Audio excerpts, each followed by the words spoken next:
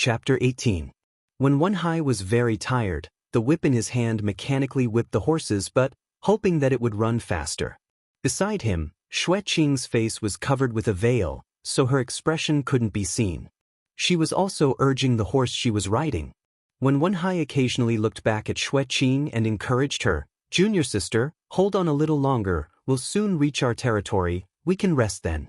Xueqing replied, "I know, senior brother, let's go quickly." When the two came down from Stoneman Peak, they didn't pay too much attention to it at first. The mission was already completed, so all they had to do was bring the things back to the school. They were even immersed in the joy of getting the medicine. But when they got on the horses and saw the two best horses in the school, the two realized why their master wanted them to ride such handsome horses. At the same time, when Wenhai also remembered his master's inconspicuous words, "Hurry back."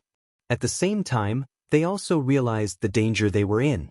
Not to mention whether the other three factions had other intentions, even if a normal Jianghu sect got wind of the news or discovered the things they were carrying, those were priceless treasures in the eyes of Jianghu people. An ordinary man's wealth is his own ruin, and the two of them would have a hard time keeping their lives. The two couldn't help but feel a chill in their hearts. They looked at each other and got on their horses, not stopping for even a moment. They whipped their whips and galloped away. Just like that, the two of them galloped on their horses for a day and a night without rest. Fortunately, they were martial artists, so their bodies were well trained. A normal person would have long since broken their body.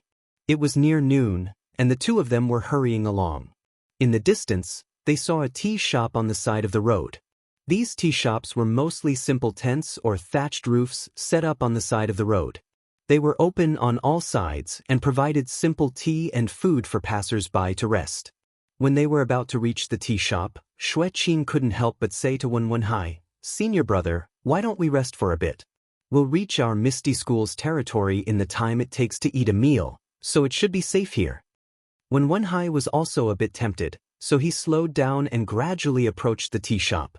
However, when Wenhai changed his mind and said to Xueqing with a smile, "Junior sister, it's only the time it takes to eat a meal, we'll be there soon. We've been on the road for so long, we don't have to worry about this little bit of distance. Let's hurry for a bit and rest when we reach our territory." Xueqing said, "All right, senior brother. We won't do things that will waste all our efforts. Let's go." After they finished speaking, the tea shops and the horses and their legs worse. The two of them were leisurely sipping tea from the rough teacups on the table. When Wenhai's and Xueqing's horses slowed down in front of the tea shop and then sped up again, they saw it all. After Wenhai's horse passed, the man with the sword looked at the dark-skinned man opposite him and said with a smile, "Old Six, don't drink anymore. Let's go." I didn't expect Ahai to be so cautious. He didn't even enter this tea shop. Third brother has taken in a good disciple. Old Six said, "That's right, fourth brother. None of our disciples are as cautious as Ahai. It's a pity that his talent is limited and it's hard for him to make any progress in his martial arts. Otherwise, his potential would be limitless. It's just a pity for these two good horses." After they finished speaking, the two of them threw down the money for the tea and brought their own horses to chase after them. However, they didn't know that the eyes of a plainly dressed passerby behind them flashed. He muttered in his heart, "What's going on? 2 of the 6 Misty Tigers are actually here to receive them?" After the two of them left with their horses, he also paid the bill and quietly followed behind. On the other hand, when Wenhai spurred his horse forward, in the time it took to finish a meal, he saw that there were more and more people. The number of stalls on the main road had also increased. Pingyang City could be seen in the distance. Suddenly, he heard the horse below him whining. Its 4 legs gave way and it fell to the ground. When Wenhai felt his body sinking, he immediately patted the horse's back and used his body to jump off the horse. Seeing this, Xueqing quickly pulled the reins and slowly stopped his horse. He saw that the horse was lying on the ground, foaming at the mouth. Its eyes were also slowly closing. It had died of exhaustion. Xueqing also hurriedly looked at his horse. His horse was not in a better state. Its 4 legs were trembling non-stop. There was also some white foam coming out of the horse's mouth. It looked like it could not be ridden anymore. When Wenhai stood by the side of the road and looked at the horse lying on the ground. He also looked at the surrounding passers-by who were running away in panic. He thought for a while and took out a whistling arrow. He aimed it at the sky and shot it up. The whistling arrow flew into the air and let out a sharp sound. In the empty sky, it traveled very far. The sound of the whistling arrow had just passed when they heard someone calling from behind, "Ahai!" When Wenhai and Xueqing turned back and looked. They couldn't help but be delighted. It was the two burly men who were resting in the tea shop earlier. When the two of them rode their horses to the front, when Wenhai and Xueqing went forward and bowed, "Fourth Uncle Master and Sixth Uncle Master." The two of them swung their stirrups and dismounted. They chuckled and said, "Martial nephews, there is no need to be so polite. We are here on the orders of the sect leader to welcome them. Wait a moment and they will be here." When Wenhai and Xueqing nodded in agreement. They then stood beside the two uncle masters and waited quietly.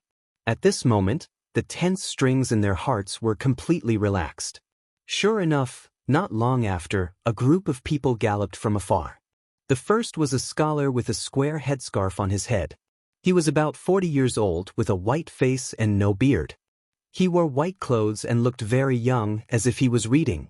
Following closely behind him was a beautiful woman with a mature aura. Both of them were dressed very simply. Both of them were riding white horses. Behind them were about 10 people dressed in martial attire. Each of them was equipped with a saber and a sword. Their eyes were shining. Some of them even had high protruding temples. At first glance, one could tell that they were masters of the martial arts world. These people urged their horses while looking around, vigilantly looking around. When the two of them arrived, they dismounted from their horses. When Wenhai and Xueqing went forward and bowed, "Greetings to Master." This scholar was actually the head of the Misty School, Peng. He was so unremarkable. The two of them then bowed to the beautiful woman, "Greetings to Master's wife." The beautiful woman looked at them with a smile and didn't say anything. Peng then said, "Alright, Ahai Chen, you have worked hard. No need to be so polite. You know that Master's wife rarely pays attention to the matters of the sect. Today can be considered an outing." The two people behind when Wenhai also went forward and bowed, "Greetings to senior brother sect leader and sister-in-law." Peng reached out and helped them up, "You have worked hard as well." The fourth brother stood up and said, "It wasn't hard. We were just tasting tea. Your disciple didn't even enter the tea shop. He is very cautious." When Wenhai then understood, he hurriedly said, "Disciple didn't know that Martial Uncle was here. Otherwise, I would have left with Martial Uncle." He then said to his master, "Disciple didn't let you down and escaped unscathed with junior sister. But this horse," Peng laughed out loud and said, No matter how handsome the horse is, it can't be more important than you. As long as you come back safely, it is better than anything else." He then said to the people behind him, "Leave a horse for Qing, and then deal with this place." After he finished speaking, he led Wenhai, Xueqing and the other 3 people back on their horses. He only left 2 people behind to deal with the dead horse. He didn't even mention a word about the things on Wenhai's body. The passerby who followed them here witnessed the entire process and was even more surprised. He didn't think much and just mounted his horse and galloped in another direction. He must be rushing back to the sect to report this matter. Something that was worth Peng coming out to greet must be something big. When Wenhai and the others followed the large group and galloped towards Pingyang City. When they reached Pingyang City, they didn't enter the city. Instead, they went around the city gate and went in another direction. After a while, they arrived at a villa outside the city. This villa was built against the mountain. In front of the villa, there were scattered residences. The houses were high and low and were arranged in a picturesque disorder. Many people were busy with their own affairs. When they saw the large group of people coming over, they made way for them. At the same time, they also saluted Peng who was on the horse. Further in was a straight main road. Beside it were huge trees. After crossing the main road, they came face to face with a luxurious building. There were 2 large words on the building, "Ethereal." It was the same word as the one on the token that Xue Qing gave to the Zhang family. However, these two words were more indescribably elegant. After crossing the building, they saw a high platform. There were more than 10 steps leading to an open door. There were already more than 10 people who looked like disciples of the sect waiting respectfully in front of the door and on the steps. In front of the group was a young man with a fair complexion and a gentle temperament. He was about the same age as Wenhai. He was the eldest senior brother of the sect, Zhang Chengyue. When Peng and the others got down from their horses, Zhang Chengyue led the group and said in unison, "Welcome, sect leader." Peng and the others got down from their horses. Someone took the reins from their hands. Peng said, "All right, everyone has worked hard. You can all disperse. Disciples who are participating in the advancement test, hurry up and practice. There's not much time left for you." All the disciples said, "Yes, we will follow sect leader's instructions." Then, Zhang Chengyue followed Peng and the others through the door. The others were busy with their own affairs. These disciples had been gathered together by the sect leader a few days ago. They were on guard day and night, thinking that something big would happen.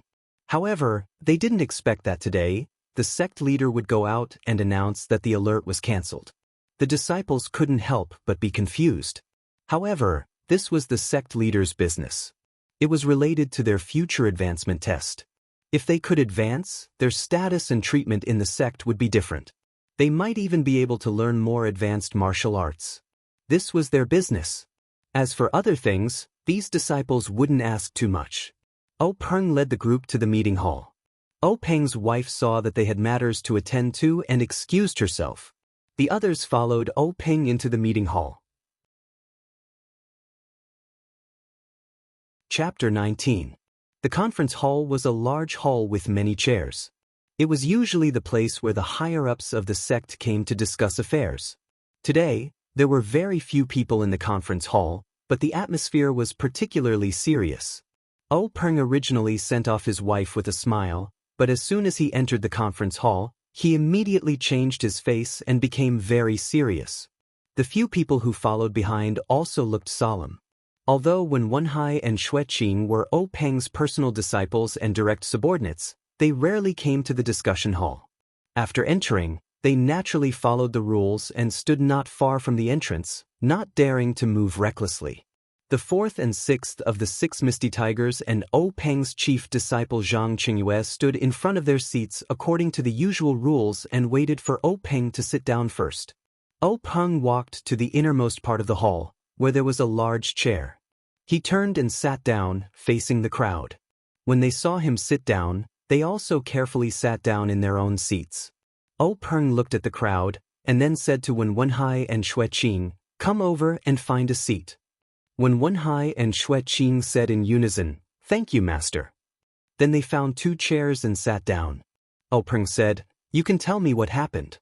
Wenhai and Xue Qing looked at each other, and Wenhai said, "Yes, master, this is what happened." Later, Wenhai told Peng everything that happened after he and his junior sister left the Misty School and met the 2 martial uncles, no matter how big or small, including saving Zhang Kai's family. Xue Qing didn't say anything about the token he gave to Zhang Kai and the 3 herbs they collected in the medicine garden in the secret plane, but then he added, "There are 2 more things that need to be explained. Please allow me to report later." After thinking about it, Peng nodded in agreement. Then, Wenhai and Xue Qing put a brocade box and a small flat box in their arms, as well as the herbs collected from the secret plane on the square table next to Peng. Peng did not open the box. Instead, he said to Lao Si, "You take care of the matter first. We will wait for you." Lao Si said, "Yes." Then he got up and left in a hurry. Amongst the people present, only Wenhai and Xue Qing revealed a puzzled expression while the others remained silent. Not long after, Old Fourth came back. He nodded at Peng and sat down again. At this moment, Peng said, "Everyone has worked hard. After such a long time of hard work, there is finally a reward. Let us see what treasures there are here." At the end of his words, a smile actually appeared on his face. Wenhai and Xue Qing didn't know that sect leader Peng was usually amiable and had a warm smile on his face. However, he was always very serious in the conference hall. No one had ever seen him smile before. However, he was behaving like this today. This made the few people who knew the situation feel itchy in their hearts. Their eyes were also filled with eagerness. A treasure that could make the sect leader smile was, of course, a great treasure. Oprung first took the box and carefully opened it. He saw a small booklet placed inside. He took the booklet out. It was soft to the touch, neither paper nor silk. He didn't know what material this booklet was made of. On the cover, there was a large character, sword. The way it was written was actually similar to Misty. However, this character revealed a swift and fierce killing intent. Oprung looked at this character and casually opened the booklet. He flipped through the contents and placed it to one side. He narrowed his eyes and pondered. He didn't say anything and neither did he express any opinion. After a long time, Oprung once again looked at the box and carefully observed it. Suddenly, his eyes flashed. He reached into the box and took out the compartment under the booklet, revealing 3 small bottles arranged side by side. This brocade box actually had 2 layers. The compartment for the booklet only took up a third of the box's height. Oprung was even more careful as he took out a bottle. This bottle was actually carved out of jade. The bottle's mouth was sealed with an unknown object. On the bottle's surface, there were 3 words, Qi-generating pill. Oprung's heart burst with ecstasy. This Qi-generating pill was something that only existed a few hundred years ago. It was used to increase one's internal force. Its formula had long been lost. According to the sect's ancient records, taking a Qi-generating pill could increase one's power by 30 years. If he took one, then his power. Oprung thought about it, and his hand unexpectedly trembled a little. He carefully put the bottle back into the box and took out another bottle. This bottle was exactly the same as the previous one, but on top of it was written, Bone Strengthening Pill. Oprung frowned a little. What was the use of this? Bone strengthening? There was no record of it in the sect's ancient records. However, to be able to be placed together with the Qi-generating pill, it was certainly an extraordinary treasure.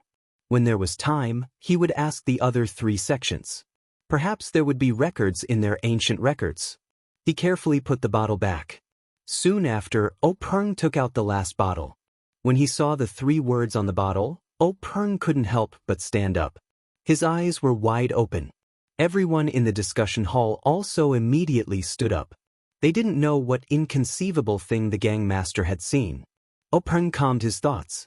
Resisting his excitement, he sat back in his chair and waved his hand for everyone to sit back down. At this time, he was a little regretful. He regretted that he shouldn't have let Wen Wenhai and Xue Qing enter the secret room alone. These things were now placed in front of everyone. They could not let them know. However, these things were too precious. It wasn't that he didn't trust everyone, but once the news was leaked out, it would bring about a sect annihilation disaster. Oprung couldn't help but close his eyes and ponder. Everyone looked at the gang master's reaction strangely. He was startled, which was quite abnormal. When Oprung finally made up his mind, he opened his eyes and immediately restored his original expression. He put the bottle back into the box and picked up the booklet again. He handed it to Zhang Qingyue and said, "Let your martial uncles take a look. You guys should also take a look." The booklet was passed around in everyone's hands. Oprung said, "Qingyue, make a copy of this sword manual and give it to your 6th martial uncle. This sword manual will be placed in our sect's library pavilion and carefully preserved." Zhang Qingyue nodded in agreement. Then Oprung said to Old Six, "Old Six, you are in charge of training the disciples. Find a few of them with good aptitude to cultivate this sword manual. In the future, our Misty School will have another sword manual." Old Six said, "Yes, Gang Master. I will definitely do my best to bring this sword manual to greater heights." Oprung nodded without saying anything. Then Oprung said to everyone, "What happened today, you must keep it a secret. It will be our Misty School's top secret. Especially what I will tell you later. I will inform Boss, Old 2, and Old 5. Everyone left and stood up, bowing in agreement. Then Oprung told everyone the names of the pills in the first 2 bottles. Everyone's eyes were filled with envy. It was really good stuff. Only, they didn't know how many pills were in the bottles. Would they be able to get one? Finally, Openg said, there is another bottle. There is also a pill in it. It is the legendary, life-prolonging pill. Only, I don't know if it is true. As soon as his voice fell, everyone's expression was indescribably strange. It must be said that the life-prolonging pill was different from the qi-generating pill. Everyone in Jianghu knew that it was a legendary panacea that could increase one's power. Everyone was eager to get one. It was also not like the bone-strengthening pill. Even the Misty School, which had a long history, didn't know what it was. The life-prolonging pill was not only known by Jianghu people, but also by ordinary people. It was a legend within legends. It was said that the life-prolonging pill could increase one's life by 10 years. But such a miraculous thing had been said for thousands of years, yet it had never appeared. In fact, smart people didn't even need to think to know how long a person's life was. No one knew if this life-prolonging pill could extend one's life by 10 years. If you took it, who knew if it really extended your life? Moreover, who would give such a miraculous medicine to someone who was about to die? Over time, everyone treated it as a joke. They treated it as leftover material compiled by storytellers. It was precisely this kind of senseless joke material that had suddenly appeared in the Misty School's conference hall's hall. Together with the qi-generating pill, this kind of Jianghu panacea, the same packaging. No matter who saw it, they also didn't know whether to laugh or cry. Was it real? Was it fake? However, everyone knew that regardless of whether it was real or fake, if it was known by the other famous sects, there would be no one who wouldn't covet it. This Misty School would never have a day of peace in the future. Extermination? That wasn't impossible. No wonder the faction leader was so serious. It seemed that this matter would end here. However, would the other three sects obtain the same thing? Everyone, including Openg, began to question this. Following that, Openg once again opened the package containing the medicinal ingredients. Once again he was stunned. Hundreds of years old ginseng, 7 fields, shanjing, Chinese knotweed. He couldn't name many of them. He looked at this package and his heart was really afraid. He had calculated everything, but he didn't expect that he would be able to obtain so many precious things this time. If he had known earlier, he wouldn't have acted so reserved and mysterious. He would have directly acted himself. He also had to listen to Yenming Jusher's instructions and play rock, paper, scissors. This time, he reckoned that old fellow didn't lack any benefits. Fortunately, a high-end Qing had returned safely. These things also didn't have any mistakes. Otherwise, it would be too late to regret. It was no wonder that Openg had so many thoughts. What he had seen just now were all legends. Perhaps it was just a rumor. Who knew if it was true or false? Moreover, the quantity was limited after all. But now, what was in front of him was the real thing. He could touch it with his hands. A few hundred years old ginseng, at a critical moment, it was a life. Coupled with other medicines, it would be even more effective. When he heard Hai and others talk about it, he didn't care. He thought that Yenming Jusher was exaggerating. Now, it seems that he should pay more attention to it. Moreover, there were still a lot of these medicines in the secret plane. He had to discuss it with several forces. Later, in the eyes of others, Openg excitedly asked Zhang Qingyue to quickly inform the hall master and elders of the pharmacy hall to come to the conference hall. Chapter 20. While waiting for the pharmacy, Openg helplessly picked up the last seemingly ordinary small box. His heart was filled with anticipation. In the short time it took to drink a cup of tea, he had seen a treasure that he had never seen before. He wondered what kind of treasure was in this box. Could it be something more magical than the life-prolonging pill? The box was cool to the touch and felt very heavy. Openg placed it in front of his eyes and carefully observed it. The whole box was one piece. He didn't know what material it was made of. There seemed to be no trace of a lid. He didn't know where to open it. Openg tried the 4 sides, pulling it up and pressing it down, but it didn't work.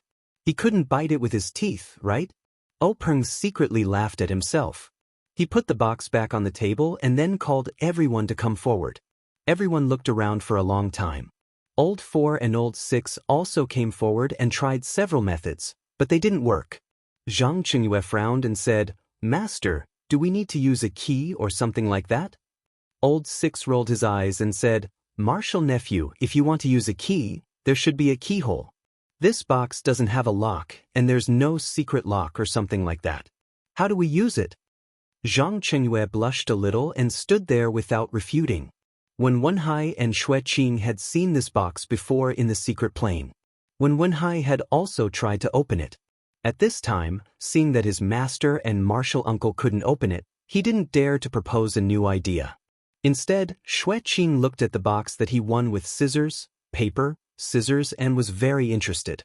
He even shook it in his ear to hear if there was any sound inside. Unfortunately, it didn't work.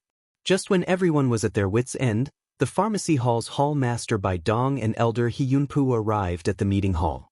After greeting the sect master and everyone else, Zhang Qingyue led them to the square table where the medicine was placed. The reaction of these two people was even more unexpected. It wasn't that they were not surprised, but that they were too surprised. From the moment the two of them saw the items in the package, their eyes didn't seem to move at all. Their feet seemed to be rooted to the ground, unable to move even half a step. Their fingers pointed at the medicinal herbs, their arms were trembling, and the saliva in their mouths was flowing, almost dripping to the ground. After the time it took to drink half a cup of tea, the two of them finally came back to their senses. They didn't pay attention to the laughing expressions of the people who were admiring their embarrassing state, and said to themselves, "This is a 600-year-old ginseng, this is a 600-year-old field 7, this is a 400-year-old field spirit, this is 700 years old golden thread grass?" That's right, it was exactly the same as what was recorded in the Codex of Herbs. What about this? Am I seeing things? 1,000-year-old dragon-slaying grass? How could this be? However, the roots are mostly cord-like and curved. The stems are erect and grow alone or in clumps. There are vertical fine lines, hairless or white fine hairs at the tip. There are many branches on the upper part. The leaves are dark green on the top and lighter on the bottom. The leaves at the base have a stalk and are oval-shaped. The edges are blunt or serrated. 100 years have silver teeth, and 1,000 years have gold teeth. This gold teeth. Heavens, I'm not dreaming, am I? Hallmaster Bai said as he slapped his own face with all his strength. Then he sucked in his own mouth from the pain. The other He Yunpu, Elder He, also muttered the names of medicinal herbs that no one understood. His face was also filled with disbelief. In the end, he picked up a medicinal herb that was the size of a palm and said, "What is this? A cactus?" Hallmaster Bai said, "Nonsense. According to the Codex of Herbs, cactus have thorns. Did it prick your hand? That's fish hand grass." Elder He was also unhappy and said, "The Codex of Herbs says that fish hand grass is in the shape of 3 fingers. This one clearly has 4. Hallmaster Bai looked carefully and also shook his head, saying, I don't know. And the remaining 4th and 5th grade medicinal herbs, I don't think I've seen them before. I just don't know if the Codex of Herbs has any records of them." Elder He also narrowed his eyes and thought carefully. He nodded in agreement. "I don't know. I've learned too little. Peng interrupted in time. "Hallmaster Bai, Elder He." This sentence woke the two of them up. Only then did they realize that they were in the discussion hall and not the medicine hall where they usually discussed knowledge. They hurriedly cupped their hands to everyone. "Seeing so many good medicinal herbs, I'm secretly delighted. I couldn't control myself. Please forgive me, sect master and everyone." Everyone returned the greeting and said it was fine. Peng said, "Two sirs, what are the value and effects of these medicinal herbs?" Elder He said, "I wonder where sect master obtained these rare medicinal herbs? This ginseng, tianqi, tianjing, Polygonum multiflorum, and other herbs are all common. It's just that the age of these medicinal herbs is truly shocking. 100-year-old is already extremely rare. Unexpectedly, the worst of these herbs are 300 years old. As for the golden thread grass, snake gall grass, and other herbs, they are good for treating external injuries. This snakebite grass, coral grass, and stone wind medicine are panaceas for treating internal injuries. The rest are all rare medicinal herbs. With the addition of other medicinal herbs, using the principle of a ruler and minister, and the principle of yin and yang to concoct medicine, it's certainly a rarely seen good thing. At this time, Hall Master Bai sobered up and hurriedly said, "Sect Master, the place where these things were discovered must be kept strictly confidential. Among them, the dragon beheading grass and peacock grass can be used to concoct medicine similar to the qi-generating pill. It's recorded in our Misty Sect's ancient records." These words caused everyone's ears to perk up. Alpeng said, "Does the ancient records record how to concoct the qi-generating pill?" Hall Master Bai said, "No, the formula for the qi-generating pill has long been lost. What's recorded in the ancient records are only a few similar pills. The effects are limited, and the required herbs are extremely rare." Alpeng said, "Hall Master Bai, take these medicinal herbs to the pharmacy hall to study and see what effects they have. Also, take a detailed look at the formula for those pills similar to the qi-generating pill. Be prepared, perhaps." Alpeng hadn't finished speaking when Hall Master Bai had already understood tacitly. He immediately said, "I'll follow Sect Master's instructions." Then, together with Elder He carefully carried the package and left the conference hall. Alpeng also instructed Zhang Qingyue to deploy more people to the pharmacy hall to protect it. After Hall Master Bai and Elder He left, Alpeng sat back in his chair. His gaze fell on the small box on the table that he couldn't open no matter how hard he tried. After thinking about it, he still instructed Zhang Qingyue to call Hall Master Shi of the Divine Engineering Hall. The Divine Engineering Hall was the place where the Misty Sect refined weapons and concealed weapons. Hall Master Shi was the master of forging weapons in Pingyang City. Not long after, Shi Yukuan arrived at the conference hall. He observed the small box for a long time and used various methods, but he was similarly at a loss. However, he hesitated for a moment and asked Peng in a probing tone, "Sect Master, why don't we let Shi come over and try?" Shi was a boorish fellow from the Misty Sect who practiced the strong King Kong hand. His martial arts weren't very good, but his strength was top-notch. In addition, he specialized in the strong King Kong hand. In terms of strength alone, he was the best in the sect. Shi Yukuan's words enlightened him. The box was only a container to store things. In order to obtain the things in the box, it was good to keep the box intact. If they couldn't keep the box and open it skillfully, then they could only use brute force to crack it. In the end, obtaining the things was the most important thing. Shi also arrived at the conference hall. He was a rather tall and muscular man. Standing, he was taller than everyone in the conference hall by a head.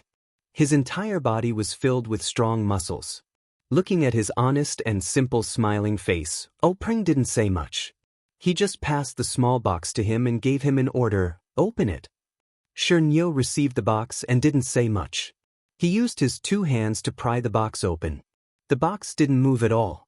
Then, Shi placed the box on the ground and took a deep breath. His two arms suddenly became much thicker, and his two fingers became thicker.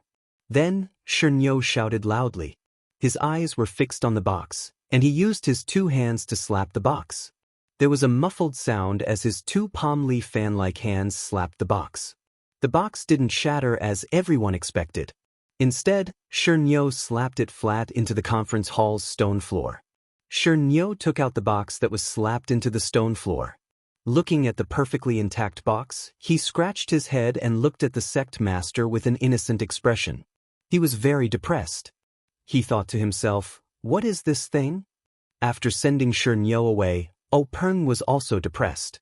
How should he deal with this box? Suddenly, his eyes lit up. He pulled out the sword hanging from his waist, but then he put it back in. The eyes of the remaining people in the conference hall also lit up. They knew that the sect master had thought of a good way to open the box. Zhang Qingyue didn't wait for Peng's orders.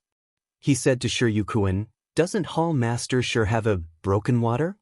Why don't you give it a try?" Shi Yukuan glanced at Peng. Seeing that the sect master didn't have any objections, he said, "Sect master and everyone, please wait a moment. I'll be back soon." Not long after, Shi Yukuan came back with a simple scabbard. He said to Peng, "Sect master, let me try it first." Peng nodded in agreement.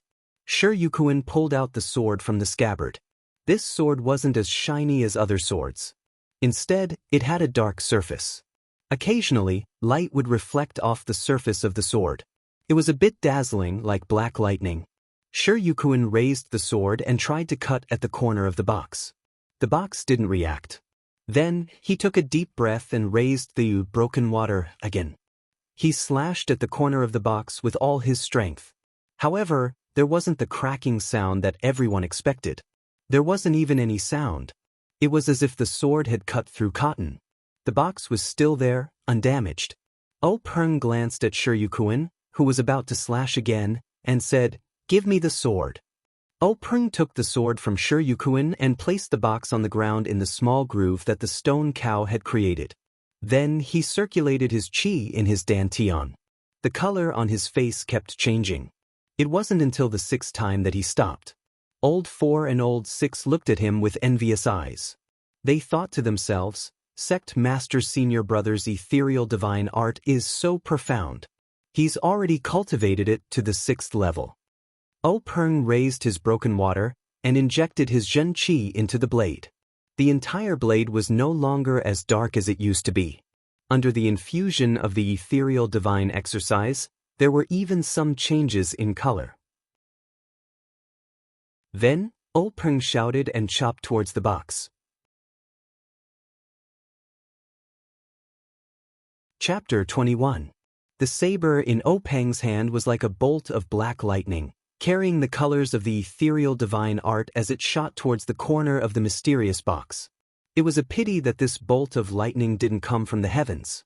Broken water landed on the corner of the small box, and just like before, there was no sound. However, it was different this time. The box actually emitted a layer of light that no one could detect. It overflowed slightly, and the saber in Peng's hand actually bounced back. That saber actually shot towards Peng's face like before. The back of broken water was about to chop Peng's face. Although it wasn't the tip of the saber, Peng had no doubt that his head would be chopped in half if he was hit. Peng was indeed worthy of being called one of the top experts in the pugilistic world. As the head of the Misty School, at this critical moment, he crossed his legs and immediately used the secret technique of the Misty School, ethereal steps. The 5-colored bolt of black lightning flashed past Peng's forehead, and broken water shot into the stone pillar in the meeting hall. There was no loud sound, and broken water was deeply inserted, as if it was a piece of tofu. From the moment Peng raised the saber to the moment it left his hand and entered the stone pillar, it happened in the blink of an eye. No one seemed to be able to react. Looking at broken water in the stone pillar, they all had the same thought. What a fast saber. Unfortunately, Peng didn't think so at this time.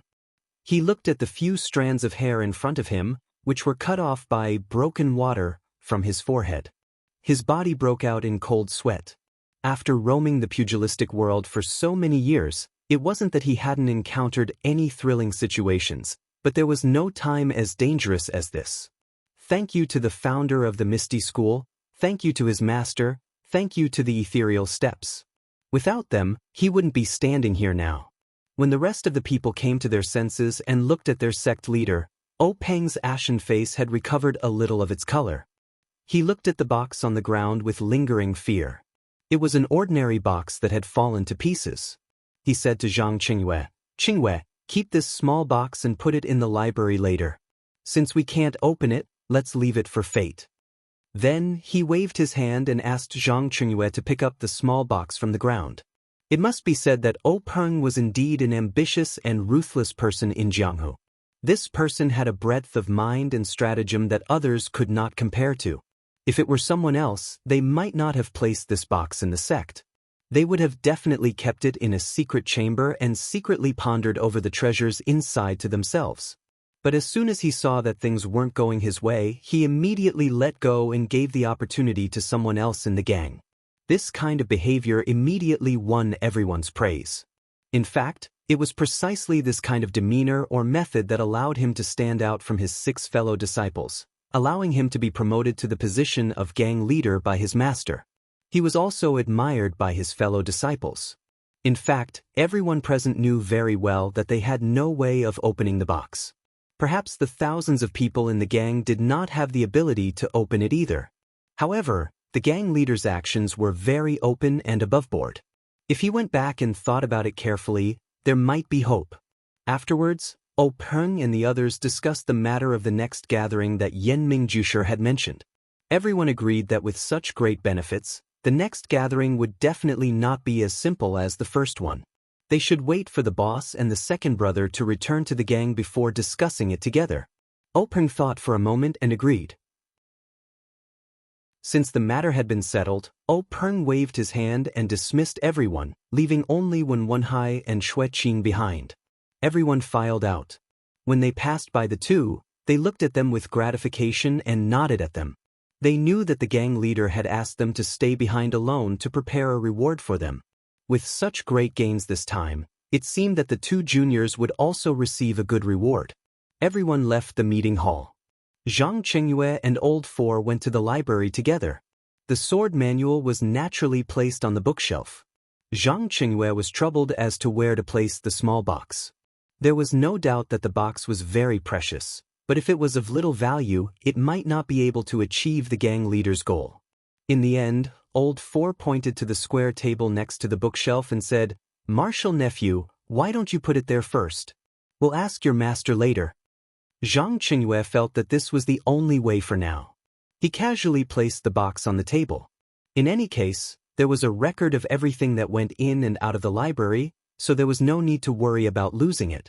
Even if he lost it, how many people in the world would be able to open it? Zhang Qingyue and Old Four left with peace of mind. The mysterious box settled down in the Misty School's library, quietly waiting for the fated person. In the assembly hall, Peng waited for everyone to leave before he opened his mouth. At this time, his face had already changed into his usual warm smile. "Hi, Qing. You've done really well this time. What reward do you want?" When Wenhai stepped forward and said, "Master, there are still two things that I haven't reported. I'll tell you about them now." Peng nodded in agreement. Then, when Wenhai told Peng about what Yenming Jusher had said in the secret plane, the treasures obtained by the disciples who carried out the task should belong to them. After listening, Peng's expression did not change. He asked with a smile, "What treasures did you get?" When Wenhai and Xueqing came forward and put the 3 herbs they got from the secret plane in front of Peng. "We didn't find any pills or weapons. Yenming Jusher let us each pick 3 herbs from the herb garden for ourselves." Peng said with a smile, "This Yenming Jusher is a wonderful person. He wanted to get more treasures and actually came up with this method to give a lot of benefits to our disciples. How can we object?" When Wenhai and Xueqing were stunned when they heard this. They hurriedly asked, "Was there no such agreement? Then this herb?" Peng said, "It doesn't matter. Since Yenming Jusher said so and gave the benefits to you, as a master, I can't help but do you a favor. You can take these things. There are still many things in the secret plane. You just have to go first." When Wenhai and Xueqing were relieved, although there were many herbs in the secret plane, how many could be distributed to disciples like them? Moreover, they immediately understood the idea of Yenming Jusher. Although the treasures in the secret plane had been distributed in advance, if other treasures were to be obtained by the disciples by chance, with Yenming Jusher's martial arts and experience, he would have much more opportunities than the disciples of the various sections. Immediately, Peng said, "You take these herbs to the pharmacy hall and ask Hall Master Bai to refine more pills for you. It's better than taking these herbs alone. Otherwise, if there is a problem, wouldn't it be a waste of a good opportunity?" When Wenhai and Xueqing nodded in agreement, Peng took pity on these 2 disciples and said, "You brought back such a big harvest to the sect this time. It's impossible not to reward you. What reward do you want?" When Wenhai and Xueqing looked at each other. In fact, they had never thought that this task would be so dangerous and so fruitful. They just treated it as a very ordinary task and didn't think of any reward in advance. Not to mention them, this task was unexpected. Peng didn't expect it, so he couldn't think of a good reward for the time being. This was why he asked his disciples twice. Xueqing said, "Master, we didn't think too much about it. It was all thanks to Master's strategy that we were able to complete this mission well. Moreover, we also gained a lot of benefits, so we don't need any rewards from the sect." Peng looked at his two disciples with gratification and said, "Very good. Let's do it this way. This reward will be recorded for the time being. When Master or you have a good idea, it won't be too late to reward." When Wenhai and Xueqing both agreed with a smile, Peng asked again, "There's one more thing?" Xueqing went forward and knelt down and said, "Master, it's like this." Then he told him about how he left the sect's token to Zhang Kai's family. Peng said, "You two did very well. Fighting with a sword in the Jianghu, you naturally have to get rid of violence and protect the good. For you to be so considerate of ordinary people, Master should praise you. Zhang Kai's family was able to stand out in a time of crisis. It's enough to show that they are virtuous. You don't have to worry about the token being used for other purposes. I agree with Qing's way of doing things. It's related to your childhood. How could Master punish you? Get up, Qing." Only then did Xueqing get up. Then Peng said, "Hi, Qing, you two are tired. Go back and have a good rest. Prepare for the advancement test in a few days. If you have any problems with cultivation, ask Master in time." When Wenhai and Xueqing bowed and left, when they walked to the door of the meeting hall, Peng suddenly called out to them and asked, "Sidu Ping of the Evil Tiger Gang also entered the secret plane. Did she also take 3 kinds of herbs like you two?" When Wenhai and Xueqing looked at each other and replied, "Yes, but we left first. I don't know how they dealt with it." Peng nodded and didn't say anything. His face was full of contemplation. Sidu Ping of the Evil Tiger Gang wasn't in a good mood like when Wenhai and Xueqing. She was sitting in the meeting hall of Wanjian Peak and looked at Wanjian Peak's sword master Wan Qingjio with an expression of disbelief. She asked again unwillingly, "Is there really no such agreement?" Wanjian Peak's Wan Qingjio was a short and strong man with a dark face. He said with a fake smile, "Leader Situ, do I have to lie to you about this kind of thing? Xiangyang, give all the herbs you picked from the secret plane to your martial Uncle Cheng. Give them to him to refine into medicine like before." Ma Xiangyang lowered his eyebrows and said obediently, "Yes, Master." Then Wan Qingjio said, "Leader Situ, the herbs you picked will also be given to my Wanjian Peak to refine. After the medicine is refined, I will give you the priority of giving you the corresponding pills." Sidu Ping didn't want to hand over the herbs at this time, but the situation was better than her. She thought for a while, gritted her teeth, and gave her herbs to Ma Xiangyang. She was really not interested in Wan Qingjio's promise. How could sharing pills with others be better than monopolizing them? Ma Xiangyang was Wan Qingjio's disciple. Who knew if the herbs he handed over would be taken back by him in a while? Forget it, forget it. Situ Ping shook her head and tried to expel the thoughts she shouldn't think about from her mind. At this time, Wan Qingjio said, "Leader Situ, you've done such a big thing for my sect. My sect should also repay you. What do you think of my Wanjian Peak's power?"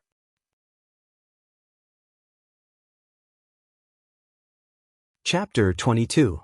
Situ Ping replied, "Compared to a small gang like our Evil Tiger Gang, the difference is like night and day."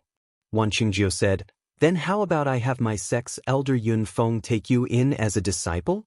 We'll be a family, and the Evil Tiger Gang and Wanjian Peak will be harmonious. Wouldn't that be wonderful?" Situ Ping's face was filled with joy, but her heart was filled with bitterness. If she had this kind of opportunity in the past, she would naturally be overjoyed and agree without hesitation. But now, she was thinking even more. She had gotten involved in the extremely confidential affairs of the Myriad Sword Peak, so the Myriad Sword Peak naturally could not allow her to easily leak the news. However, Wan Qingjio had brazenly snatched away the treasure in her hands, causing her to be extremely disheartened. And if she was accepted into the sect, then the Evil Tiger Gang would naturally belong to Wanjian Peak. Although the Evil Tiger Gang was not big, it was still something that belonged to her. Now that it was given to someone else, it was inevitable that she would feel resentful. However, Wan Qingjiu's following words made her feel much more at ease. Clan leader Situ, if you join my sect and make a great contribution this time, you can find a suitable high-level cultivation method from my sect's ancient records to cultivate. You will definitely be able to reach a higher level of enlightenment and squeeze into the ranks of Jianghu's experts. Situ Ping weighed the pros and cons in her heart for a moment before kneeling down gracefully and kowtowing to Wan Qingjiu. Greetings to sect leader, sword master martial uncle. Wan Qingjiu chuckled as he helped her up. Good martial nephew, get up for now.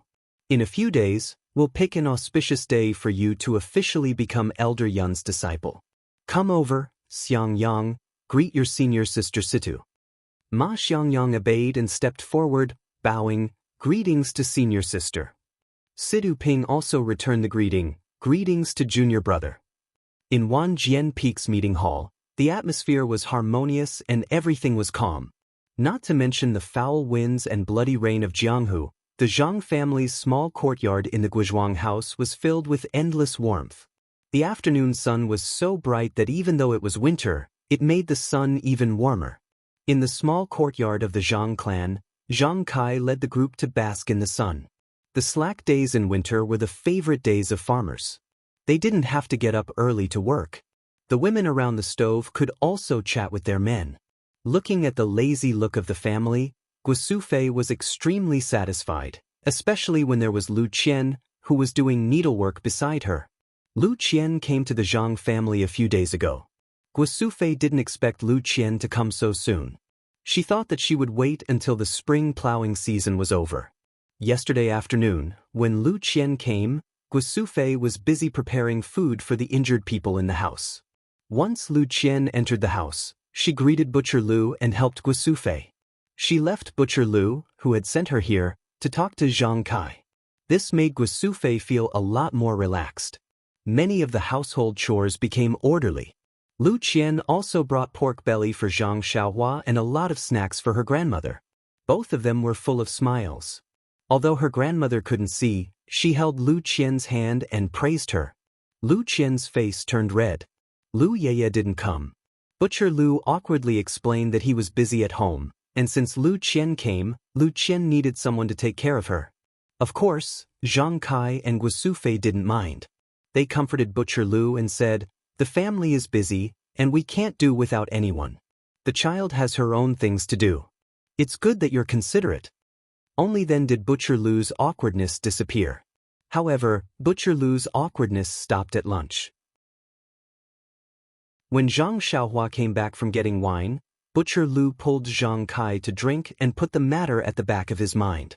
When Butcher Lu left after eating and drinking, he kept reminding Lu Qian and asking Guosufei's family to take care of Lu Qian.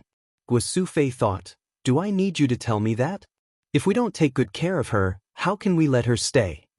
After Lu Qian came, not only did Guosufei feel relaxed and not in a hurry, the other family members also felt the changes in the house. Not to mention the small changes in the house and courtyard, not to mention the different cooking methods in the morning and evening, which increased their appetite. Just the addition of such a beautiful girl to the big family was enough to make them happy. Although a day didn't mean much, this beginning let the Zhang family smell the sweet taste of life. The Misty School's secret medicine was indeed effective. In just a few days, Zhang Xiaohu's bones and internal organs still hurt a little. His external injuries had basically scabbed. Zhang Kai still needed crutches, but his external injuries were the same as little tigers. Needless to say, Zhang Xiaohua was already running around energetically. Every day, she would hold a wooden stick and dance around. She seemed to be practicing martial arts, but looking at her unorganized appearance, it was just wild fox zen. The most miserable Zhang Xiaolong was now the happiest. His internal and external injuries were more serious than the others. At this moment, there was only a little improvement. Needless to say, his arm was fixed for only a few days. There was still a long time before the next change of dressing. What made Zhang Xiaohu and Zhang Xiaohua envious was that every time Zhang Xiaolong had something to do, such as eating, Lu Qian would feed him. Although Guosufei and Zhang Xiaohua used to feed him, since Lu Qian came, the two of them stood aside. The first time Zhang Xiaolong and Lu Qian fed him, Zhang Xiaolong and Lu Qian both blushed and were very unnatural. When they finished eating, the food was cold. However, Lu Qian quickly got into the role and was generous. Zhang Xiaolong looked at Lu Qian's appearance. She probably served his father and brother at home. Since the girl was so generous, he didn't need to be too reserved, so the two quickly became familiar with each other. Farmers had their own simplicity and masculinity. Although Zhang Xiaolong didn't read many books, didn't know many words, and his appearance was ordinary, his inherent temperament and steady behavior deeply attracted Lu Qian. Lu Qian admired him. She deeply felt that this Zhang Xiaolong was a piece of unpolished jade. He was born in this poor family and was unpolished. It was really God's will for her to meet such a person. Zhang Xiaolong was even more so. The beautiful and pleasant Lu Qian not only had the simplicity and practicality of a farmer, but also the knowledge and propriety of a pretty girl from a humble family. Zhang Xiaolong adored her from the way she handled the household chores to the way she conducted herself with elegance. He had never thought that such an excellent girl would appear in the countryside where he had lived for so many years. At this moment, he felt that he was living in heaven. He couldn't wait to recover from his injury for 1,000 years and watch the girl who had been engraved in his heart grow old with him. In short, Zhang Xiaolong and Lu Qian were a couple in love. They were attracted together like magnets. Zhang Kai and Guosufei saw it in their eyes and thought about it in their hearts. Although his son had the physique, Lu Qian was from a scholarly family after all. Her vision was naturally different from that of ordinary farmers. His son was illiterate, so how could he compare with the thousands of books in Lu Qian's heart? Moreover, although Mr. Lu's family lived in the countryside, his family was also well off. According to Zhang Xiaohua's description, the life of his family was far from what their family could compare. Even if the girl was willing, her father and brother at home wouldn't agree to it. This was really difficult. How could they probe the girl's mind? As a matter of fact, although the afternoon sun made people sleepy, Guosufei muttered in her heart while doing needlework. How could she beat around the bush to find out the girl's mind without leaving any traces? At this moment, Grandma said, "Sufei, I remember that Xiaolong is 19 years old this year, right?" Guosufei replied, "Yes, mother. After the new year, he will be 20 years old." Grandma asked again, "Some time ago, I heard that you were looking for a wife for Xiaolong. Why haven't there been any news recently?" When Guosufei heard this, her heart was happy. She was just about to doze off when someone sent her a pillow. Her own mother's eyes were really blind, but her heart was very clear. She quickly continued, "It's like this, mother. Before the new year, Zhang Kai and I had this idea. We searched through all the girls in the neighboring villages. In the end, we were willing, but they weren't willing. They were willing, but we didn't think they were suitable. Before we could find a suitable one for Xiaolong, this happened during the new year. We were no longer in the mood. When the weather is hot and Xiaolong's injury is healed, we will look for a good wife that can satisfy our family." After saying this, she didn't look at Zhang Xiaolong's sad eyes. She pretended not to care and said, "While Qian Qian, this female scholar, is still in our family, help us take a look and check." What kind of person was Lu Qian? Lu Qian's exquisite heart acupoint had already heard Guosufei's words. Her face turned red, but she didn't know how to respond. She lowered her head and didn't say anything. Grandma didn't intend to let it go and said, "Then you have to hurry up and look for a wife based on Qian's appearance." These few days, Qian took care of Xiaolong and even this old woman benefited from it. This child has a good heart and is careful. It's just that I can't see it. Sufei, if you find me a wife who is not as good as Qian, I won't be willing. Sigh, these words were too blunt. Lu Qian's face was hot. She couldn't help but get up and ran into the house. On the other side, Zhang Xiaolong was anxious. His face was red as he said, "Grandma, mother, look at what you are saying, you made her run away." His eyes looked into the house and showed his worry. If it wasn't for his injuries, he would have chased after them. Only Zhang Xiaohua was sitting on her small stool. She looked at her grandmother who couldn't see. The older the ginger, the spicier it was. A few days ago, she had just told her grandmother about the matter between her elder brother and elder sister Lu Qian. Now, her grandmother cleverly said it. It seemed that this sister-in-law had a chance. In fact, Guosufei was also very strange at this time.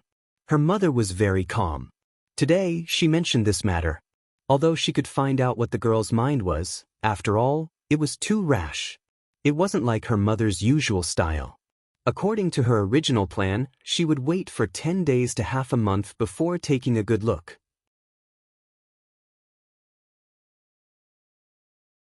Chapter 23. Lu Qian hid in the small house with a red face. There was a trace of sweetness and a trace of anger in her heart. The sweetness was that her thoughts were guessed by others. Presumably, her sweetheart also knew. The anger was that she had only been at home for a few days. To speak like this, they were looking down on her too much. Although Lu Qian's face was burning and her heart was a trace of anger, she was also a little confused. After these few days of contact, her grandmother was a very reasonable person.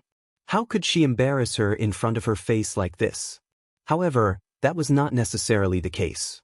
The elderly were old and it was inevitable that her heart was confused. She could understand, but how could she go out and meet them now? The people outside were also the same. Looking at the smiling grandmother, Zhang Xiaolong was very speechless. There was no other way. It was not suitable for him to go in at this time.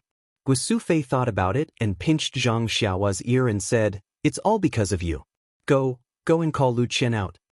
Zhang Xiaohua rubbed her ear and scratched her head. She muttered, "What does it have to do with me?" Guosufei smiled and pushed her and said, "If you didn't tell your grandmother about your brother and Lu Qian, how would your grandmother know?" Zhang Xiaohua said, "So you know." After that, she had to get up and walk into the house. As she walked, she thought about what to do. Lu Qian was in the house with a burning face. Seeing Zhang Xiaohua come in, Zhang Xiaohua happily ran in front of Lu Qian. She held Lu Qian's hand and said, "Sister Lu, it's boring to stay at home. Come with me to see my farmland and the well we dug." Lu Qian said, "Okay, I heard from your brother that you opened the land yourself. I've always wanted to see it. We'll go today." After that, Lu Qian took Zhang Xiaohua's hand and walked out of the house. Zhang Xiaohua followed behind Lu Qian. As soon as she walked out of the house, she shouted, "Father, Mother, I'll take Sister Lu to see my land on the hillside. We'll be back in a while." Guosufei said, "Then you guys go and come back early. You're in a hurry to come back for dinner. Xiaohua, protect your sister well." Zhang Xiaohua giggled and said, "No problem, Nyangqin." Lu Qian walked in front of Guosufei and said in a low voice, "Auntie, I'll go out then." Guosufei smiled and said, "Come back early." Thus, Lu Qian and Zhang Xiaohua walked out of the Zhang family's small courtyard. Walking on the path of the Guozhuang house, from time to time, there were familiar villagers who came to greet them. The village was not big. If there was a small matter in any family, they would immediately know. Moreover, the Zhang family, which had always been low-key, suddenly had a beautiful girl. The neighbor who went to Balago with Zhang Xiaohua had already been told by Zhang Kai not to say anything about Lu Qian. They only said that the children of their relatives came to stay for a period of time to take care of the sick and injured family. Of course, Zhang Kai was sick. Xiaolong and Xiaohu were naughty and injured. Although they were past the naughty season, it was common for people in the mountains to be injured. Everyone did not suspect anything else. It was no wonder that Zhang Kai was so careful. The lesson in the neighboring village was an example. It was better not to be too ostentatious. Although it was reasonable to say that she was a relative, in the eyes of the villagers, it was very thought-provoking. A girl who was prettier than all the other girls in the village came to serve Zhang Xiaolong. All of this could only mean that everyone knew a secret. It was just that no one said it out loud. Looking at Lu Qian, the way they greeted Lu Qian was ambiguous. Originally, Lu Qian came out to escape the awkwardness. In the end, the small path in the village was even more awkward. Fortunately, the path was not too long. Soon they reached the small bridge. Lu Qian liked the stream very much. She liked the stream to flow further and further away. She asked Zhang Xiaohua, "Xiaohua, when you went to Balago, did you see the stream in our village?" Zhang Xiaohua scratched her head and said, "I didn't pay attention." At that time, I was thinking about how to find your house. I didn't have the heart to look at anything else. Lu Qian smiled and said, the river in Balagu is much bigger than the one in your village. There is also a lot of land by the river. Even my family has a medium-sized piece of land by the river. It's a pity that no one in my family cultivates it, so we rented it to someone else. Zhang Xiaohua said, it's a pity. If my family had this piece of land, we wouldn't have to open up a wasteland on the slope. As they spoke, they crossed the bridge. A winding path led up the slope.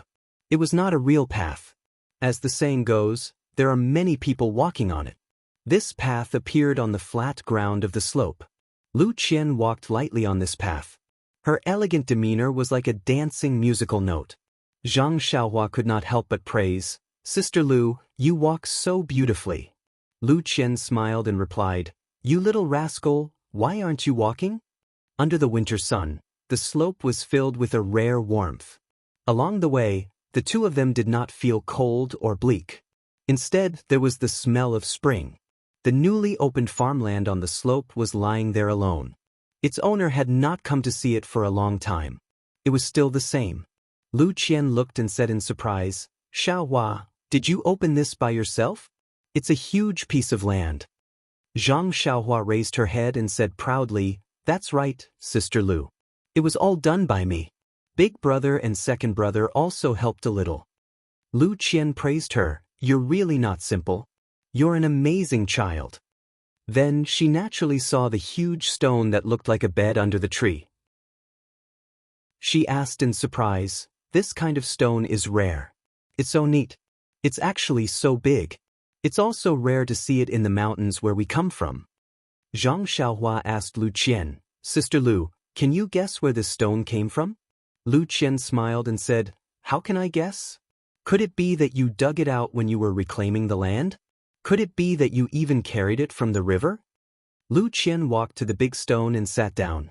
Holding the stone with her hand, she realized that the stone was not like what she had imagined. It was still somewhat warm.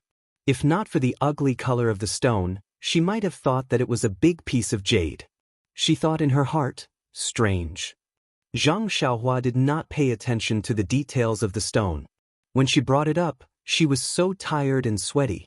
Who knew if it was warm or not? Moreover, she had just left it there and did not seem to notice it.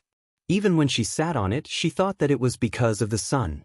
Zhang Xiaohua smiled and said, since sister can't guess it, let me show you something. Then she led Lu Qian down the hill and walked to the well at the foot of the hill.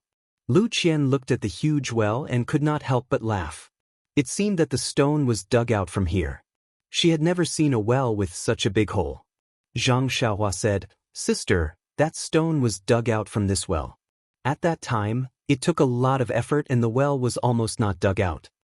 Then, she used the tools beside the well to get some water from the well and handed it to Lu Qian, saying, Sister, try it.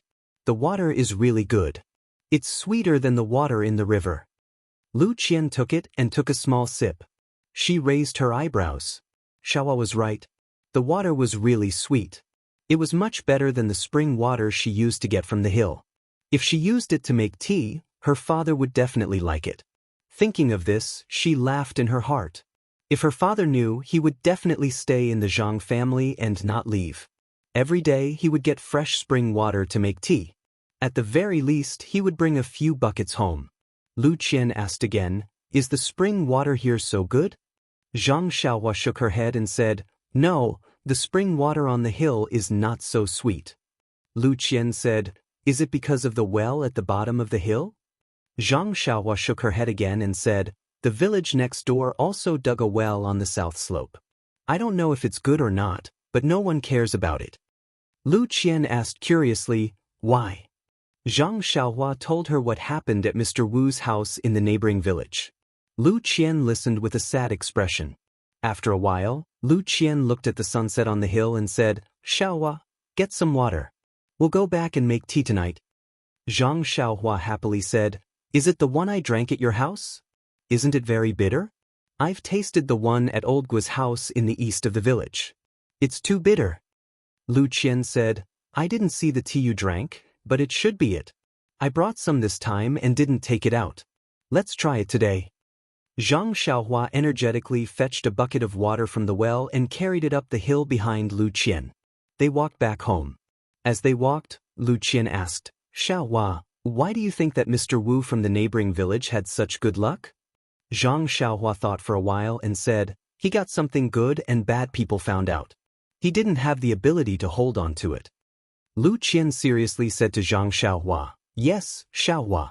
You have to remember, an ordinary man is innocent, but treasuring a jade ring is a crime.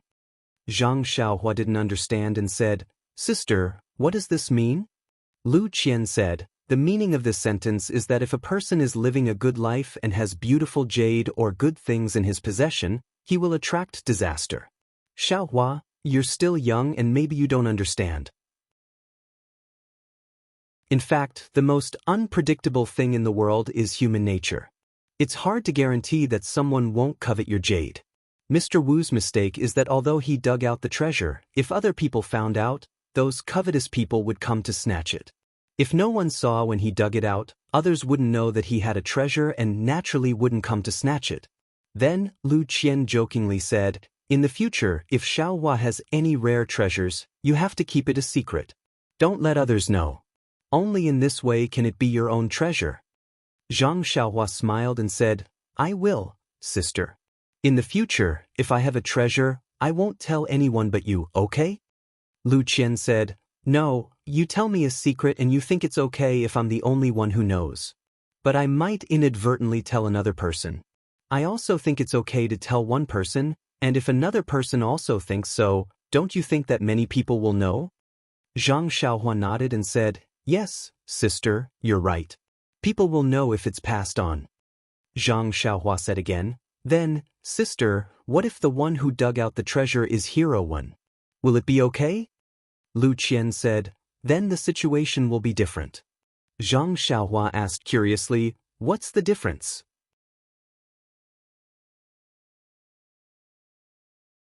Chapter 24. Lu Qian continued to explain, when Mr. Wu obtains the treasure, he is powerless and does not have the ability to protect it. That kind of situation is called being a fish on the chopping block. He has no power to fight back and can only bow his head and be captured. On the other hand, Grand Hero Wen was highly skilled in martial arts and had the strength to protect his treasures. Naturally, this depended on the opponent's ability. If the opponent was stronger than Grand Hero Wen, Grand Hero Wen's treasures would be snatched away, but Grand Hero Wen would not necessarily lose his life. If the opponent is weaker than Hero Wen, of course they will not be able to snatch away the treasure. In addition, this also depends on the value of the treasure. After all, there is always someone better than you. If the treasure's value is too great, there will always be someone who can restrain you and snatch it away. Zhang Xiaohua excitedly said, sister, that is to say, knowing martial arts is always better than not knowing martial arts. You will have the ability to protect your treasure, and the stronger your martial arts, the more precious the treasure you can protect. Lu Qian smiled and said, yes, Xiaohua is right. Zhang Xiaohua continued, if I know martial arts, last time when we went to the market, father, eldest brother and second brother would not have been injured. Sister would also not have been bullied. Lu Qian heard this and her expression was somewhat gloomy, but how can martial arts be so easy to learn? Zhang Xiaohua optimistically said, don't worry sister, I will definitely learn martial arts to protect you. Lu Qian was also happy and said, good, then we will rely on Hero Zhang's protection in the future. Then she continued, sometimes, martial arts are like treasures. You can't tell all your secrets to others. It is necessary to leave some for last to protect your life. Zhang Xiaohua thoughtfully thought for a while and said, sister is really amazing, how do you know so much? Lu Qian said, these are all written in books. Once you read more, you will naturally understand. Little Blossom can read more books in the future and will know more. Moreover, what is the use of knowing more? In the face of absolute power, everything is just paper. Perhaps Lu Qian didn't care. She told Zhang Xiaohua what she had read in the book and what she had seen during this period. Zhang Xiaohua didn't care. She just listened. However, these views deeply affected Zhang Xiaohua in the future. While they were talking, The two of them had already arrived at the door of the Zhang family's small courtyard. At this time, the sun had already set, and the last trace of afterglow struggled to be swallowed up by the darkness. A cold wind blew, and looking over the wall, Zhang Xiaohua's family had already returned to their rooms. Zhang Xiaohua secretly laughed in her heart. The task of the afternoon had finally been completed. She said, "Elder sister, you've read so many books. In the future, you have to tell me more about them. You also have to teach my eldest brother how to read and write. Otherwise, you will have nothing to say." Lu Qian casually replied, "Okay, leave it to me." Then he felt that his words sounded a little awkward. This little blossom was quite scheming. However, she continued to think, this wall is too low. If there is any movement in the courtyard, it can be seen from the outside. When I have time, I have to make it higher. However, she was completely unaware that she already had the awareness of a housewife. The small house at home was still warm. Zhang Kai, Zhang Xiaolong, and Zhang Xiaohu were talking on the Kong. Since Lu Qian came, the grandfather and son had squeezed together. Guo Sufei was already busy preparing dinner. Zhang Xiaohua carried the bucket of water into the courtyard. Her mother, who was in front of the stove, saw it. She asked Xiaohua, "Why did you bring back the bucket by the well?" Zhang Xiaohua said, "Mother, this is the well water. Elder sister Lu said that she brought the tea from home and used this well water to drink." Guo Sufei said, "What's so good about tea? It's so bitter. It's not as good as plain water." Zhang Xiaohua said with a smile, "Mother, that's because you haven't drunk good tea. Do you think that all tea tastes the same as the tea from old Guo's house at the entrance of the village? The tea I drank last time at elder sister Lu's house was very good." Lu Qian also said, "Aunt, you'll know when you taste it." Guo Sufei saw that Lu Qian said, so she also said with a smile, "Okay, since Qian said it's good, then we'll share the glory and taste it." Then, Lu Qian filled a pot with well water and put it on the fire to boil. The three people in the inner room heard Zhang Xiaohua's words and also stood up to see if there was anything they could help with. Soon the water boiled. The Zhang family didn't have a teapot, so Lu Qian had to put a few tea leaves into the bowl and boil it with water. Zhang Kai and the others looked at the freshly brewed light green tea. Smelling the faint fragrance of the tea, they couldn't help but be puzzled. Is this still tea? Why is it so fragrant? Everyone endured the heat and tasted the tea. In a few mouthfuls, they finished a bowl of tea and wanted to drink more. Lu Qian said, "If you drink too much tea, you won't be able to sleep well at night. If you want to drink more, drink some after dinner." Everyone naturally listened to the expert. Lu Qian was very attentive and brought a small bowl of tea to her grandmother for her to taste. Dinner was still simple tea. Today's tea was good tea. Everyone in the Zhang family drank it happily. At night, except for Grandma, Lu Qian, and Zhang Xiaohua, everyone couldn't sleep. Grandma and Lu Qian didn't drink much. Although Zhang Xiaohua drank the most, he counted sheep like everyone else before midnight. After midnight, he immediately turned over and fell asleep, full of flickering dreams. After dinner, Guo Sufei cleaned up the dishes and boiled the well water for the family to drink. She held a small bowl of tea and went to Grandma's house. As soon as she entered the house, Grandma heard her and asked, "Sufei?" She replied, "Yes, mother. I'll bring you a bowl of tea that Lu Qian brought." Grandma said, "Didn't you drink it before dinner? Qian said that you can't drink too much at night." Guo Sufei said, "I know, mother. I came here for something else." Grandma was puzzled. "What's the matter? Why are you being so mysterious?" Guo Sufei said, "Mother, what do you think of Lu Qian? Why did you say it so directly in front of her this afternoon?" Grandma said, Sufei, I just think that Lu Qian is too good. She's good at doing housework and is well educated. I heard from Xiaohua that she's also very good looking and has good family conditions. Our family's Xiaolong doesn't deserve her." Guo Sufei sighed, "Yes, mother. I think so too. However, I feel that she is very satisfied with Xiaolong. It's just that I haven't found a chance to ask in detail. You said this in the afternoon and I don't know how to ask again." Grandma said, Qian is one thing. We also have to look at her family's opinion. I heard from Xiaohua that her family is educated and not good at farming. Her uncle is also a butcher. It seems that it's hard to communicate with us farmers. Moreover, their family is not as poor as ours. It's really hard to say. Guosufei said quietly, I just feel that it's hard to talk to her family. That's why I want Qian Qian and Xiaolong to be together more. After a long time, when they have feelings for each other, it may be good for us. Grandma was silent for a while. She sighed deeply and said, Sufei, it's not that I don't know what you mean. However, I feel that my body is getting worse and worse. Many times at night, I've dreamed that your father came to find me and asked me to go down to accompany him. I feel that I don't have much time left. That's why I said this in the afternoon. I really want to see my grandson get married and even see us for generations live under the same roof. Before her voice fell, Guosufei's tears flowed out. She was a little choked with sobs. Wiping her tears, she said, Mother, don't think too much. I reckon that you were just thinking of father, so you had the dream. There's nothing wrong with your body, so you'll definitely be able to see your great-grandson. Grandma stroked Guosufei's hair and said kindly, Sufei, I know my own body. I've lived for so long and I've watched you grow up. I've watched you get married and have children. I've also watched Xiaolong, Xiaohu and Xiaohua grow up. I'm already very satisfied. What I said in the afternoon was also on a whim. She's only been here for a few days and it's indeed inappropriate to mention this matter. If you guys treat her well, who knows, she might get together with our Xiaolong.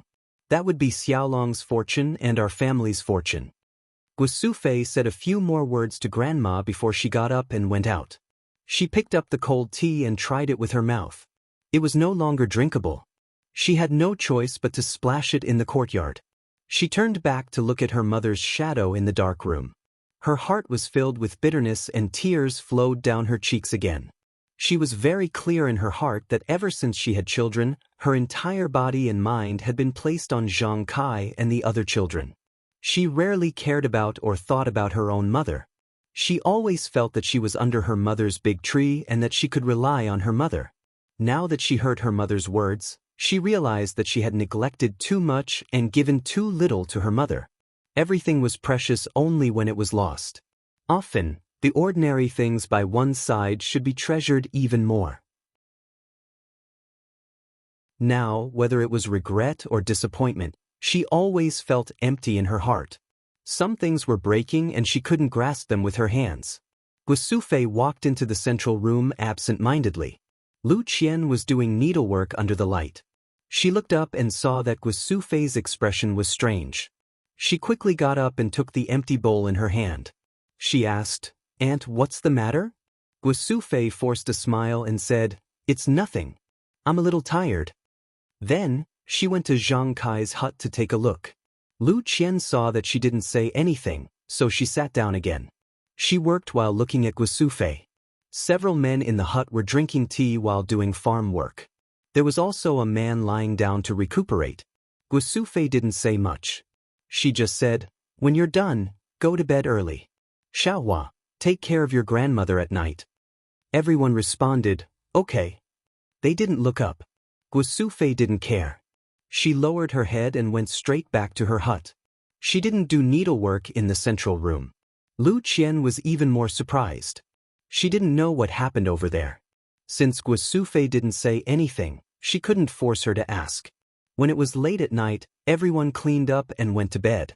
Lu Qian returned to her hut. The light in the hut was still on. Guosufei had already fallen asleep. Lu Qian blew out the oil lamp and lay down.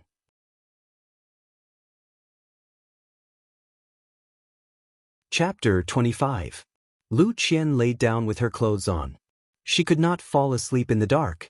Usually, it was Guosufei who tidied up the house and was the last one to go to sleep. Tonight, she lay on the Kong early and did not get up to settle the others down. The other men did not notice these details, but Lu Qian took it to heart.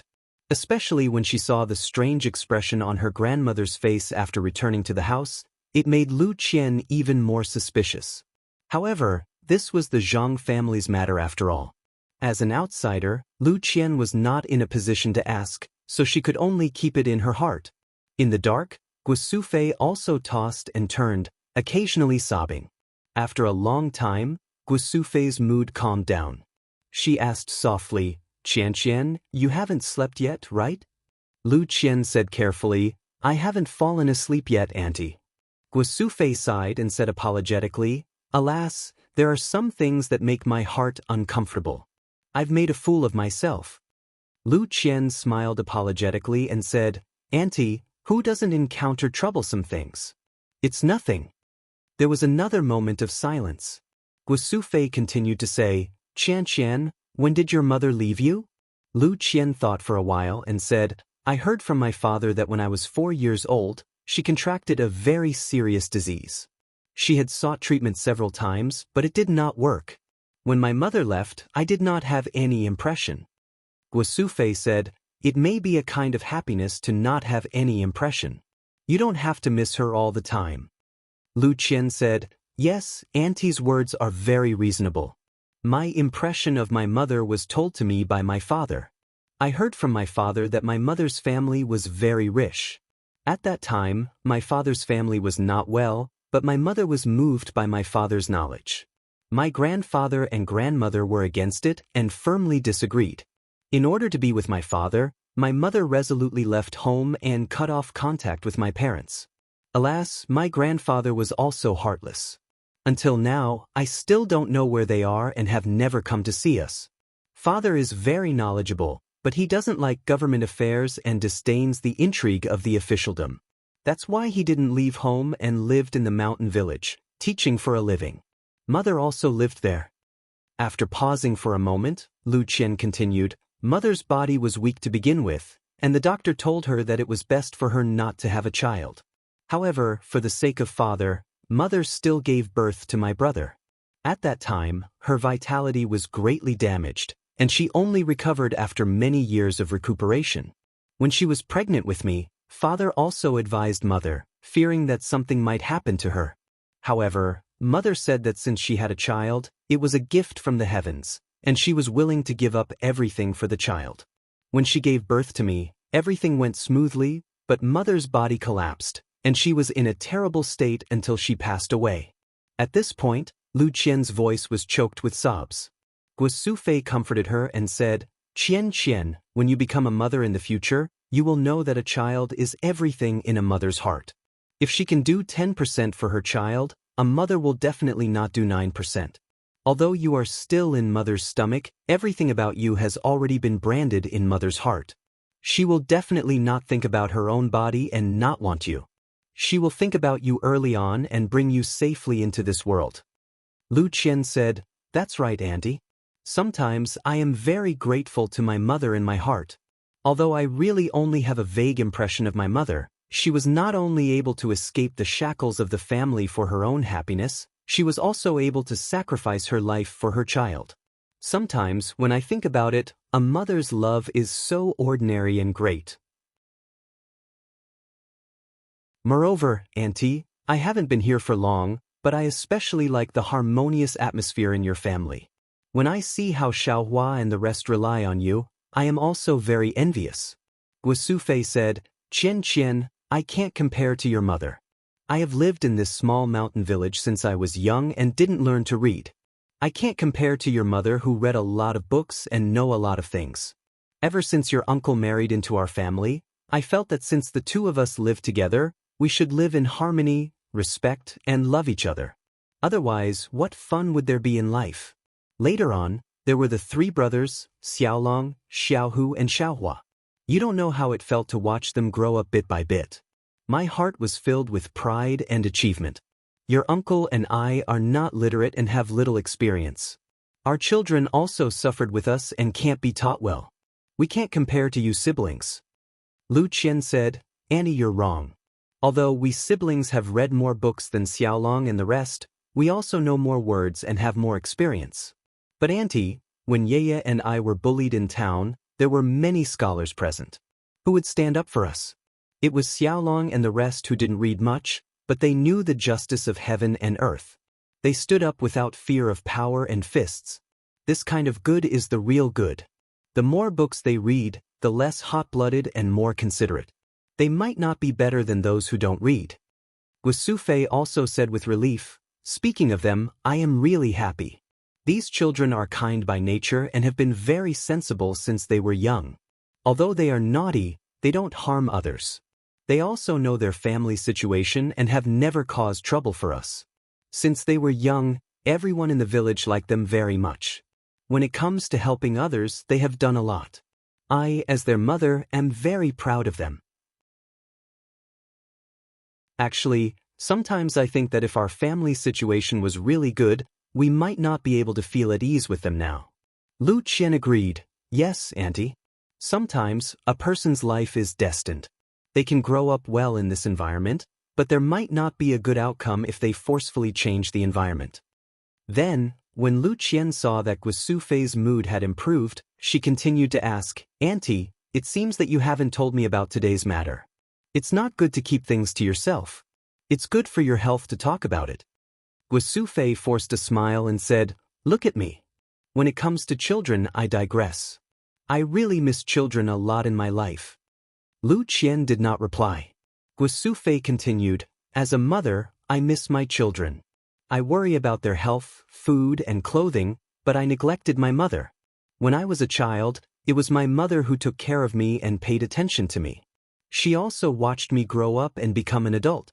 Now, I am wholeheartedly devoted to my children and have long forgotten my mother.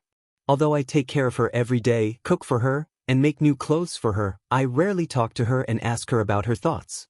Now that I think about it, I should have done more for my mother." Lu Qian also felt suffocated. Yes, all the mothers in the world doted on their children, but their children often neglected their mothers. She comforted Guosufei and said, "Auntie, Grandma is happy to see that you care about your children. She won't mind that you don't care about her. She will only give her love for you to her grandson. Moreover, Auntie, your mother is also by your side. Isn't it better than me, who doesn't have a mother to dote on?" Guosufei said faintly, "But when you want to repay your mother, you realize that you don't have much time with her. Do you regret that you didn't realize this earlier?" Lu Qian also sighed and said, "Yes, it's a pity that the child wants to take care of his parents but can't wait for him. However, Auntie, Grandma is already so old. She should be very happy to be able to see you get married and see your grandson grow up. Although you don't directly care about her, you are actually indirectly loving and caring for her. I don't think Grandma will blame you." After pausing for a moment, Guosufei said, "Qian, it's good to be able to read, and understand things like you. After hearing your words, I feel much more at ease. Sometimes, village women like us just can't get over it." Lu Qian said, "Auntie, don't praise me like that. I'm also a farmer." Guosufei said, Qian, don't be modest. At least I know that there are no children as smart as you in the surrounding villages and 8 villages. That's right, the words Grandma said to you in the afternoon were rude. Don't mind it." Lu Qian said, "I won't, Auntie." Guosufei was quiet for a while and finally said, Qian, but then again, this is also her last wish. Moreover, our family likes you very much. I have always wanted to ask your thoughts. Since we have said so much today, I won't care too much. What do you think of Xiaolong?" This time, it was Lu Qian's turn to be quiet. Lu Qian didn't know how to answer in her heart. Logically speaking, she was very satisfied with Xiaolong, but after all, it was still a short time. These few days of interaction couldn't let her see a person's nature clearly. However, if fate brought them together, they wouldn't know each other. Sometimes, fate was a very difficult thing to explain clearly. Just a few days of interaction could leave an unforgettable impression, and years of interaction might only leave behind friendship. It was the same for looking at a person. Sometimes, it only needed a glance to understand a person. If you couldn't understand, even if you looked at thousands of times, it would only be a blur. As for her and Xiaolong's fate, from the hero saving the beauty to the beauty repaying him with her body, it was really a story passed down from generation to generation. But to bet her happiness on Zhang Xiaolong just because of this, she naturally hesitated for a while. Grandma was very good to her, and the Zhang family was also very good to her. She also liked Zhang Xiaolong very much. She also liked this poor but warm and harmonious family. This family was also very much like her own family, full of respect and love. She was also willing to join this family and was also willing to fulfill her grandmother's last wish to see her leave this world with no regrets. However, all of this seemed too immature. Should she be given a period of time to ferment and ferment? Lu Qian hesitated and found it difficult to answer. After a long while, she said, "Auntie, it's too late today. Let's talk about it another day." Guosufei also sighed softly and didn't speak anymore. In the small courtyard of the Zhang family, the moonlight was shining. How many people were sleeping soundly?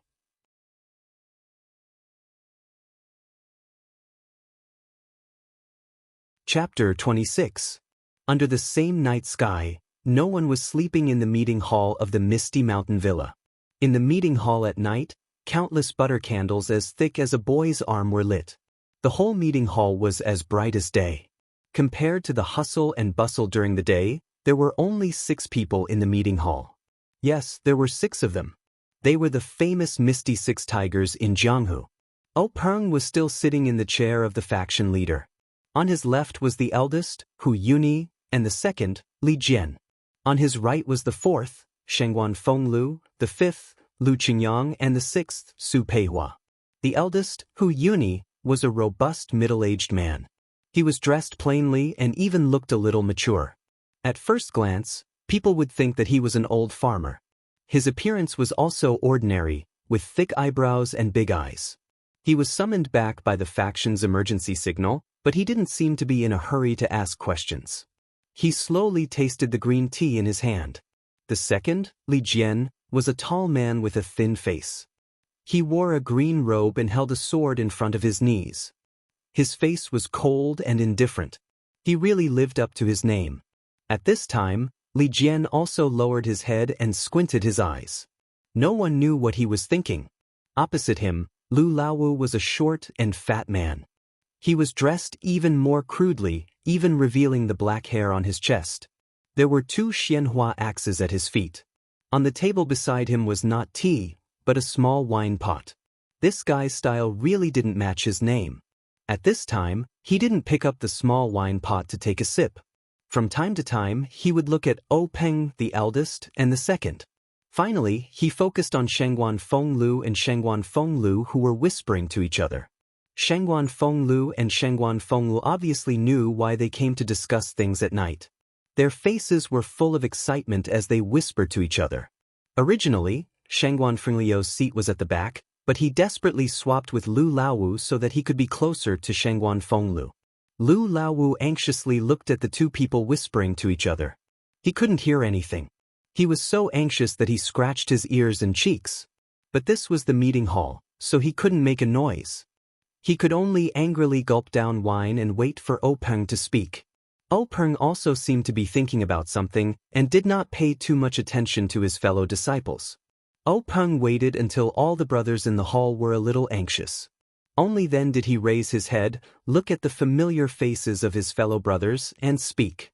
"Eldest senior brother, second senior brother, and fifth junior brother, you all just rushed back to the sect this afternoon. The journey must have been tiring, and we didn't have time to let you rest. However, I do have an important matter to discuss with you.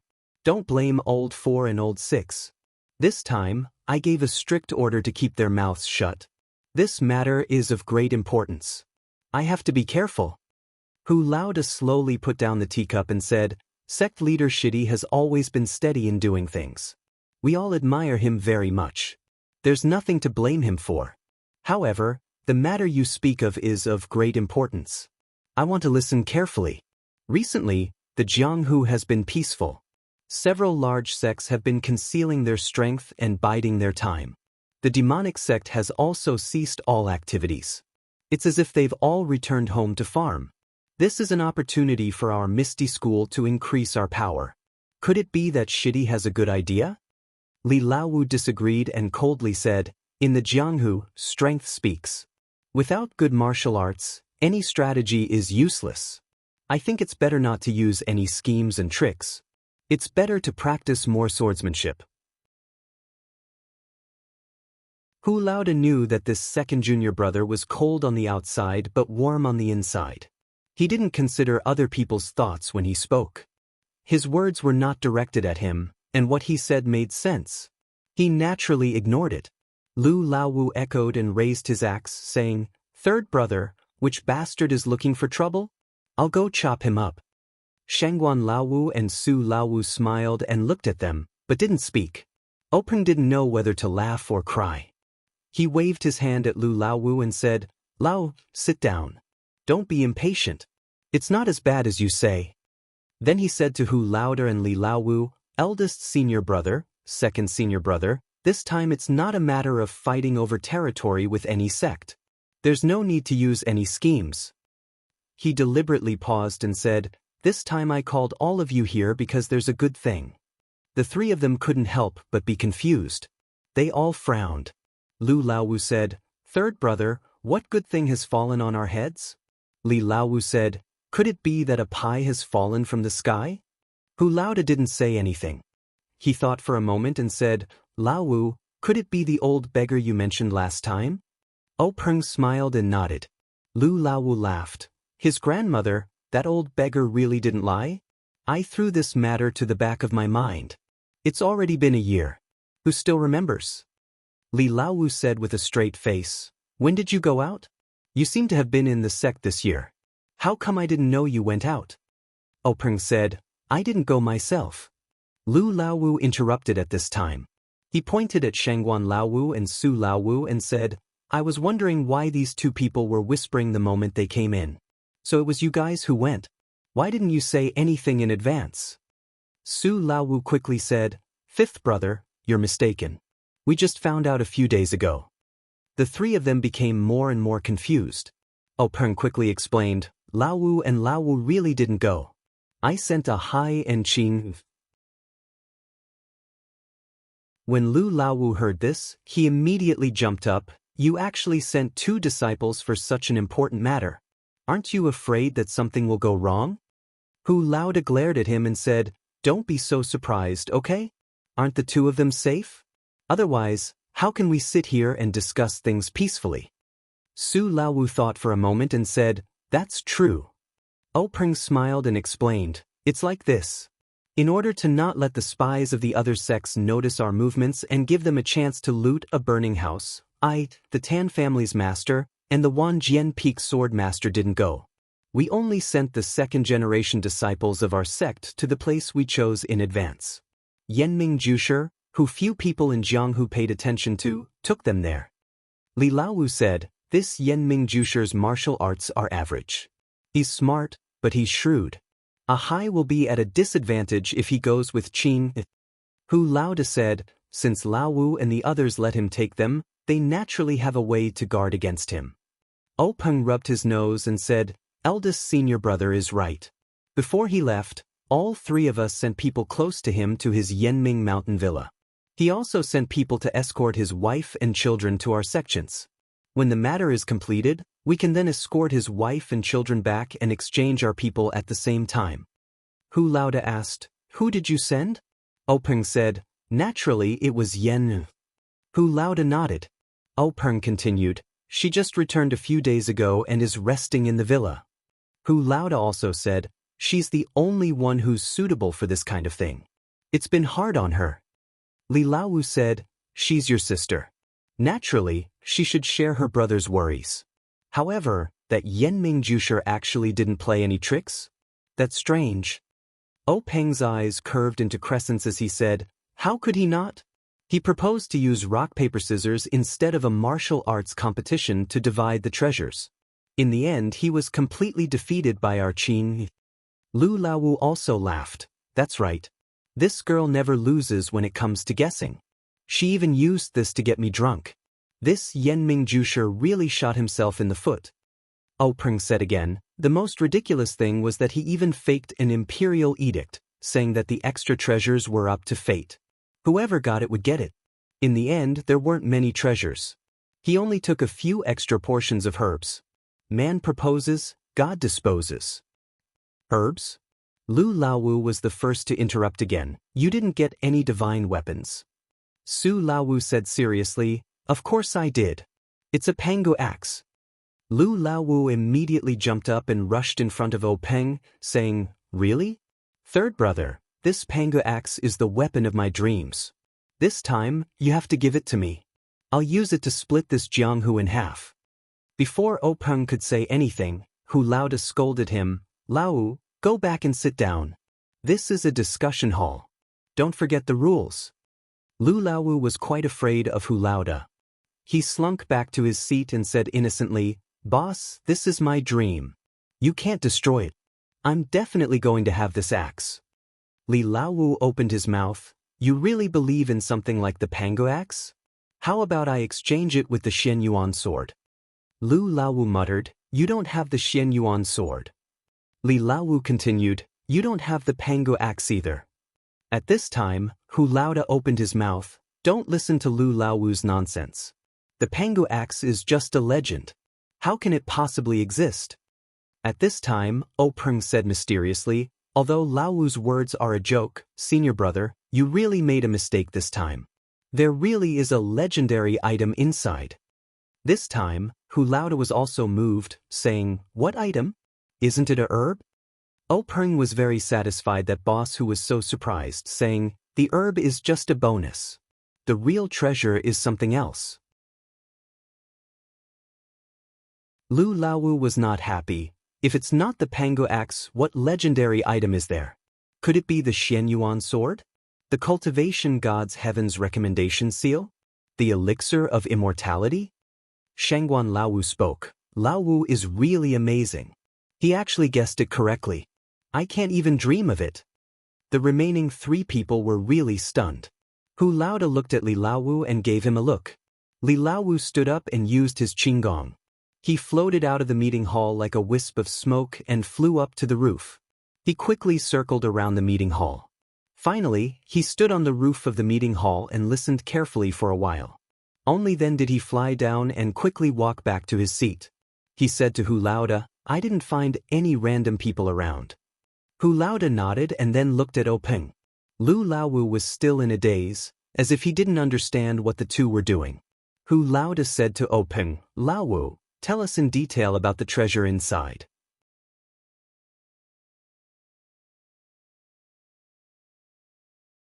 Chapter 27. Peng then took out a small porcelain bottle from his arms and handed it to Boss Hu. Boss Hu took the small porcelain bottle and carefully looked at the words on it. Even if he was a calm person, his hands trembled. He was so frightened by the 3 words that he almost dropped the bottle. Boss Hu sat there holding the bottle and didn't speak.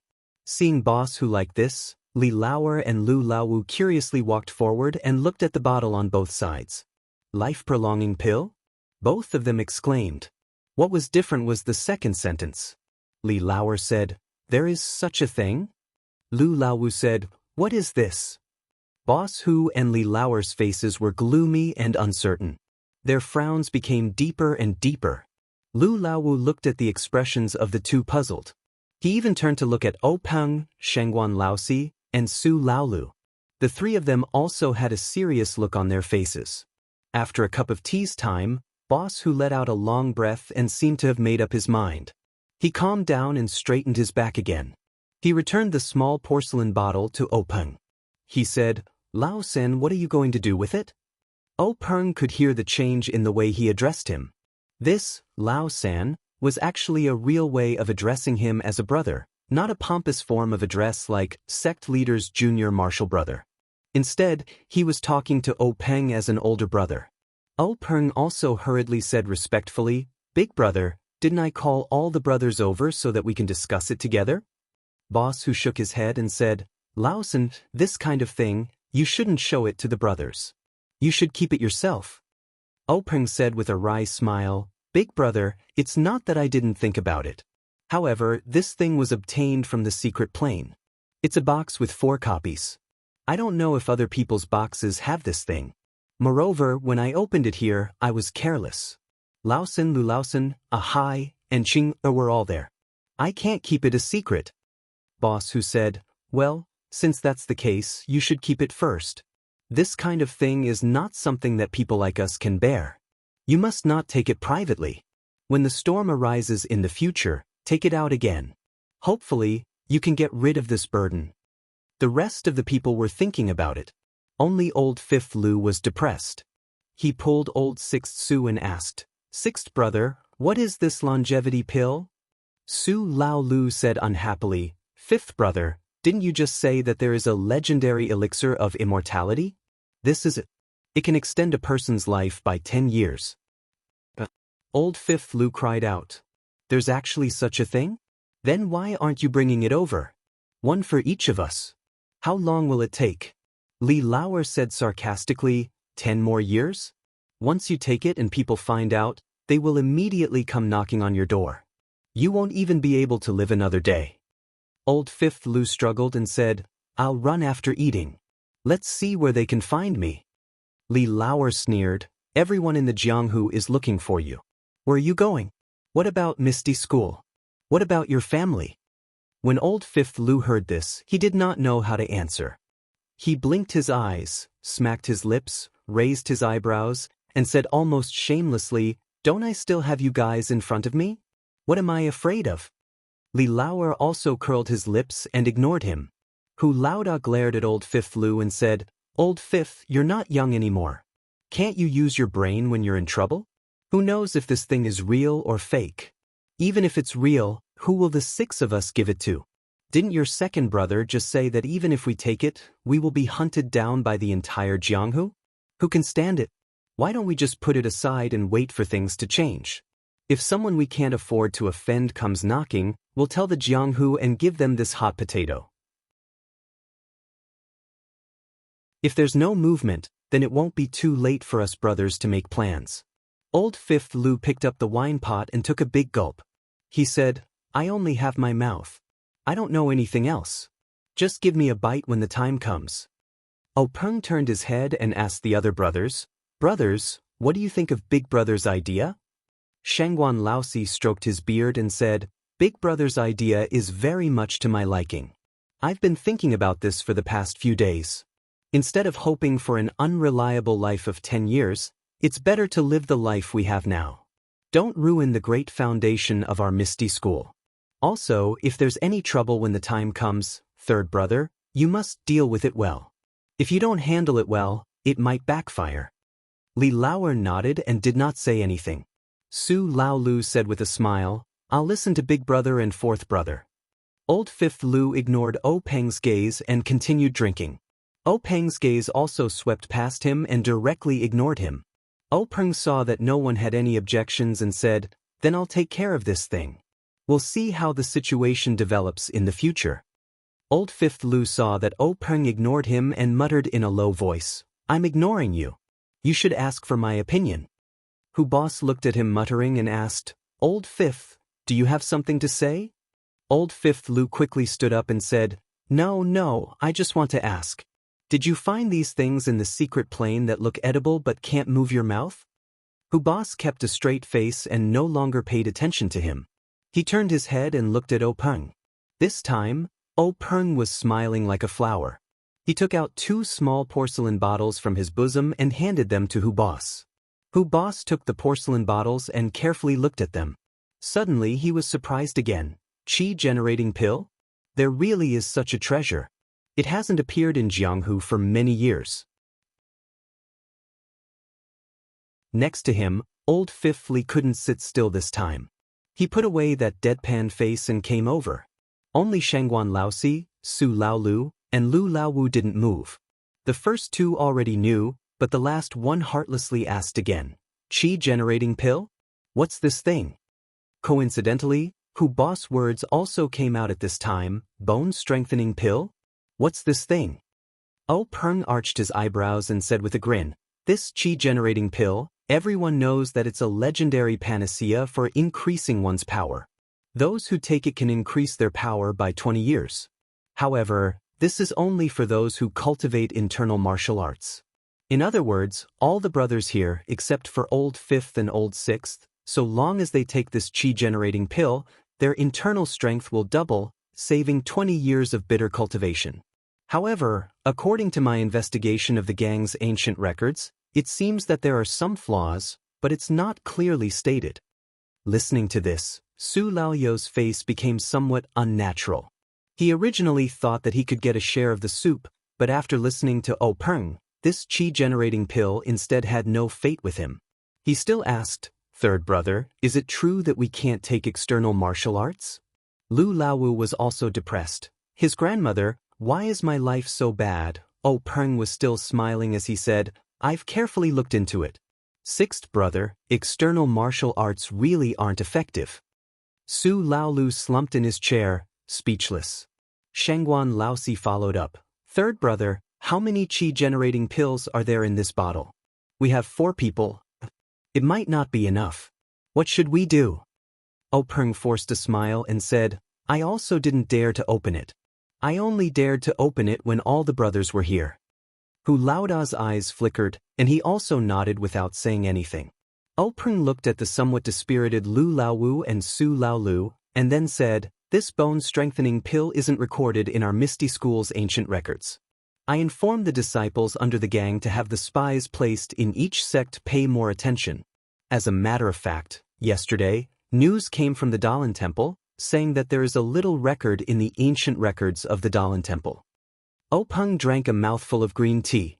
Ignoring Lu Laowu's resentful gaze, he still leisurely said, "According to the ancient records of the Dalan Temple, this bone-strengthening pill is the exact opposite of the qi-generating pill.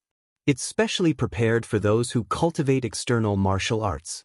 It's useless for those who cultivate internal martial arts. For those who cultivate external martial arts like Laowu and Laolu, after taking it, it will promote the strength of their bones, skin, and muscles. It will also increase the precision of their external martial arts." However, Hu Laoda's figure flashed and dodged. He angrily said, "What are you doing, Laowu? Why are you so careless?" Seeing this, Lu Laowu embarrassedly smiled and said, "I'm in a hurry. I want to see what this thing looks like." Hu Laoda scolded, "Sit there obediently. In a moment, I'll naturally give it to you." Lu Laowu obediently sat back down. Su Laoyo's expression was also abnormally excited. Anyone who had experienced such a great change in mood would be so excited that they wouldn't be able to sit still. He also covetously looked at the small porcelain bottle. Hu Laoda took the 2 small porcelain bottles and didn't return them to Oh Peng. Instead, he sat down on a chair. He looked at Oh Peng with a smile and said with a very gratified tone, "Laosan, you're good, really good. Laoer, it's not wrong that we didn't fight with Laosan for the position of headmaster back then. To be able to obtain so many good things without anyone noticing, your contribution is comparable to the founder of the headmaster school. The 2 of us can't do it." With these 2 things, our Misty School's strength has increased by more than 1 level. Hu Laoda looked at the 2 porcelain bottles in amusement and continued, "Even if there's only 1 pill in here, we can have 2 more peerless experts. Although there's still a gap between us and the top schools like the Dalan Temple, in the middle schools, we can definitely be ranked at the top." Oh Peng looked at Hu Laoda's excited expression and also said, "Big brother, you're overpraising me. This little brother really can't accept it. It's just that my luck is good, it's just a fluke." Hu Laoda said, "Luck is also a part of strength. Third brother, you don't have to be modest." Then he continued, "It's just that, I don't know how many pills are in this porcelain bottle. It's not easy for the 6 of us to distribute them." Oh Peng said, "Big brother, I took this thing out today so that you can decide how to distribute it. Although I'm the headmaster and I also hope to become a peerless expert, the rise and success of a headmaster school is the result of the efforts of all the brothers. However, relying on one headmaster, you can't do too much.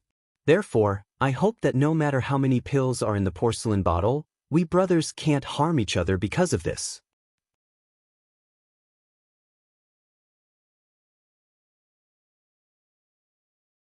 Chapter 28. After saying this, Oh Peng once again took out a slightly larger porcelain bottle from his bosom.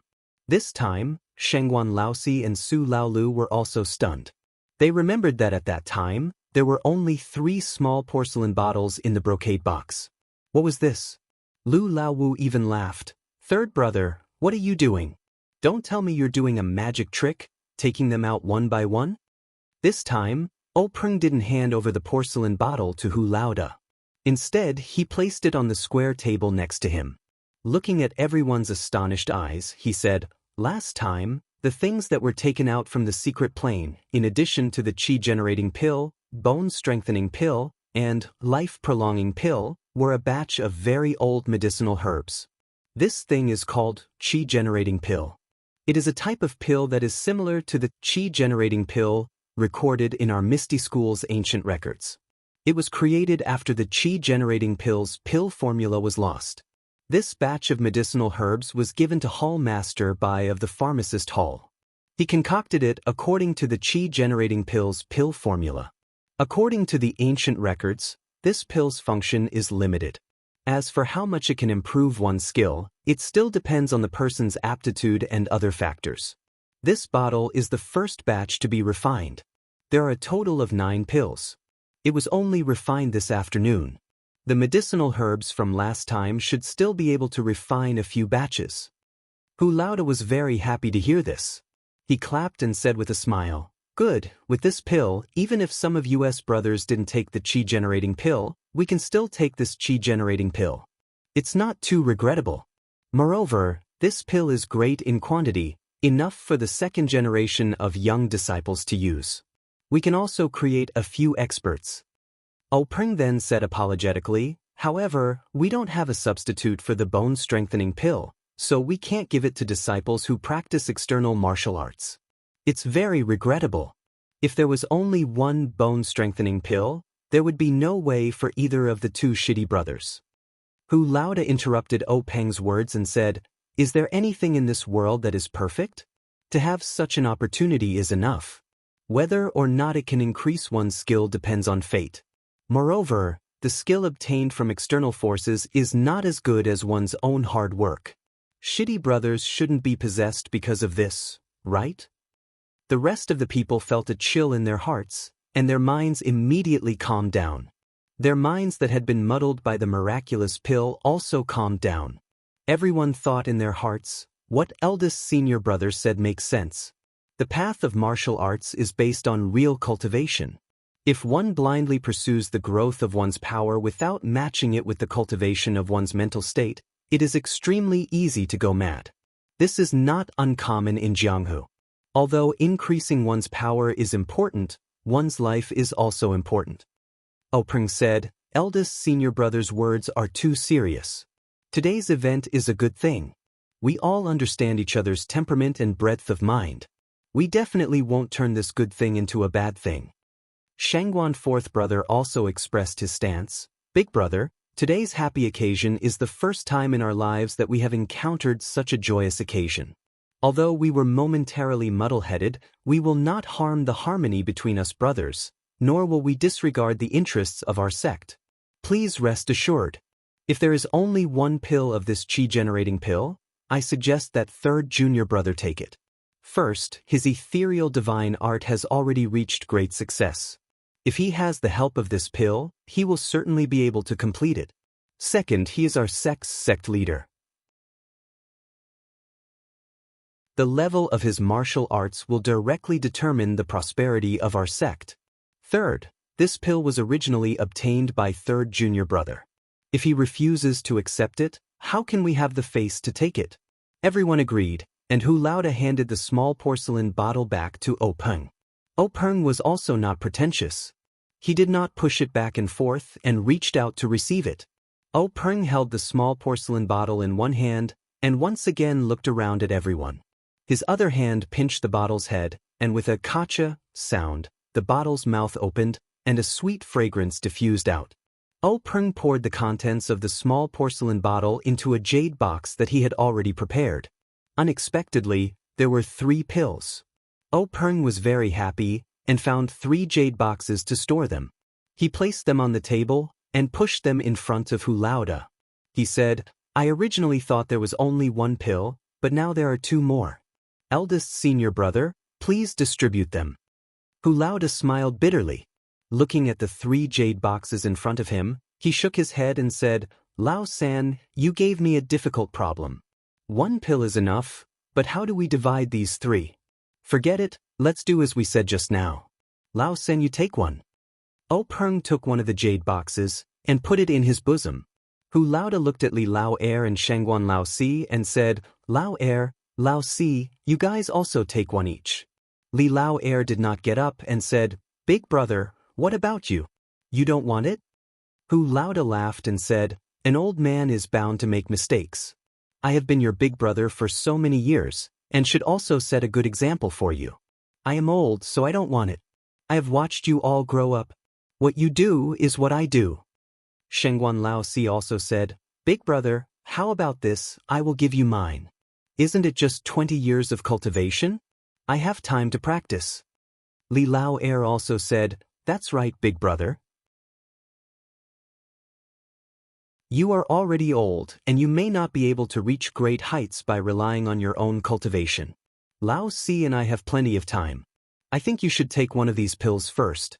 O Peng also wanted to take out his own qi-generating pill, but he knew that he needed this pill, and his need was also the need of the gang. He could not give up the gang's benefits because of his brotherhood, so he did not open his mouth. Hu Laoda looked at his group of brothers with gratification. They were such good brothers. Although they were not biological brothers, ever since Master brought them to the Misty School, they had grown up together. As the oldest, he had led them to live and practice martial arts when they were young. When they grew up, they wandered the Jianghu together, using their sweat and blood to cast the name Misty Six Tigers. Although they were now old, each had their own achievements, and each had their own family. But in the face of such a great temptation, they still thought of him, so his painstaking efforts were not in vain. Hu Laoda laughed and said, Don't say any more. I have already made up my mind. If you guys take it, the effect will be greater than if I take it. It is better that you guys take it. The assembly hall suddenly quieted down. After a moment, Li Lao Er opened his mouth and said, Big brother, I have an idea. Do you think it is feasible? Hu Laoda nodded and said, Let's hear it. Li Lao Er said, Big brother knows that I major in our Misty School's Misty Seven Swords. The requirements for internal strength are not too high. My achievements in the field of swordsmanship today, based on my aptitude, have already reached a certain bottleneck. If I break through again, it will only be a matter of a little bit of internal strength. But the peak of swordsmanship cannot be reached by relying on internal strength alone. After breaking through this bottleneck, I still have to comprehend swordsmanship. Therefore, this qi-generating pill is not a very urgent need. I want to give it to Big Brother. What do you think? Hu Laoda pondered. O Peng then said, Big brother, I just don't know if this qi-generating pill can be taken separately. The ancient records of the sect don't explain it. Hu Laoda opened the jade box containing the qi-generating pill, and a fragrant scent greeted his nostrils. He used his hand to pinch it and felt that it was very hard. Soon after, he closed the lid. Upon seeing this, Li Lao Er said, Big brother, it's better that we don't take risks. I'll take the qi-generating pill. If the qi-generating pill can't be taken separately, I'll cut it in half and ruin the medicinal properties. Then wouldn't the two of us not be able to reap any benefits? Hu Laoda said, Lao Er, is what you said a moment ago true? We don't practice swordsmanship. You can't deceive your big brother. Li Lao Er said, That's only natural. Hu Laoda took out a small and exquisite dagger from his bosom. Then, he opened the jade box and proudly said, How can our brotherly affection be compared to a trifling 20 years of cultivation? Lao Er, since you're willing to give this enormous benefit to Big Brother, how can Big Brother let go of the opportunity to share it with Second Brother? Even if the medicinal properties are ruined, you and I brothers will be drawing water with a bamboo basket for nothing. What do I have to be afraid of using this qi-generating pill as a wager for our brotherly affection? When Li Lao Er heard this, his eyes also radiated a radiant light. Presumably it wasn't because he was stimulated and his internal strength suddenly surged, but because the tears in his eyes reflected the candlelight. With an impassioned expression, he walked forward and said, Big brother. The rest of the people all stood up and walked forward. Hu Laoda patted Li Lao Er's shoulder and handed over the dagger, saying, Lao Er, your swordsmanship is exquisite. It's up to you. Li Lao Er took the dagger. The handle was still warm. Looking at Hu Laoda's encouraging expression, He smiled and nodded. Then he slightly circulated his internal energy and raised his hand to chop at the jade box. In everyone's eyes, they only saw an arc as the dagger fell on the chi-generating pill. Following the arc, the chi-generating pill was split into two, but the jade box wasn't damaged in the slightest. By the time Li Lao Air withdrew the dagger, everyone hadn't yet praised Li Lao Air's exquisite swordsmanship when Peng hurriedly found another jade box and separated the two halves of the chi-generating pill. Immediately, Hu Laoda took the jade box and put it into his bosom. He also gave the other box to Li Lao Air. Of course, the remaining one was given to Shangguan Lao Si. After the chi-generating pill was distributed, Lu Lao Wu and Su Lao Lu stared at the bone-strengthening pill in Hu Laoda's hand. Because there were 3 chi-generating pills, the two of them weren't worried about the number of bone-strengthening pills. However, Hu Laoda still asked the two of them what they should do if there was only one pill. Lu Lao Wu said, "Of course we'll give it to Lao Lu. He's the youngest. Weren't all the good things left for him before?" Su Lao Lu said, "It was like this before, but now it's no longer possible. I've taken advantage of him for half my life. This time I must give it to fifth brother." The two of them talked back and forth. In short, they didn't want to take it themselves. In the end, Lu Lao Wu became anxious and said, "Big brother, quickly open it. Aren't there 3 chi-generating pills? Maybe there are also 3 pills. Why are we dawdling like this? If there's only one pill, we'll split it equally." Thus, Hu Laoda didn't say anything more. He raised his hand and crushed the porcelain bottle, pouring the bone-strengthening pill into the jade box. Sure enough, there were 3 pills inside. Everyone let out a sigh of relief. Hu Laoda put the bone-strengthening pills into 3 jade boxes and handed one to Lu Lao Wu and Su Lao Lu. The two of them received it and put it into their bosom. Hu Laoda handed the last jade box to Peng and said, "Third shitty, I'll give this last one to you. You decide who to give it to."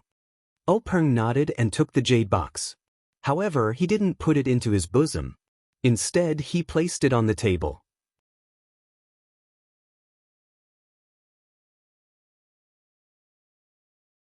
Chapter 29. Peng looked at the bone-strengthening pill on the table and said, "This medicine is only effective for those who practice external martial arts. I want to give it to the stone cow in the gang. What do you think?"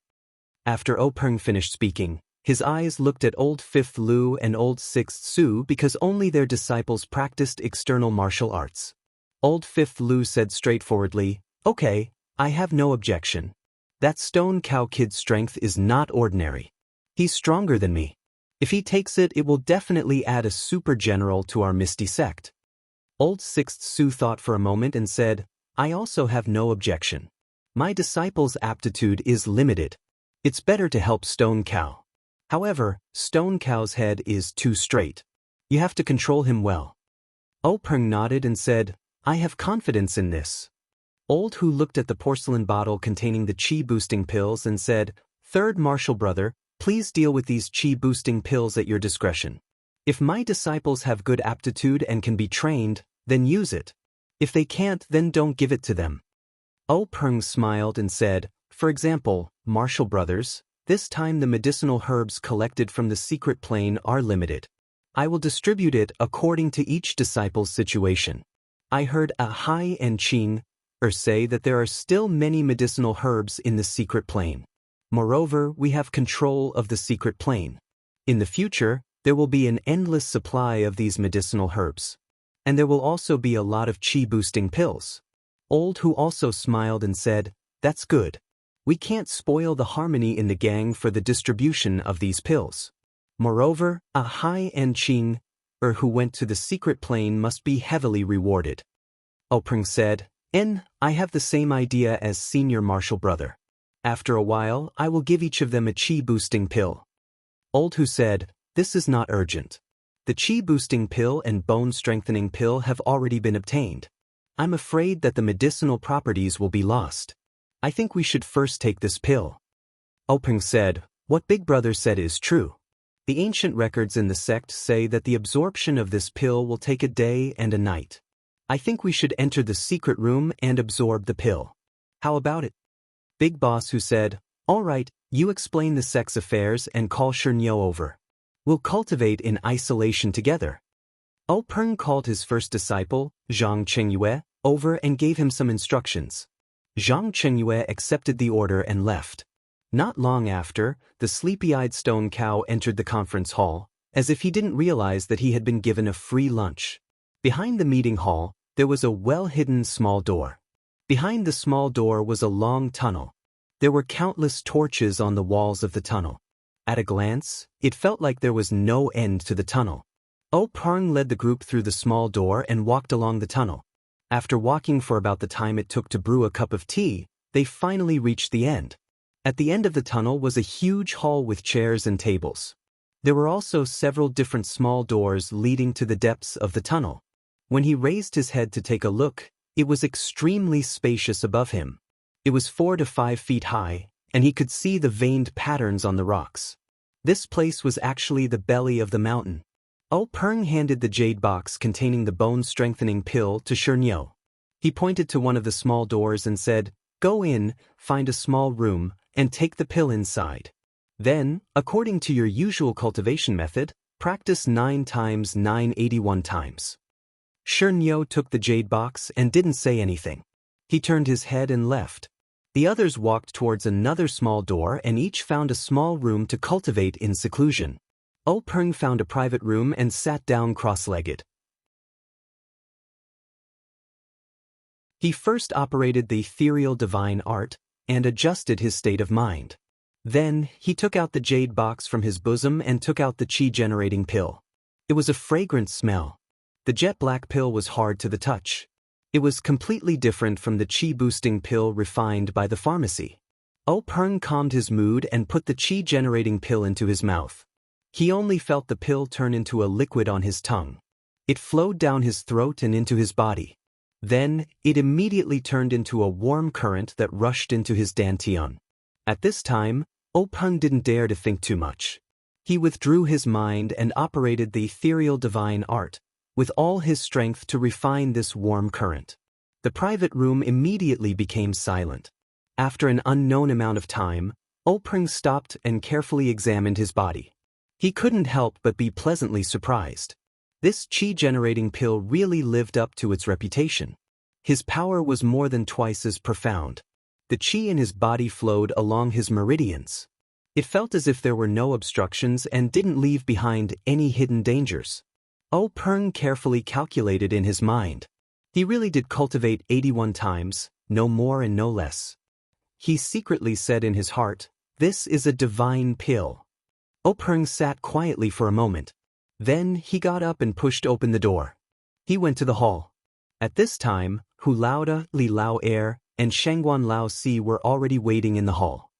Peng stepped forward and asked Hu Laoda with concern, "Big brother, how is it?" Hu Laoda beamed and said, "It really is the legendary divine medicine. It saved me 10 years of effort."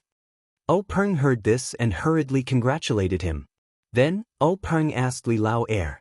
Li Lao Er didn't answer. He casually took out his long sword and waved it.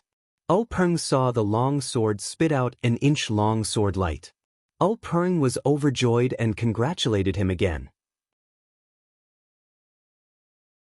Shangguan Lao Si didn't wait for Peng to ask and said, "Third brother, my power has nearly doubled this time. It really is a divine medicine. What about you?" Hu Laoda and Li Lao Er also looked at Peng with concern. Peng also smiled and said, "I was lucky. The ethereal divine art has more than doubled and is approaching the realm of great success."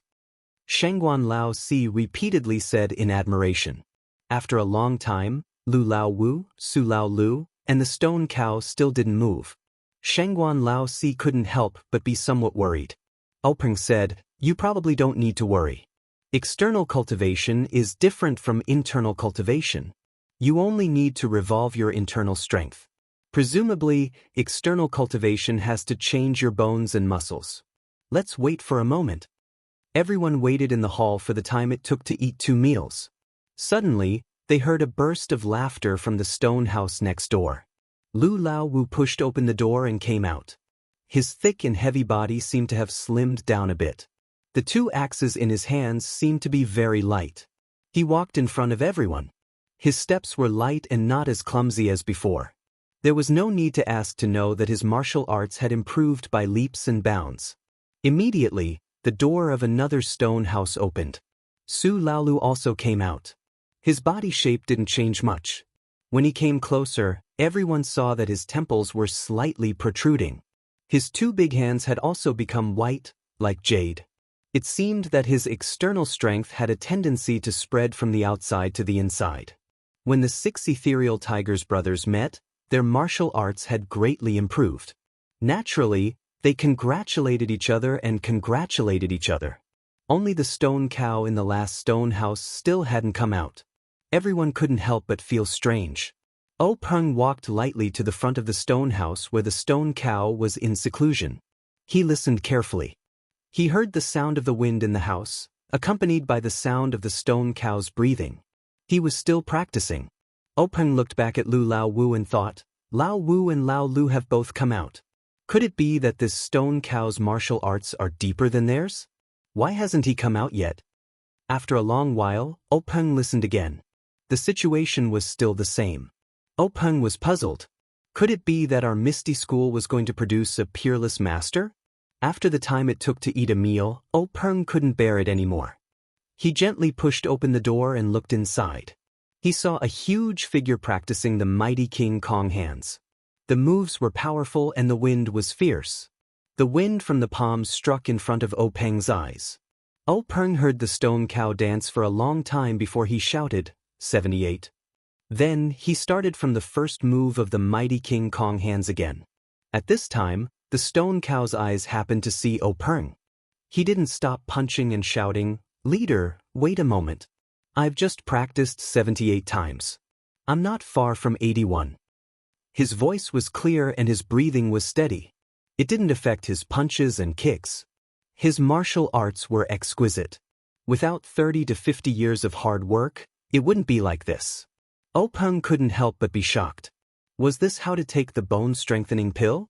He didn't know how Lao Wu and Lao Lu practiced. He wanted to ask them, but after thinking about it, he decided not to. It was all in the past. Even if the method of taking the pill was wrong, it wouldn't change anything. It would only add to his worries. So O Peng returned to the group and chatted with them, waiting for the stone cow to finish practicing 81 times. Everyone just stood there. Their legs were a bit sore.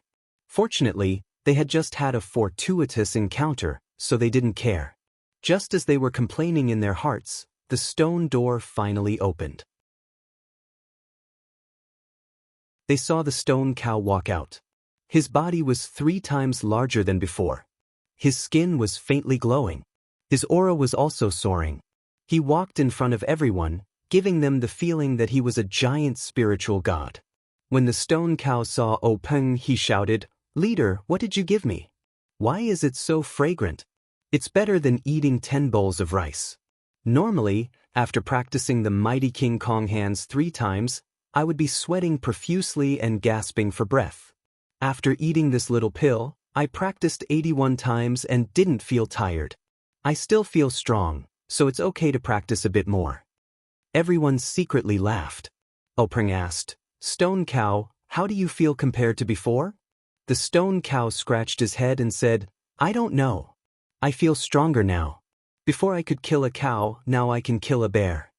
Lao Wu stepped forward and said, Stone cow, come, hit me with all your strength. When the stone cow heard this, he didn't hold back. He took a deep breath and waved his hand. Lao Wu also raised his fist to meet the attack. He originally used 80% of his strength, but before the fist even came close, the wind from the fist was already blowing. It was biting cold. Not only was he shocked, he felt that he had used all his strength. The 2 large fists collided with a peng sound. The stone cow took a step back, leaving a deep footprint on the stone floor. Lao Wu took 5 steps back, each step leaving a footprint on the stone floor. Lao Wu held his slightly painful fist and walked in front of the stone cow and said, You little brat, you've improved a lot. I'm afraid I'm not your opponent. When the stone cow heard this, he grinned foolishly. Su Lao Wu said from the side, 5th brother Mo Ziqian, the stone cow is a martial artist. You use a weapon. I'm afraid he's not your opponent. Lao Wu patted the stone cow's sculpted muscles and said, Of course I know this. Come, stone cow, let's go drink. Then he pulled the stone cow and walked towards the corridor.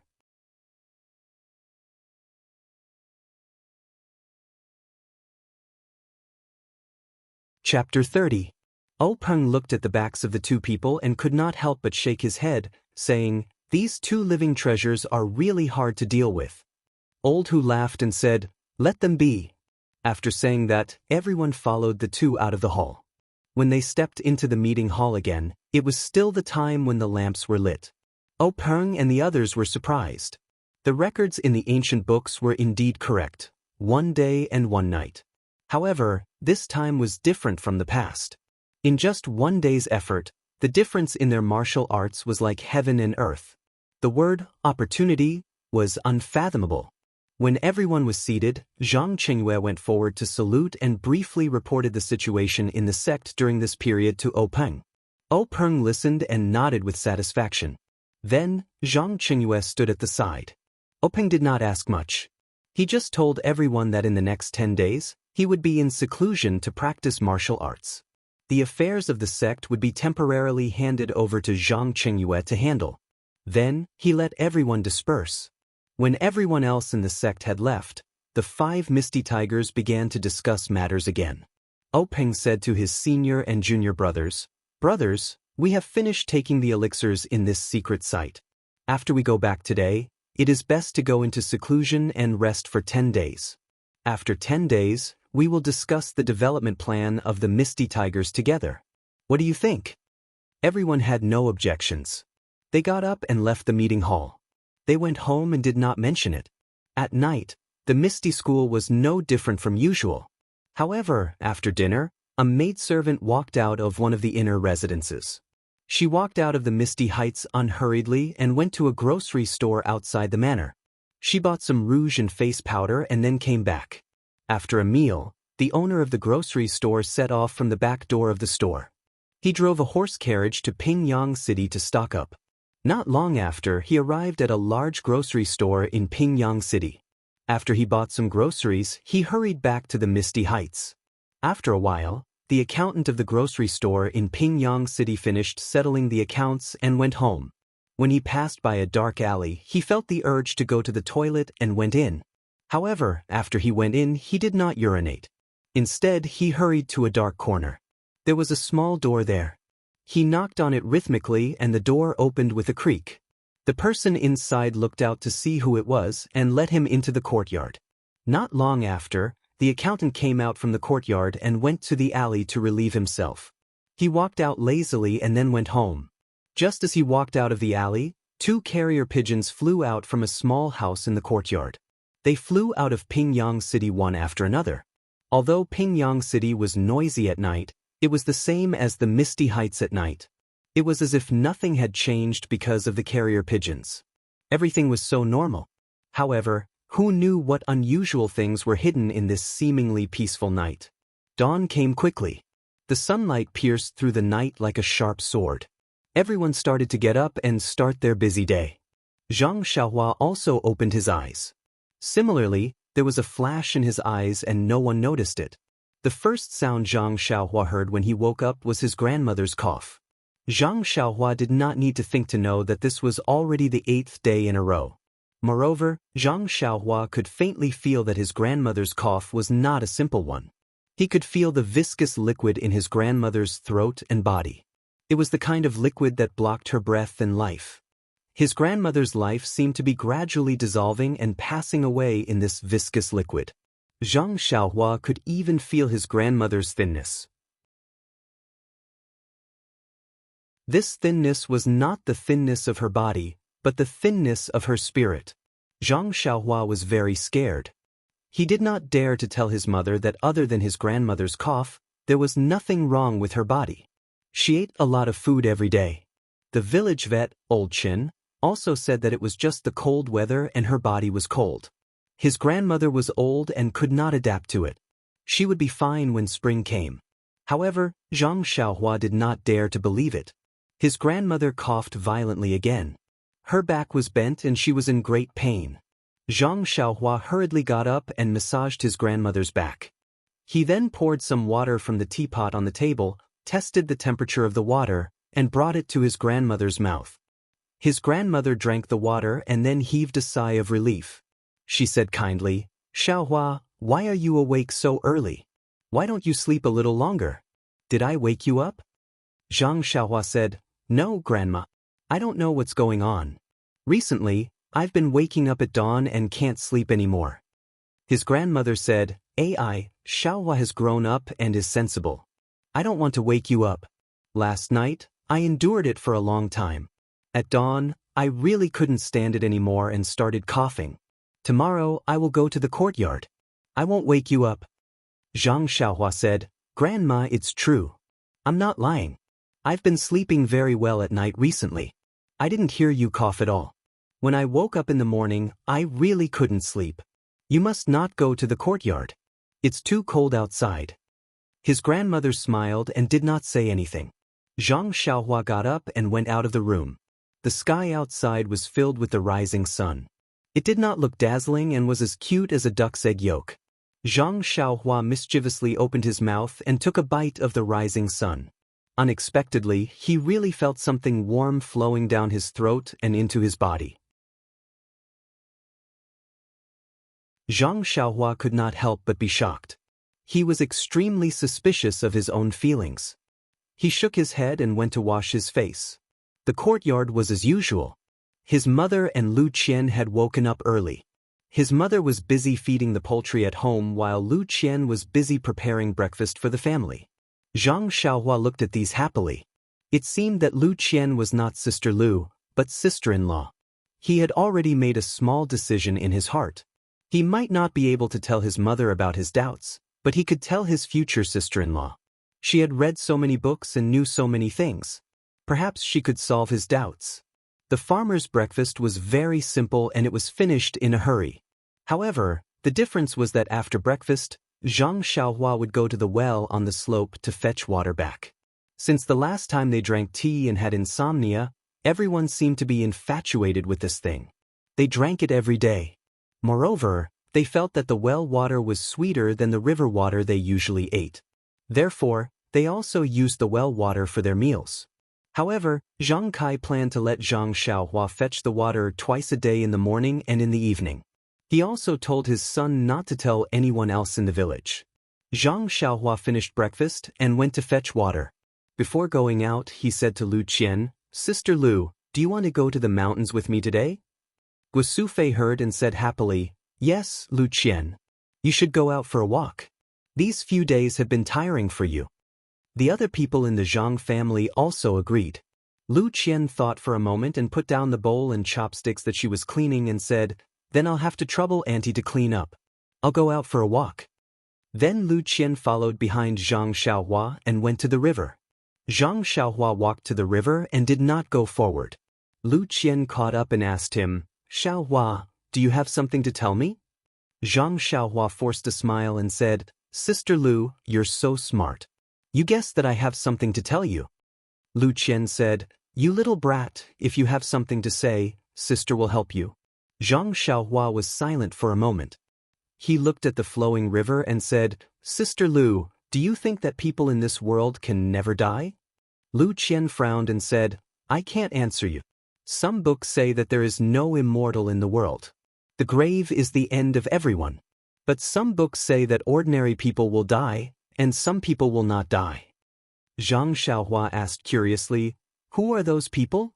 Lu Qian said, "According to some unofficial records, some cultivators do not eat the smoke and fire of the mortal world and can live forever. However, this is only written in the books and no one has seen it. Who knows if it is true or false? On the contrary, death can be seen everywhere without exception." Zhang Xiaohua asked again, "Then how can a dying person be saved?" Lu Qian frowned and said, "If he is dying of illness, of course he has to find a good doctor to cure the illness. If he is poisoned to death, the most important thing is to detoxify the poison so that he won't die. If he is old and about to die, then, right, you can give him the life-prolonging pill. When I was young, I read a very old book. It said that there is a strange medicine in the world called the life-prolonging pill. However, this is most likely fake. I have never heard of anyone taking this pill. When Zhang Xiaohua heard this, he looked at the flowing river and muttered, "Where can I find the life-prolonging pill?" When Lu Qian heard this, she was very strange and said, "Xiaohua, why are you suddenly asking so many strange questions today? You still want to find the life-prolonging pill?" Zhang Xiaohua raised his head. His mouth was flat as if he was about to cry. His voice was a little hoarse as he said, "Sister Lu, I feel that Grandma is about to leave me. She is about to die." Lu Qian's heart skipped a beat. She quickly walked forward and hugged Xiaohua's head and said, "Xiaohua, good child. Don't cry and don't think so much. Grandma is just coughing. This is a very common problem for the elderly in winter. Didn't the doctor say that? When spring comes and the weather warms up, Grandma will be better." Zhang Xiaohua's tears were about to flow out. He said, "But old Shen is a veterinarian. He doesn't know how to treat people." Lu Qian quickly comforted Zhang Xiaohua and said, "Then in a few days, let's take Grandma to town to find a famous doctor, okay? Grandma will be fine." Zhang Xiaohua shook his head and continued to cry. As he cried, he said, "Sister Lu, don't lie to me. I'm not young anymore. I can even farm by myself. I know that Grandma won't be able to get better. I can feel that there is something sticky in Grandma's body that makes her unable to breathe properly. That's why she coughs. Moreover, I can also feel that there is something in Grandma's body that is running out every day. Grandma is getting thinner and thinner." When Lu Qian heard this, she was also sad. She could no longer calm down and comfort Zhang Xiaohua. He was really a sensible child. Only a strong family relationship and a love that originated from blood could feel the passing of life. Lu Qian hugged Zhang Xiaohua's head and tears couldn't help but flow down.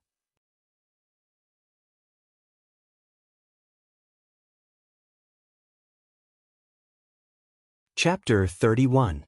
After a long while, Lu Qian finally stopped crying. She pointed to the stream and said to Zhang Xiaohua, "Xiaohua, look at this river. From its source, it is just a thin stream of water. As it flows along the riverbed, more water will gather, and it will grow bigger and bigger. Slowly, it will become a big river, and finally into the sea. Just like humans, this is also the process of its growth. The sea is its end. If the river stops flowing, what will it become? Ponds, drains, and rivers will lose their meaning of life if they stop flowing. They will die. It is the same for humans. They have to go through the process of birth, growth, and death. This is a complete life. We don't know about those who can live forever, but for ordinary people like us, birth, old age, illness, and death are necessary in life. They are some notes in the song of life."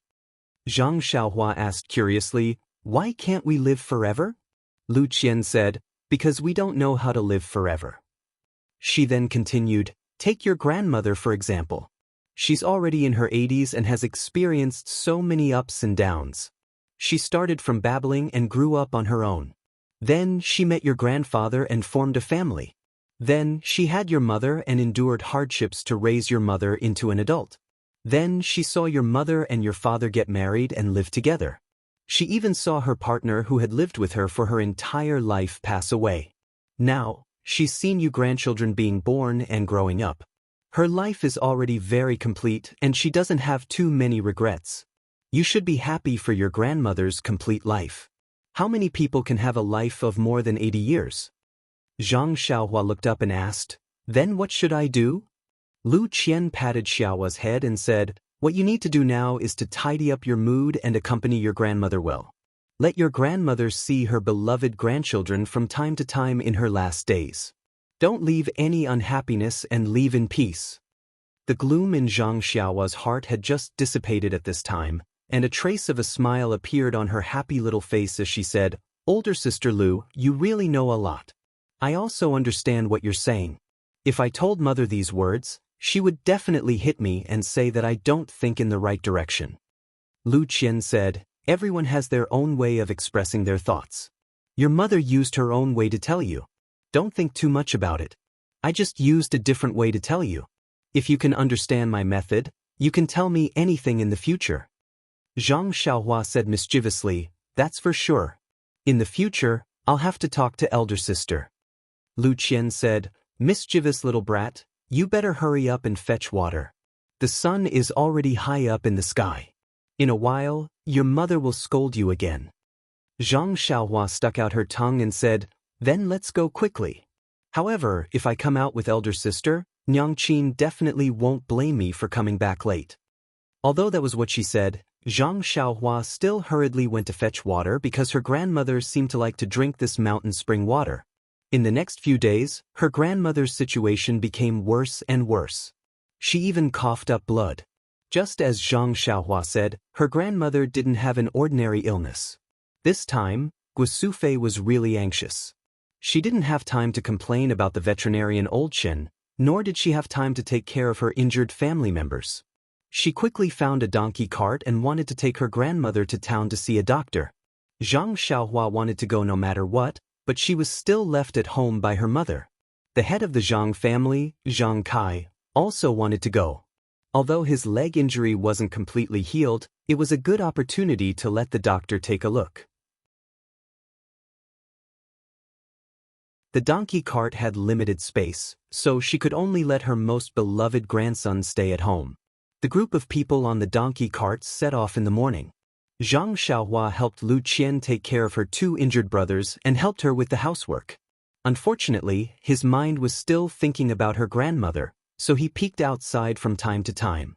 Although Lu Qian wanted to tell him that their grandmother wouldn't come back until it was dark, but when she saw Zhang Xiaohua, Zhang Xiaolong, and Zhang Xiaohu's three brothers' absent-minded and anxious expressions, she held back. She just considerately did the chores at home and didn't say any comforting words.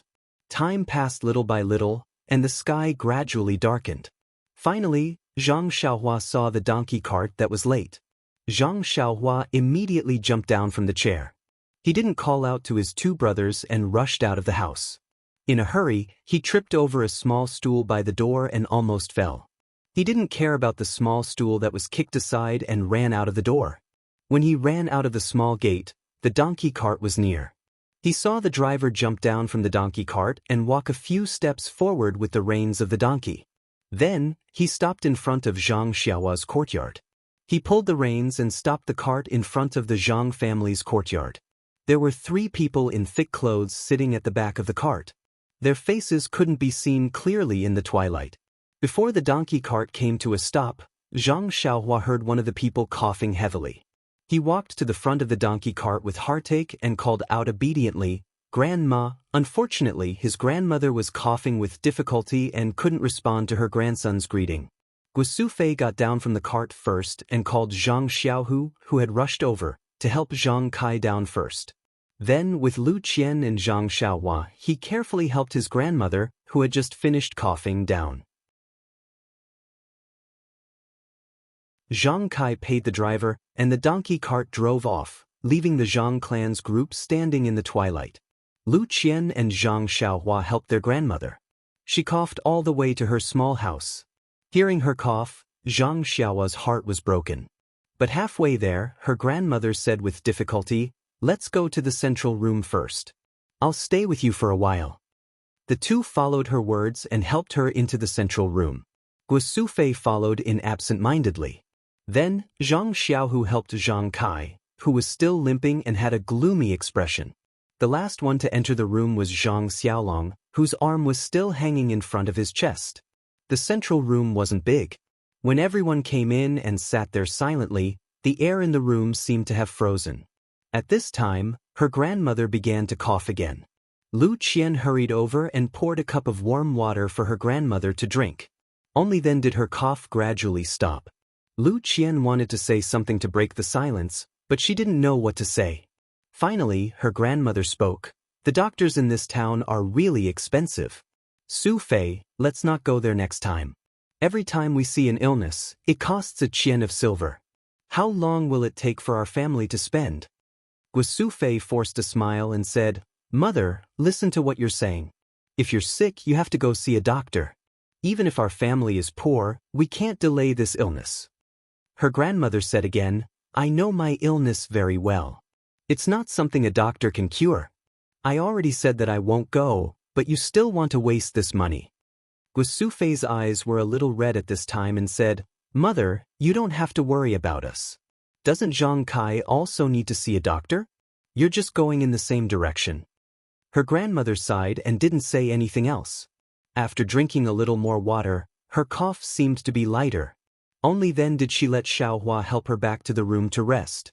Zhang Xiaohua helped her grandmother to the Kong bed and covered her with a quilt. Her grandmother seemed to be tired and quickly fell asleep. Zhang Xiaohua then tiptoed out of the small room.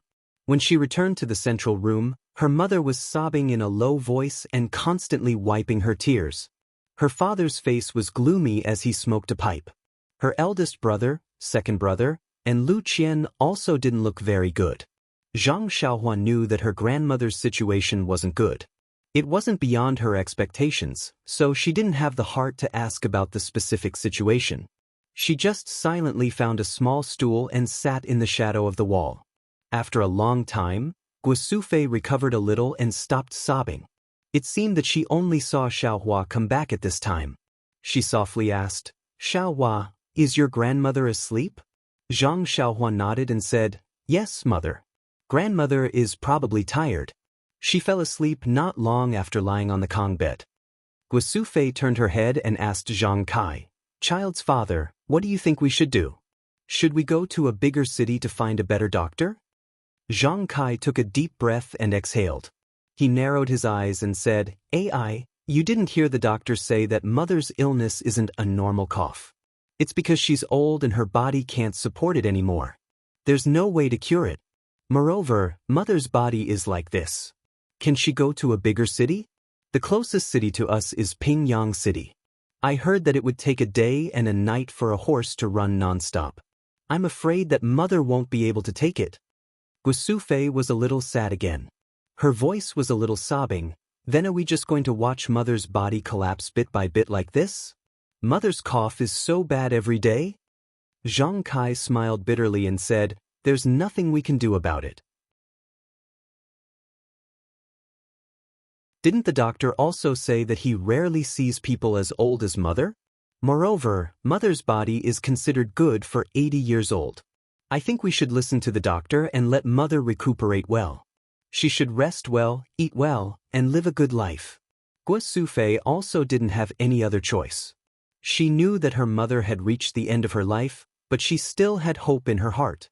She tried to find a doctor for a long illness, trying to grasp onto something. However, in the face of this cruel reality, how valuable was a little bit of hope?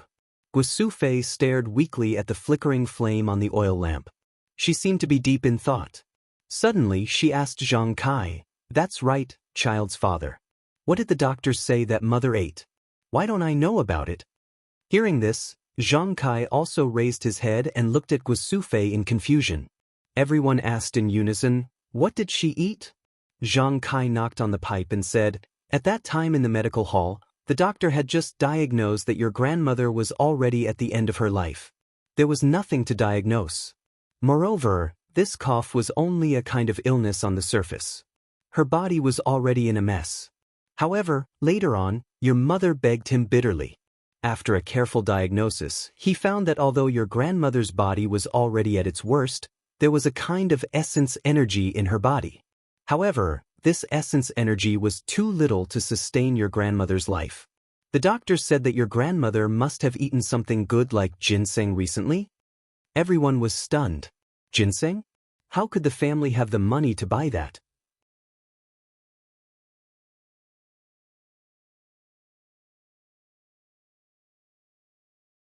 Chapter 32. Zhang Kai said, It's definitely not ginseng. I've only seen it in a clinic when I was young. Since I came to the Guizhuang house, I haven't seen it again. Everyone was even more confused. What could it be? Usually, everyone ate from the same pot, and they ate the same farmhouse food. There was nothing special about it. Everyone was puzzled. Seeing that it was late, Zhang Kai and Guosufei had been busy the whole day. They were both physically and mentally exhausted. Everyone left. Zhang Xiaohua tiptoed back to his grandmother's hut. his grandmother was already asleep. Although she coughed softly from time to time, she was still very tired. She was still in a deep sleep and did not notice Xiaohua's movement. Zhang Xiaohua burrowed into her blanket and listened to her grandmother's suppressed coughs and intermittent breathing. Her heart ached, and she couldn't help but think of her grandmother's kindness to her.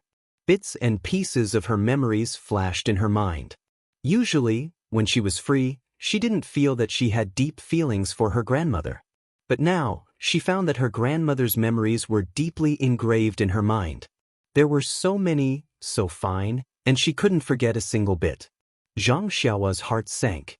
Thinking about it, Zhang Xiaohua shed tears. Tears flowed down his face and slid onto the pillow. Gradually, he fell asleep. Zhang Xiaohua's flickering dream came as scheduled.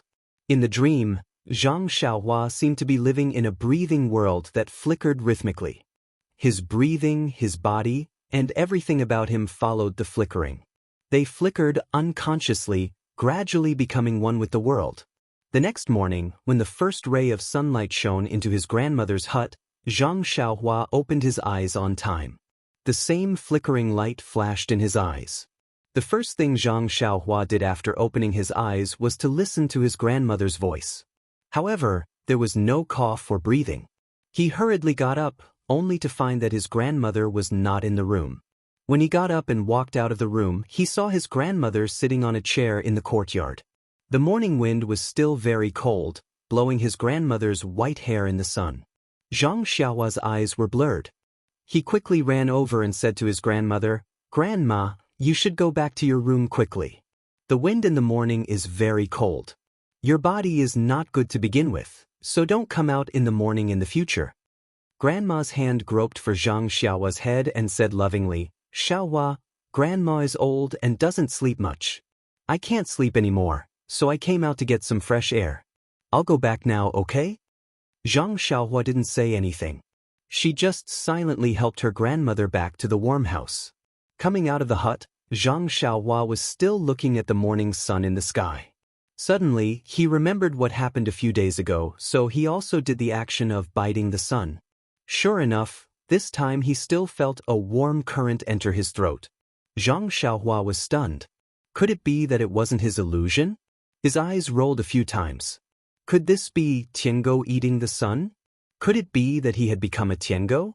After pondering for a while, he still couldn't think of a reason. He shook his head and no longer thought about it. He just prepared to take a bite every morning and see what the situation was. After eating a simple breakfast, Zhang Xiaohua went to the slope to get spring water as usual. Zhang Xiaohua was just about to go out when Lu Qian, who was cleaning up the dishes, called out, "I know what Grandma eats." Everyone was stunned. Zhang Kai asked in puzzlement, "What do you mean by what Grandma eats?" Lu Qian smiled and said, "It was yesterday. Didn't the doctor say that Grandma ate ginseng?" Only then did Zhang Kai come to a realization. Zhang Xiaolong said anxiously, "Hurry up and tell me, what did Grandma eat?" Zhang Xiaohua also stopped in her tracks. Lu Qian said mysteriously, "It should be said that Grandma drank something." "Drink?" Zhang Xiaolong heard the word, "drink," and looked at Zhang Xiaohua. He seemed to understand something. Zhang Xiaohu hadn't finished eating yet. He stared blankly at the bowl of porridge in his hand and said in a daze, "Just this? Is it ginseng? That's not possible." Lu Qian saw that everyone was puzzled, so she explained, "Look, everyone. Didn't we think for a long time last night, but we couldn't think of anything special? However, the doctor said that she only ate it recently. In the past, she only drank a little of the well water on the slope occasionally. After I came, I started to eat a lot of the well water. Especially Grandma, she only started to drink tea made from the well water recently. The well water that we used to eat also started to be used recently. In terms of time, only this well water fits this condition." Guo Sufei patted her head and said, "That's true. Yesterday, I only thought about eating and didn't think about drinking. Lu Qian is really right." Zhang Kai said, "I believe that ginseng can nourish Mother's body. This water, no matter how good it is it still water? Can it be eaten as a tonic?" He asked Lu Qian doubtfully. Lu Qian didn't know how to answer and said, "Uncle, I don't know about this. Why don't we get a pot of water and send it to the town's medical hall and let them take a look?" Guosufei said, Okay. Why don't we let Xiaohu bring a pot and run to town to let the doctor take a look?" Zhang Xiaohu said excitedly, "Okay, I'll immediately eat and prepare. My injury is almost healed, so it won't be a problem for me to make a trip." Zhang Xiaohua also said, "I'll go get some water right away.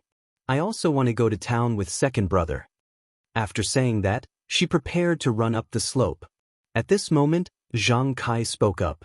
He said, "No, you mustn't go." Everyone was stunned again. Guosufei said, "Husband, what do you mean? Why don't you let Xiaohu and the others go?"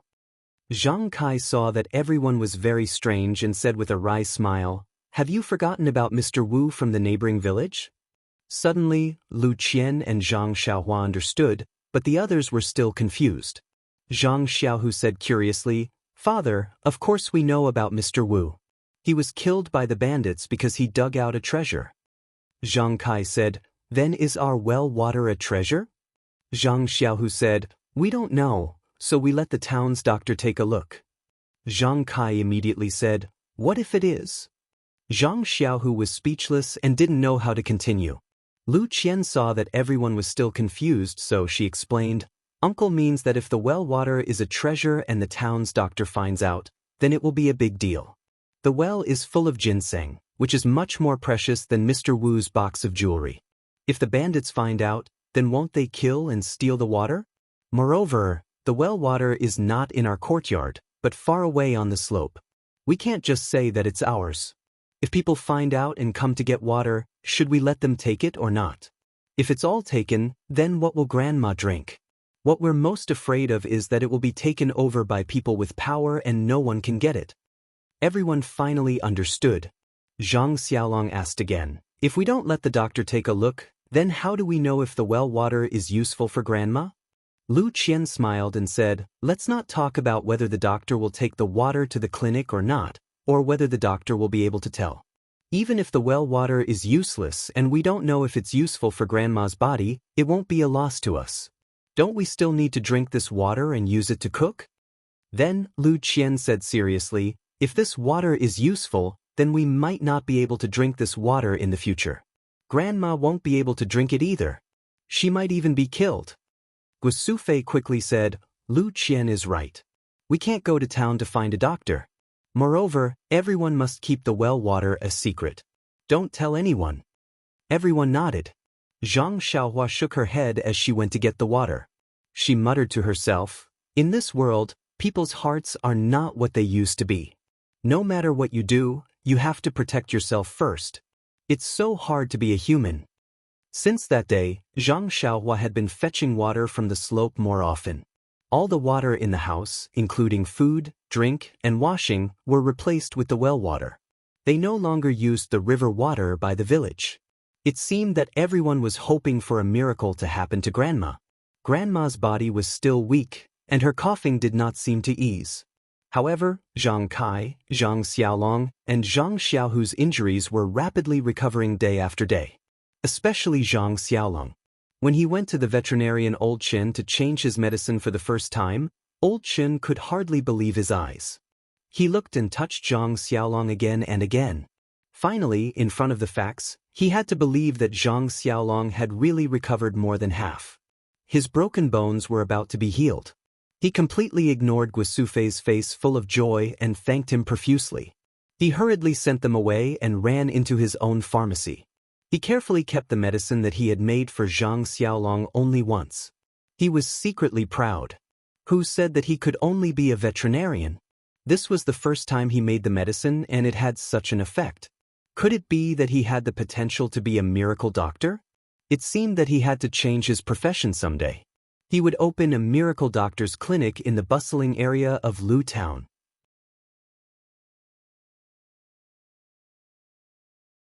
With this magical medicine, wouldn't he make a fortune? Not to mention the veterinarian Old Chen's wild imagination, the whole Zhang family was happy to see that Zhang Xiaolong's injury recovered so quickly. They were more and more aware that it was due to the well water. Grandma was in a particularly good mood when she learned that her grandson's arm had recovered. Her face was also smiling like a flower. Her cough was also light. The whole family was very happy. As for Lu Qian, she did not know what she was feeling. She was very surprised to see that Zhang Xiaolong came back without a splint. She was happy with everyone. But after a while, she felt a sense of loss. She tried to avoid this emotion and did not admit her thoughts, but she knew that she really liked this family and Zhang Xiaolong. She did not want to leave here and return to her home. Was her home not good? She asked herself. The answer was no. She also liked her home, but it seemed that the feeling of her home was different from the feeling here. What was the difference? Maybe it was because of Zhang Xiaolong. However, Zhang Xiaolong's injury was healed. What reason did she have to stay here?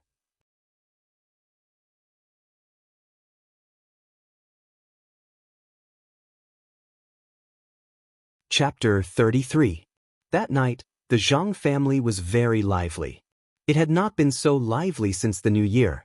The stone in everyone's heart was temporarily thrown away.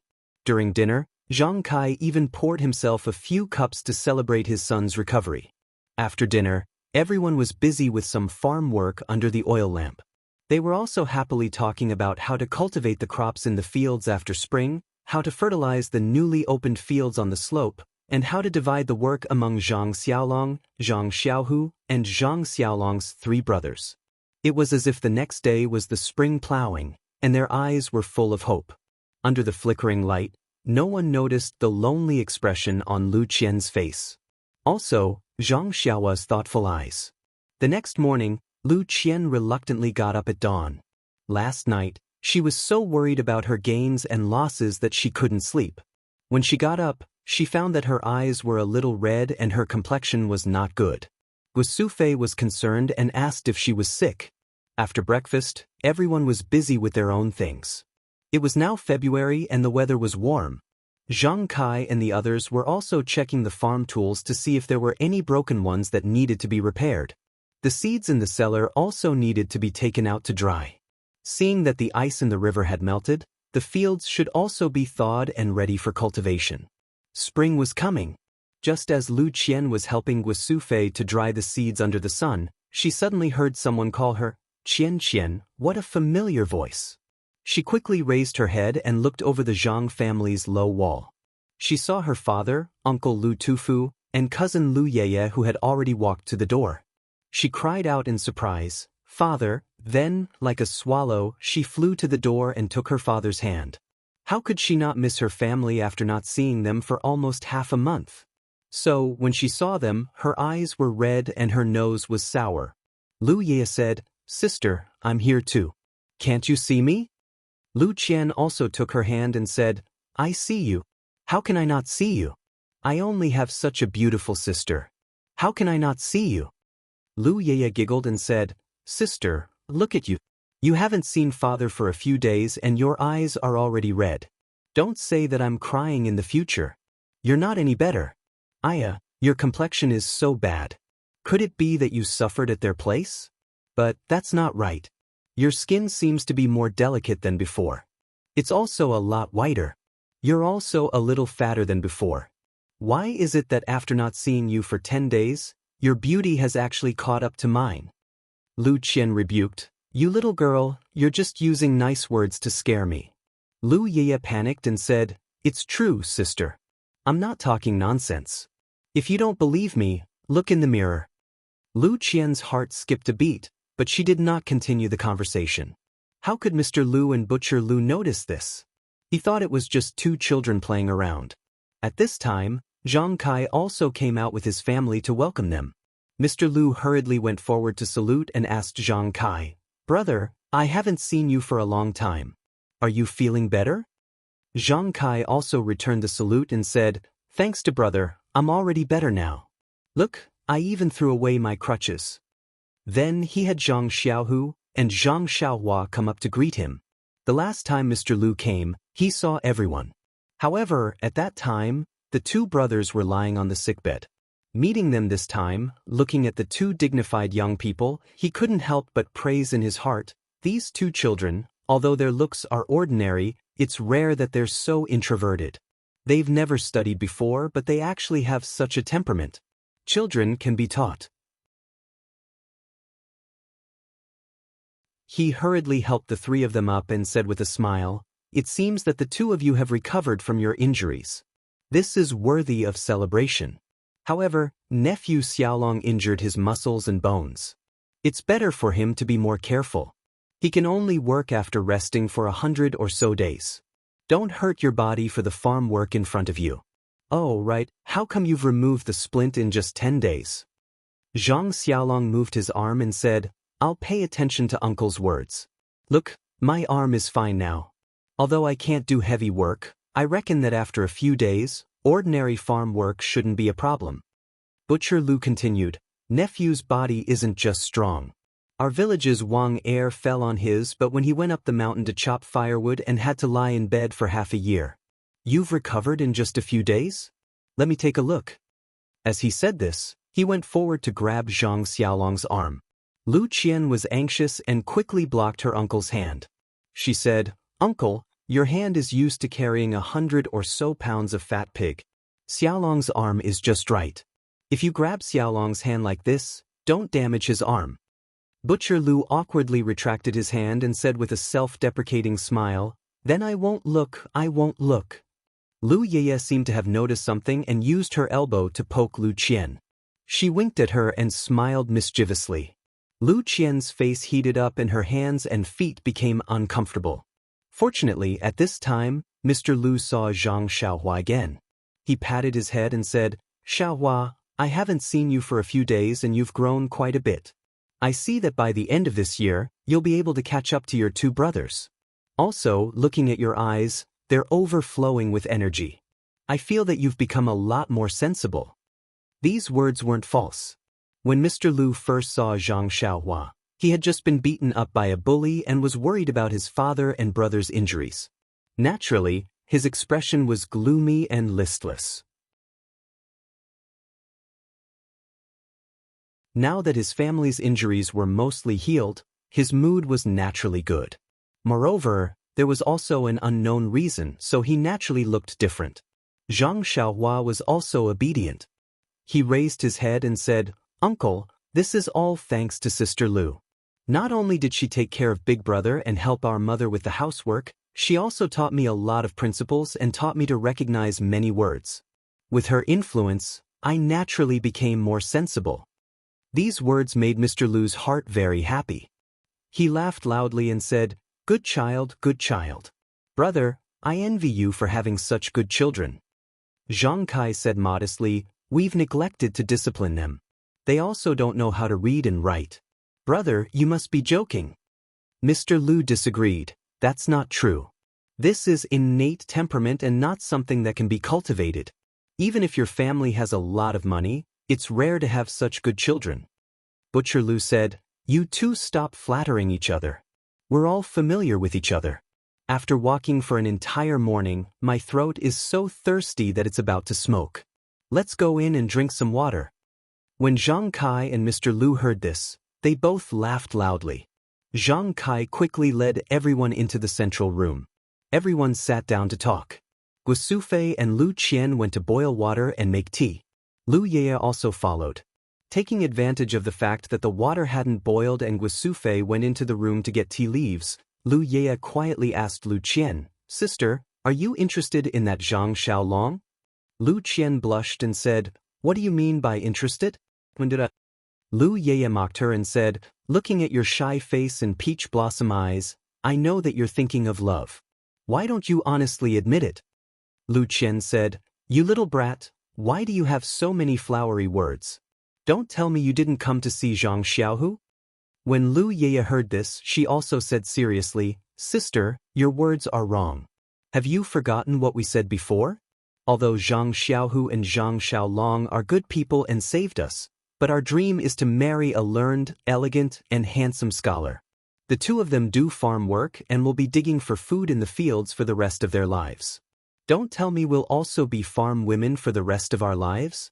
At that time, I was very grateful to Zhang Xiaohu and did have a good impression of him. Now, I don't deny it. But after thinking about it carefully, I don't want to jump into this fire pit. Sister, you have to understand that this is a matter of a lifetime. If you make the wrong choice, it will be too late to regret. At this time, Lu Qian also stopped smiling and said seriously, Yes, Yaya, I am also like this.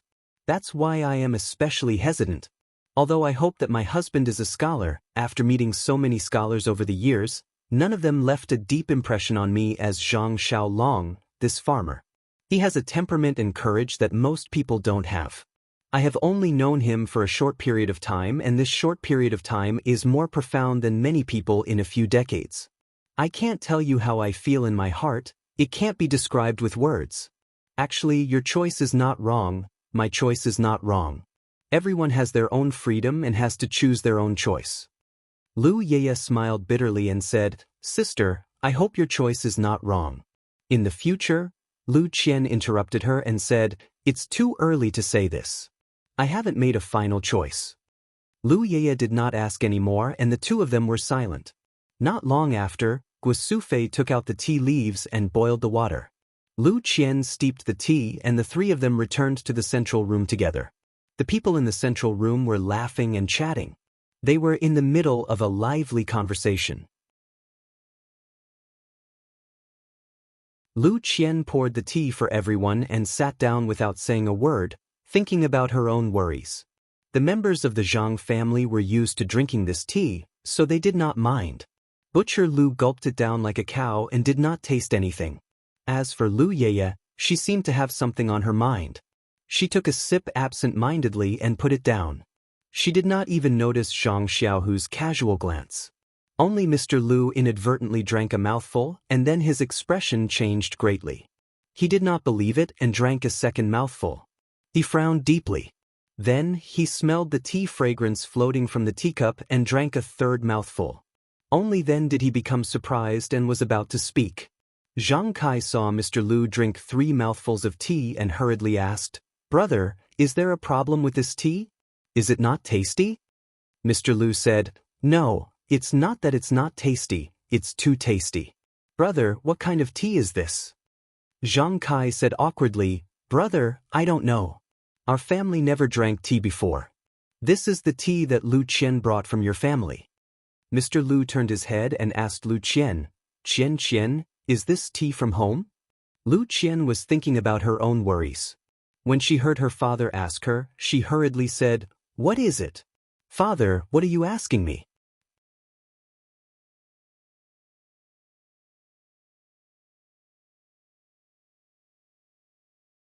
Chapter 34. Mr. Lu asked with concern, Qian, are you feeling unwell? Lu Qian smiled and said, Father, it's nothing. I'm just a bit distracted. What did you ask me just now? Mr. Lu said, Did you bring this tea from home? Lu Qian understood her father's meaning and said, Yes, father. It's the kind that you often drink. The last time I came, I brought it for myself to drink. Do you think that this tea is especially delicious? Mr. Lu tasted another mouthful and said, Yes, it doesn't taste like the tea I drink at home. This tea's fragrance is really enticing. Mr. Lu didn't have any hobbies in his life, but he liked to drink tea. He drank a lot of different types of tea and had prepared a lot of them at home. Otherwise, Lu Qian wouldn't like to drink tea. However, the tea he drank today was different from the ones he drank in the past. There was an indescribable fragrance in his mouth. These tea leaves were what he used on a daily basis. It must be the water used to brew the tea that was different. Mr. Lu was flabbergasted. Although the Guizhuang house was far from Baligo, it was only half a day's journey.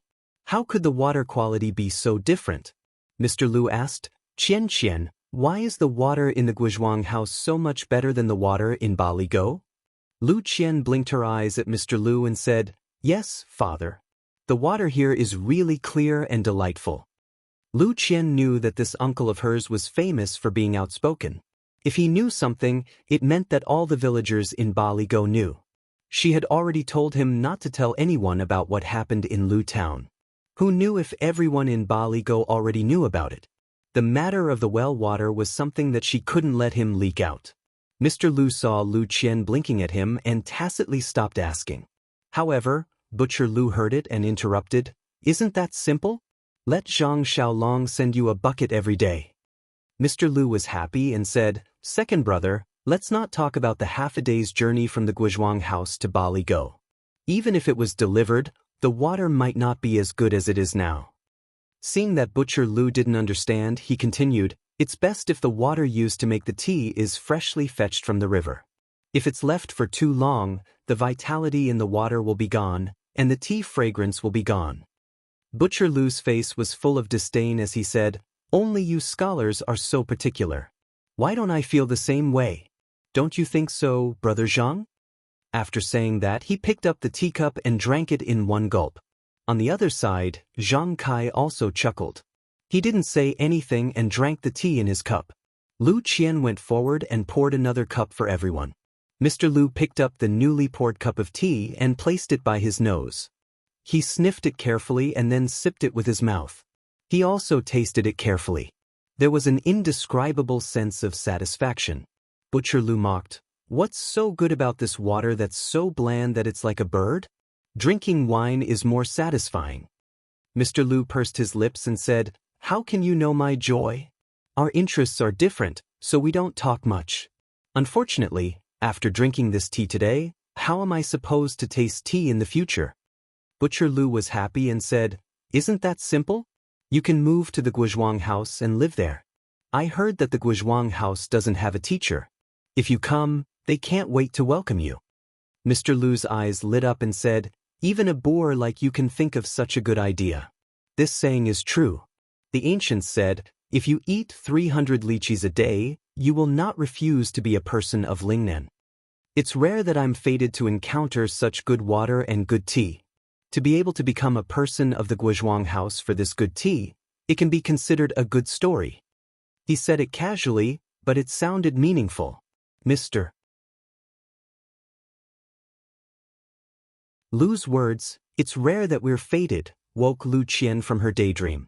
It was like a bolt of lightning that struck Lu Qian's heart, splitting open the knot in her heart that had been tangled in her heart for many days. Yes, it's rare that we're fated.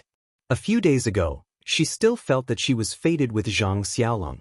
Now that she had walked into a dead end, she actually doubted this fate.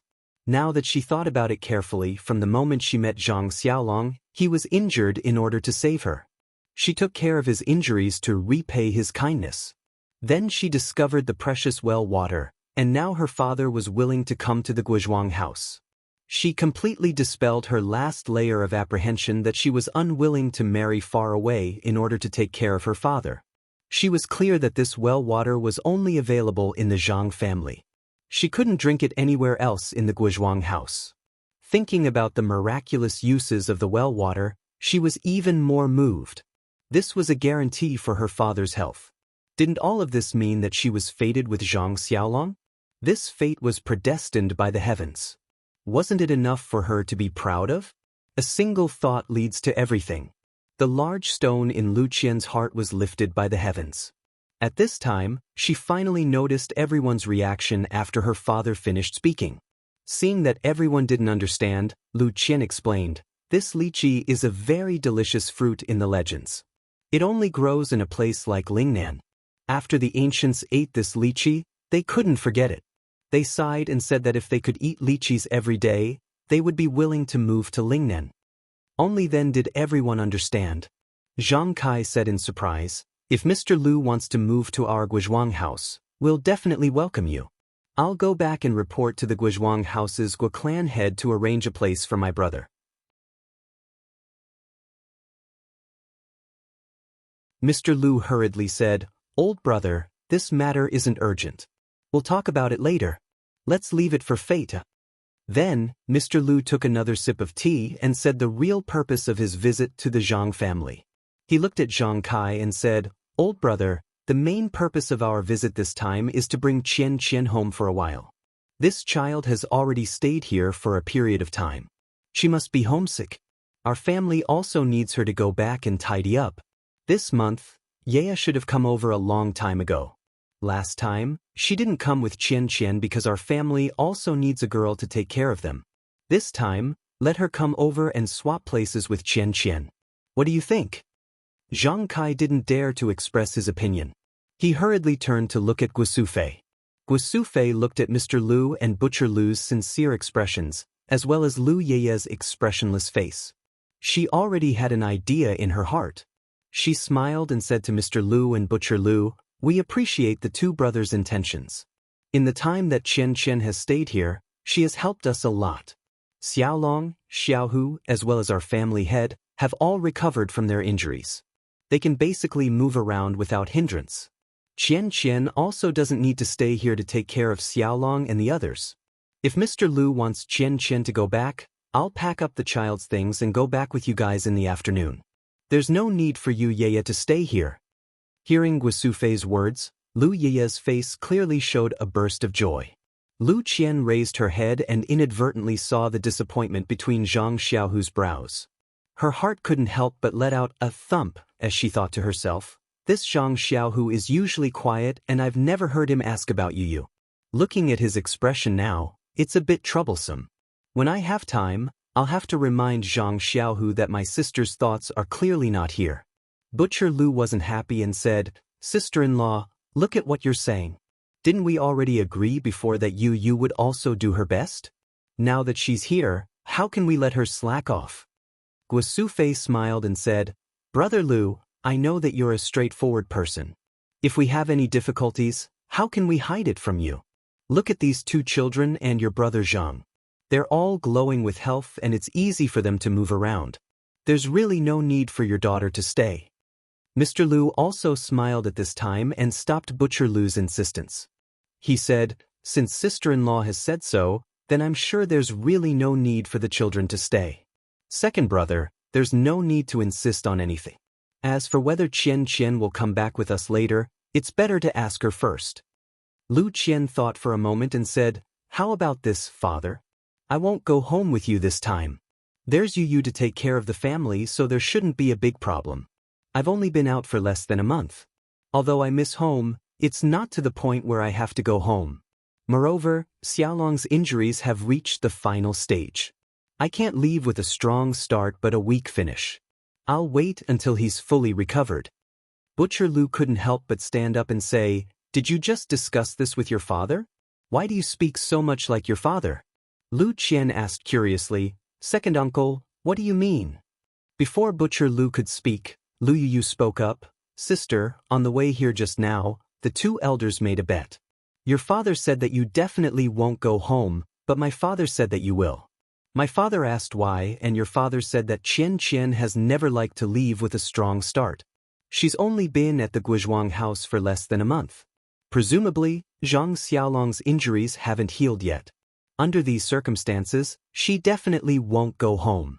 See, what you said is very similar to what your father said." Of course, my father was very angry and thought that the two of you colluded together.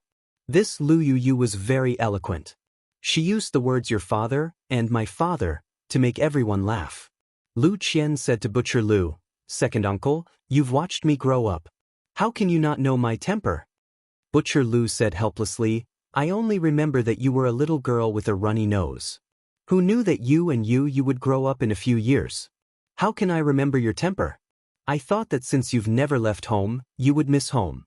But you're still not as good as your own father." While they were talking, Guosufei saw that it was getting late and went out to prepare lunch. Lu Qian and Lu Yu naturally went out to help, leaving the group of men to chat in the house. The Zhang family's meal was as simple as usual. It didn't take long for it to be ready. Zhang Xiaohua also came back with wine from outside the village. Butcher Lu was naturally beaming with joy. After lunch, the sun was already setting in the west. Mr. Lu and his group of three bid farewell and returned to the village. Mr. Lu invited Zhang Kai and said, "Brother, tomorrow is the second day of the second lunar month. There's a temple fair at Bali Go. Why don't you come to my place for a small gathering tomorrow?" Zhang Kai thought about it and refused. "Although my injuries have healed, I still haven't fully recovered. It's inevitable that I'll get sick if I go too far. Moreover, the elders at home are still sick. It's better not to go too far. When I have time in the future, I'll definitely pay them a visit." Mr. Lu knew that it was the truth, so he didn't insist. Everyone parted at the village entrance. Lu Qian brought Zhang Xiaohua along and sent them off. Only then did they reluctantly part and watch their loved ones gradually disappear into the distance.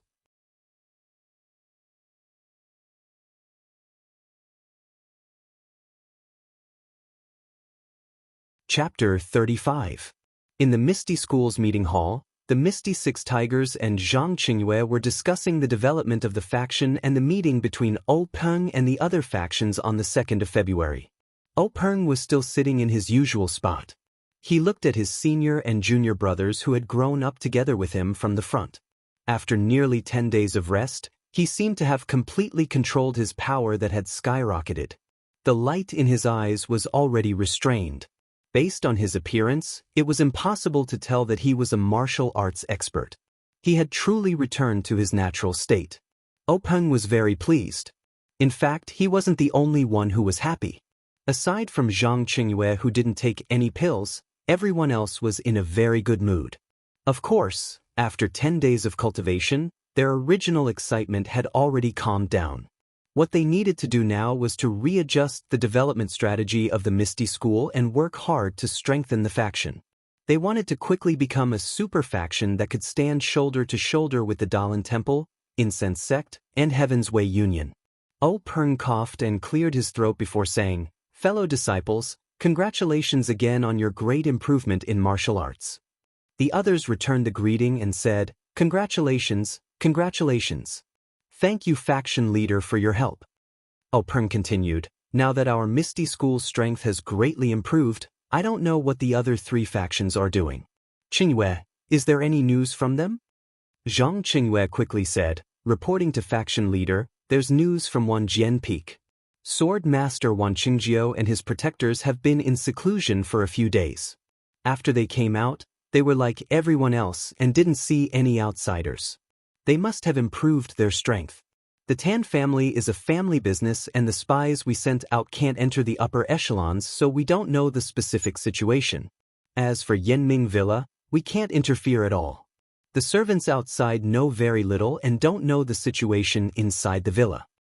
Ou Peng wasn't too happy and said, "Qingyue, you've already done a lot of work in this area, but it's not enough. We need to expand the Misty School in the future. We can't do without news. You need to speed up and use all kinds of methods to nail our spies in the various factions. Without news, we'll be blind."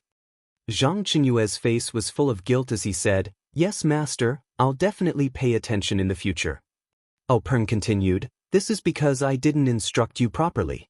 Before, I only let you practice martial arts, but now I need to teach you more about the faction's affairs. In this regard, you should learn more from your 4th martial uncle and be more attentive in the future." Zhang Qingyue nodded. Then, Ou Peng said, "The medicinal herbs in the secret plane, the pharmacy hall has refined another batch of medicinal pills. Now there are nearly 50 pills in total. Martial brothers, tomorrow afternoon, prepare to go into seclusion and practice. Pay attention to keep this a secret. Also, Qingyu, you should inform your junior brothers as well." Everyone nodded. Ou Peng thought for a moment and said, "Qingyu, pick a few of the 2nd and 3rd generation disciples with good aptitudes and come to the discussion hall tomorrow. The core disciples still need to be expanded." At this moment, Shangguan Laosi interjected, "Senior brother sect leader, now that our ethereal sect's strength has increased greatly, we should consider how to expand the scope of our strength." Ou Peng nodded and said, "Yes, this is also one of the topics for today's gathering." Boss Hu suggested, "Fourth brother, expansion isn't something that can be achieved in one bite. Do you have any ideas?" Shangguan fourth brother said, "These past few days, I've been thinking about this problem. Now I have a little idea." Ou Peng smiled and said, "Then hurry up and say it. Who doesn't know that you're our Misty School's treasure of wisdom?" Shangguan fourth brother said, "Actually, this idea isn't that difficult.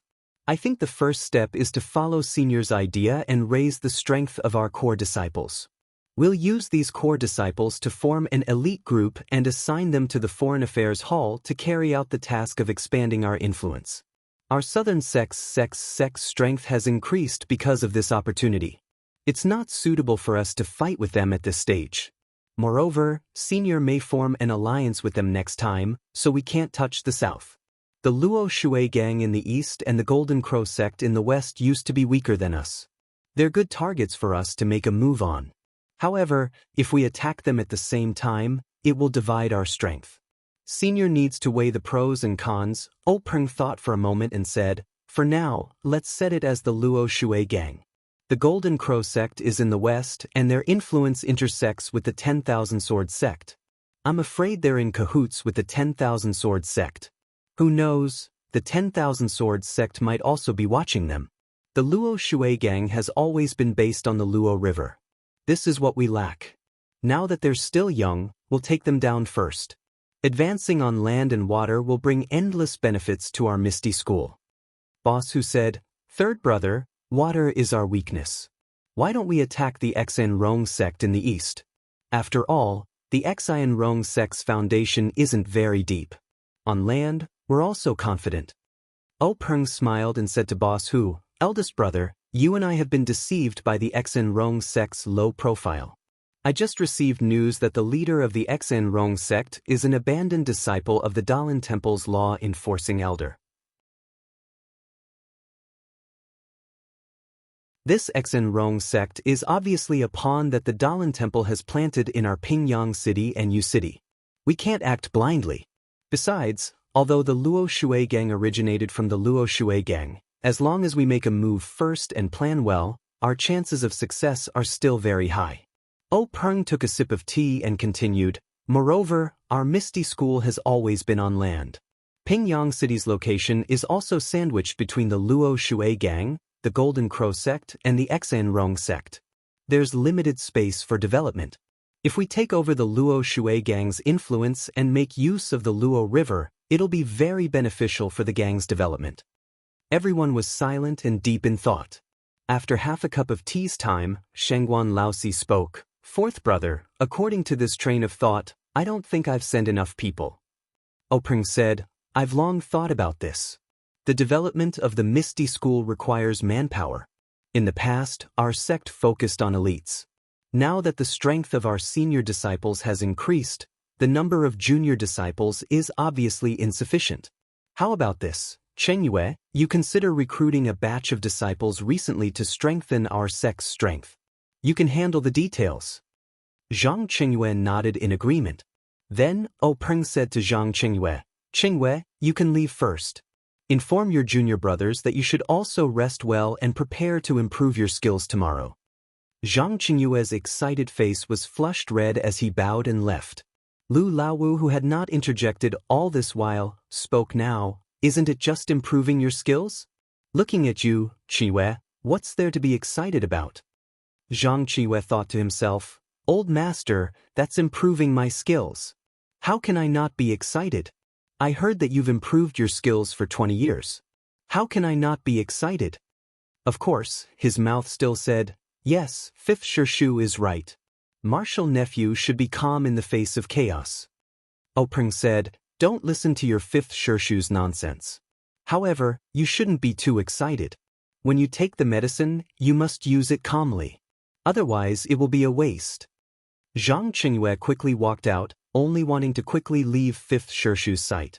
When Zhang Qingyue walked out of the conference hall, Peng looked back and said to Lu Laowu with a smile, Fifth Shitty, Qingyue is a steady child. Don't always make fun of him. Su Laowu also said, hee, you're still talking about him. When Laowu took the bone-strengthening pill that day, wasn't he just as excited? When he came out, he drank with the stone cow. If he wasn't happy, how could he be so drunk? Lu Laowu's face turned red as he argued, I absorbed the medicine and was tired from cultivating. Otherwise, how could I not drink as much as the stone cow? Everyone roared with laughter. Then, Peng sternly said to everyone, brothers, the medicine taken from the secret plane last time has been refined. In a few days, it will be the second day of the dragon raises its head. Our four sects have agreed to meet at Wutong Mountain. This time, we will discuss the next time we enter the secret plane to take the medicine. Perhaps we will discuss the alliance. What do you all think? Shangguan Laowu said, Senior, I think this alliance is unlikely.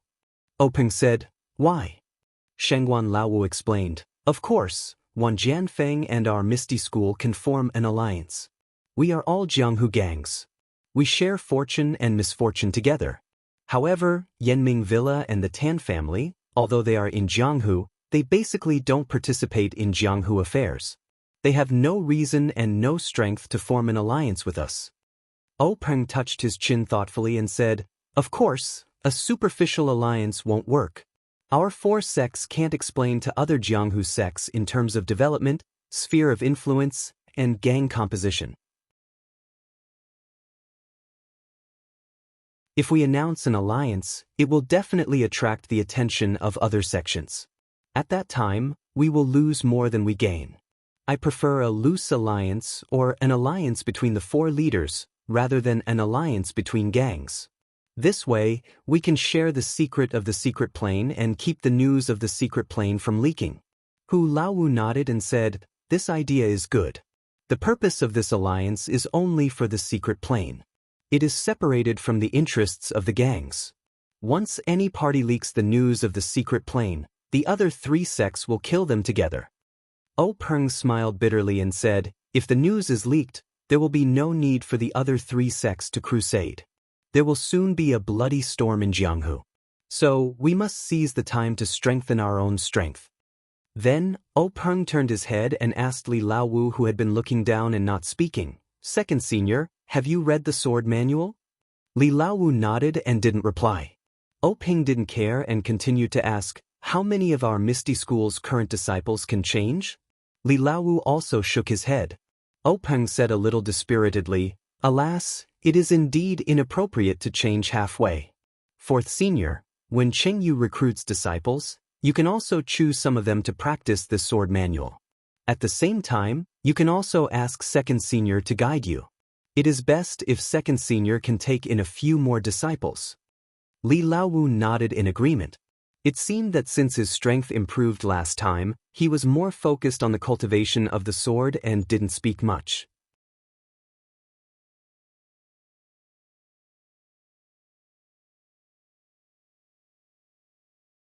Chapter 36. The main person in charge of cultivating the disciples of the Misty School was Shangguan Laosi, so he naturally nodded in agreement.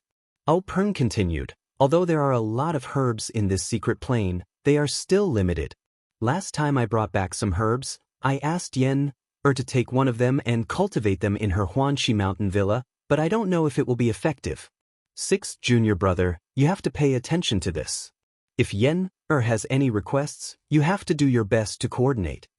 Su Laosi smiled and said, No problem, third senior brother. Yen, this girl likes to fiddle with strange things the most. Maybe we can really cultivate good herbs for her.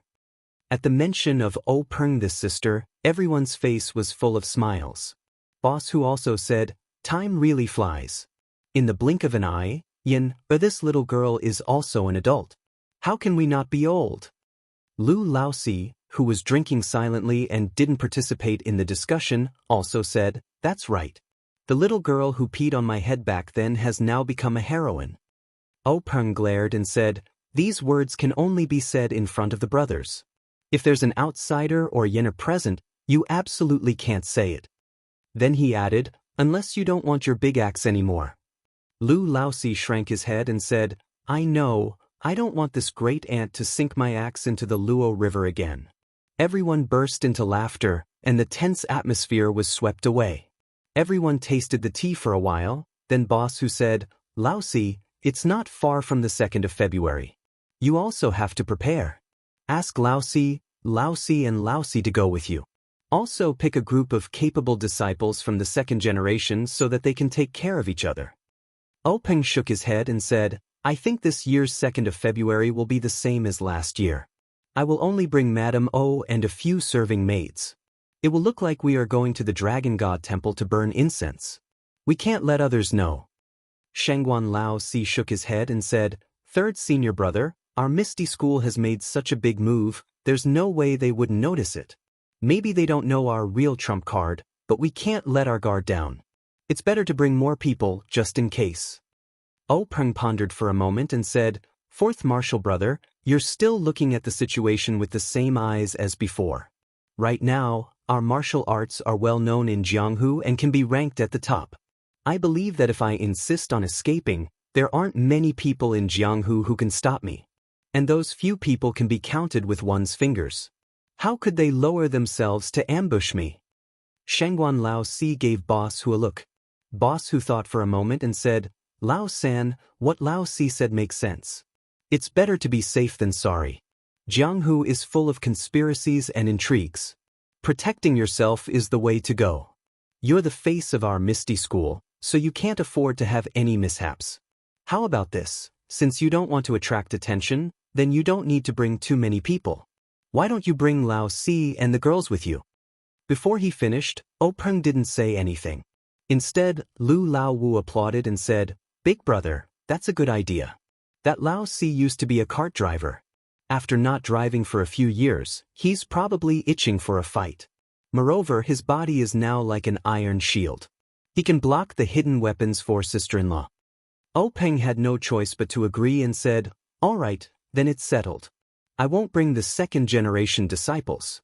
They still need to improve their skills. Don't delay their development. As for those who don't improve their skills this time, it's useless for me to bring them along." Everyone saw that Peng had given in and didn't insist on it anymore. After arranging the sect's affairs, everyone dispersed. The candles in the meeting hall were extinguished.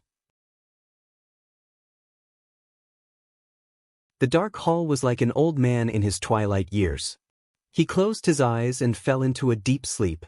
Yu City was the main city of Yu Country. It was a few days' journey from Pingyang City. Peng set off early the next day.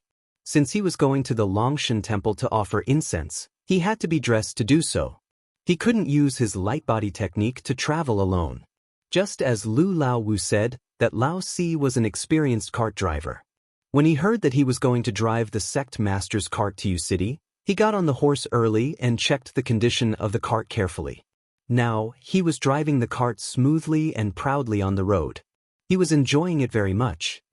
Peng and Madame O sat in the cart. Although this cart was specially made by the sect, it was rare to see it so stable. Peng looked at the cup full of wine on the small table in the room.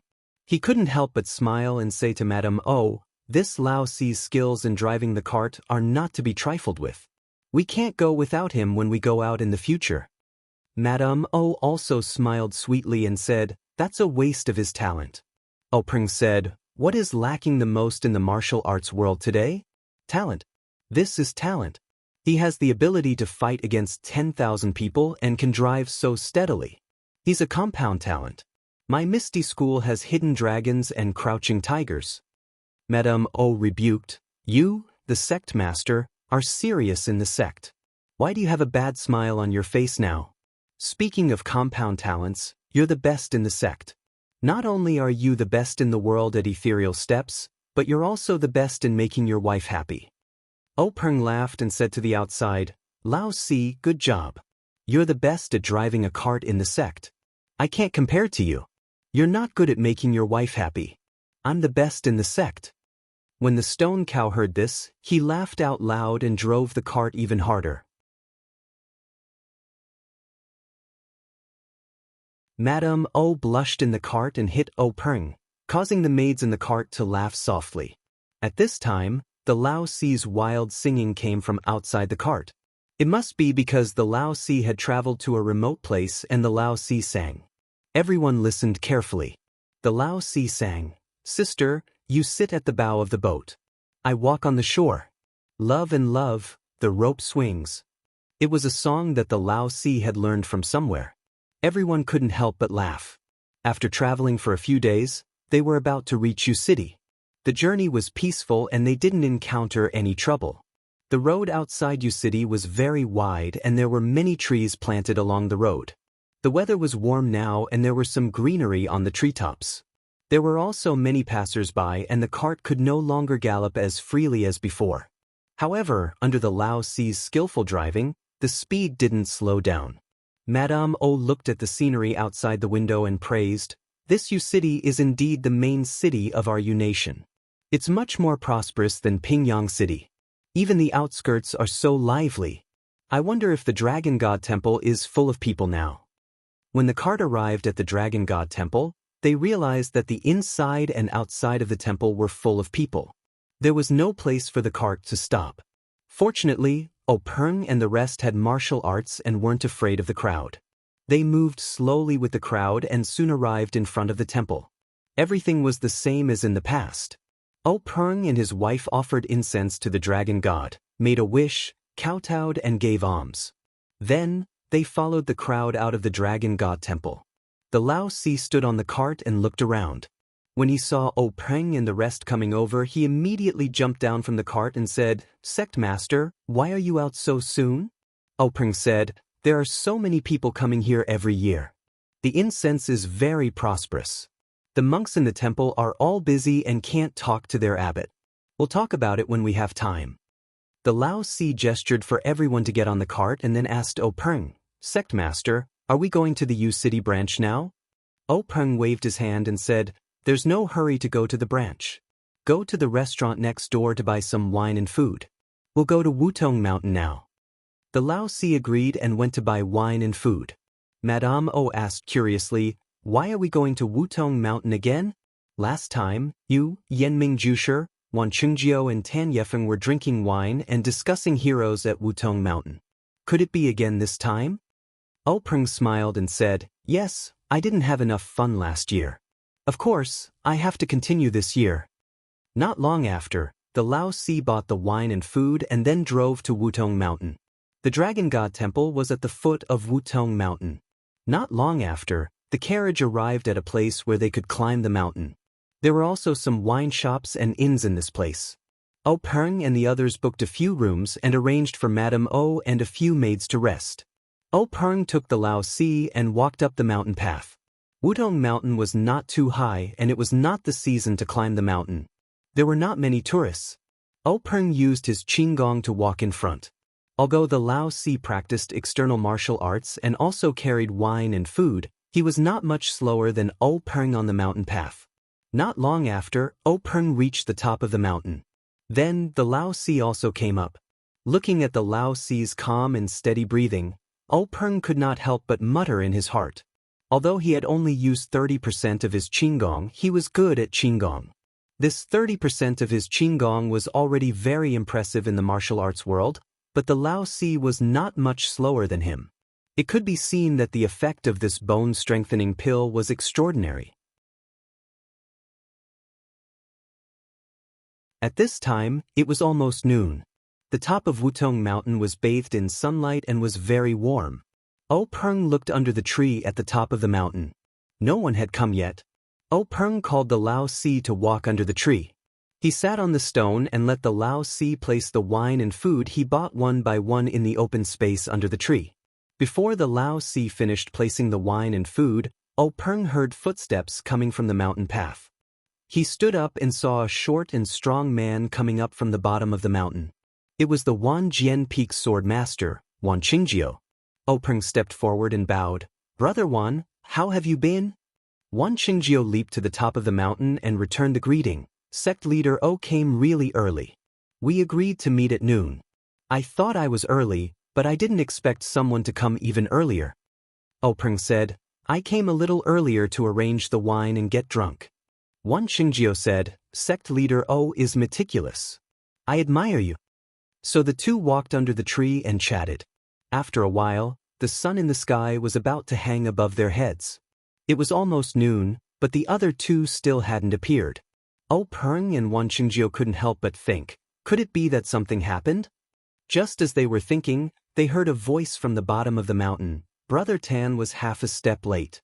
This little brother has won this round. It was Yenming Jusher's hearty laughter. Openg and Wan Qingjio smiled at each other and turned to look at the intersection. They saw Yenming Jusher's thin figure appear on the path to the top of the mountain. A middle-aged man with a medium build and dressed like a rich man also climbed up the mountain. It was the Tan family's patriarch, Tan Yefeng.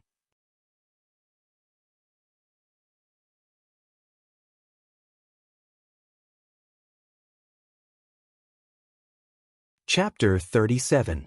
When the four met, they greeted each other. Wan Qingjiu asked, "Why do you say that, Brother Yanming?" Yanming Jusher smiled and said, "Brother Tan and I met at the bottom of the mountain. When we saw that it was almost time, we made a bet to see who would reach the top first. It seems that I'm the early bird that reached first." O Peng smiled and said, "Brother Tan's strength isn't in light body technique. You can compete with him in martial arts later." Yanming Jusher waved his hand and said, "I know that. I can't beat him, but today we're only talking about wine and not swords." "Chief O, you're disappointed." Tan Yefeng also spoke. "Brother Yanming has the upper hand in this bet. I'll drink 3 big bowls in a while." O Peng and Wan Qingjiu laughed and said, "Brother Tan is a straightforward person. Come, Brother Yanming, Brother Tan, this way please." Everyone came to the bottom of the tree and saw the stone ox standing there like an iron tower. They asked curiously, "Who is this brother?" O Peng introduced, "This is the stone ox, a disciple of the Misty School. Stone ox, come and greet Yanming Jusher and the Tan family's patriarch." The stone ox came over and greeted them. Everyone praised and said that the Misty School was really full of hidden talents. O Peng also humbly denied it. Then, O Peng let the stone ox guard the entrance to the mountain to prevent people from going up the mountain. Everyone sat down. Tan Yefeng first picked up a jar of wine from the ground and poured it into a porcelain bowl. He said to Yanming Jusher, "Watch carefully, I'll drink first." Then he put the bowl to his mouth and drank it all in one gulp. Then he drank another bowl. When he drank the third bowl, O Peng said, "Brother Tan, we'll drink with you too." After saying that, he also poured a bowl. Yanming Jusher and Wan Qingjiu also agreed and poured a bowl each. Everyone clinked their bowls and drank it all in one gulp. Then, they put the porcelain bowls on the ground. Tan Yefeng was the first to speak. "Brother O, you're really thoughtful. I came in a hurry, and seeing that it's getting late, I've already forgotten about the food and wine. I'm sure Brother Yanming has the same thoughts as me, right?" Yanming Jusher said awkwardly, "That's right. I didn't expect there to be so many people in Dragon God Temple. It took me a bit of time to arrange for my family members, and in the end, I ended up delaying my own matters." Wan Jiuqing laughed heartily and said, "I didn't waste any time, but I also forgot about these minor details. But Chief O is here to help us. It's fine as long as we have wine to drink. There's no need to say so much." O Peng also said, "Brother Wan is right. It's fine as long as someone is prepared. Why should we care about who it is? Come, let's drink again." Everyone laughed heartily and drank another bowl. Tan Yefeng was the first to speak. "Everyone, although there aren't many tourists on Wutong Mountain right now, it's not like there aren't any. Letting the stone cows guard this intersection is only a temporary solution. I think we should return to the main topic and discuss things earlier.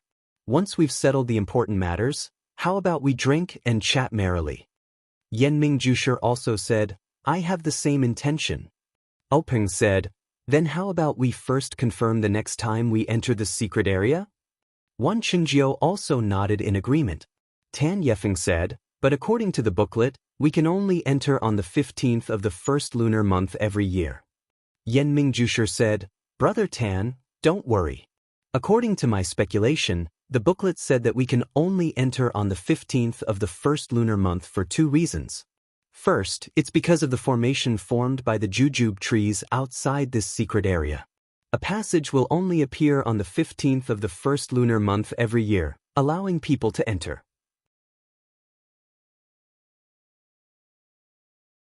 Second, only the sunlight on the 15th of the first lunar month can accurately indicate the location of the entrance.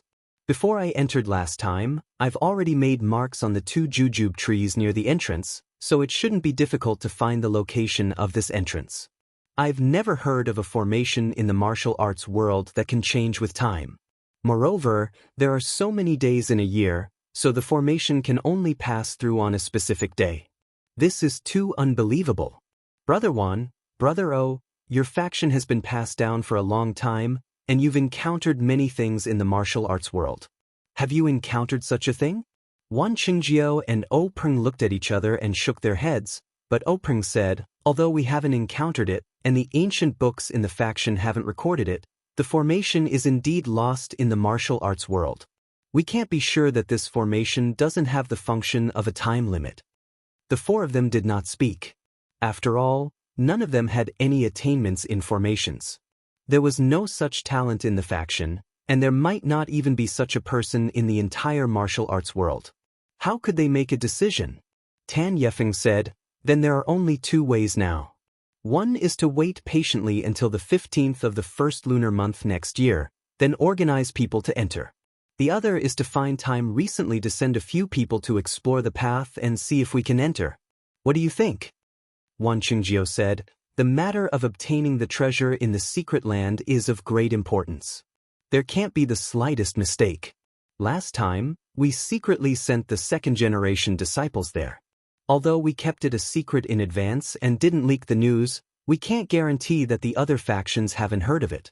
In order to keep it a secret, I suggest that we don't try it rashly without being absolutely sure.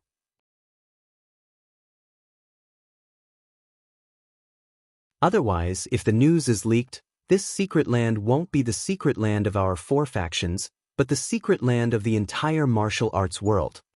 Peng also agreed and said, there are no secrets in the martial arts world. Maybe our meeting at Wutong Mountain this time has already fallen into the eyes of someone with ulterior motives. Presumably, there are already people secretly watching us on this mountain. Yenming Jusher said, are we just going to wait for a year in vain? Peng said with a smile, Brother Yenming, you don't know the value of salt and rice until you're in charge. Our faction's actions in the martial arts world can't be compared to your family's power. The composition of our faction is complicated, and it's inevitable that the good and the bad are mixed together. It's very difficult to really do anything in secret. We have to be very careful. Wan Qingjiu also nodded in agreement. Yenming Jusher still didn't give up and said, since you all have such intentions, then I'm going to find a time to explore the secret land again. What do you think? Wan Qingjiu and Peng frowned at the same time. Only Tan Yefeng was expressionless, as if he had already known that Yenming Jusher would have such an idea. Peng saw Tan Yefeng's expression and asked, what does Brother Tan mean?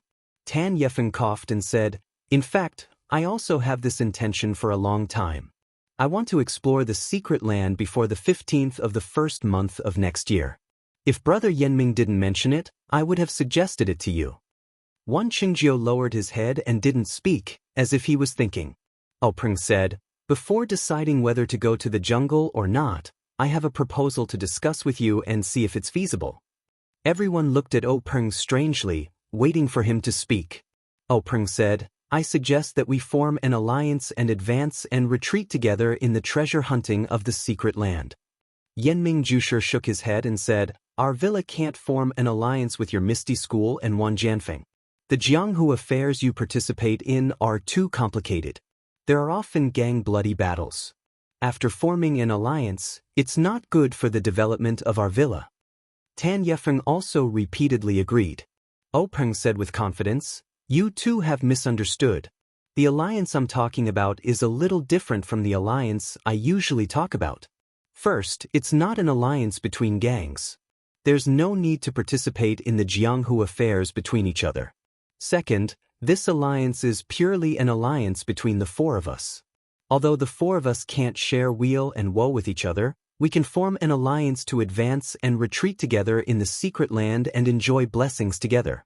Third, this alliance is limited to the secret land and doesn't involve other aspects. What do you think?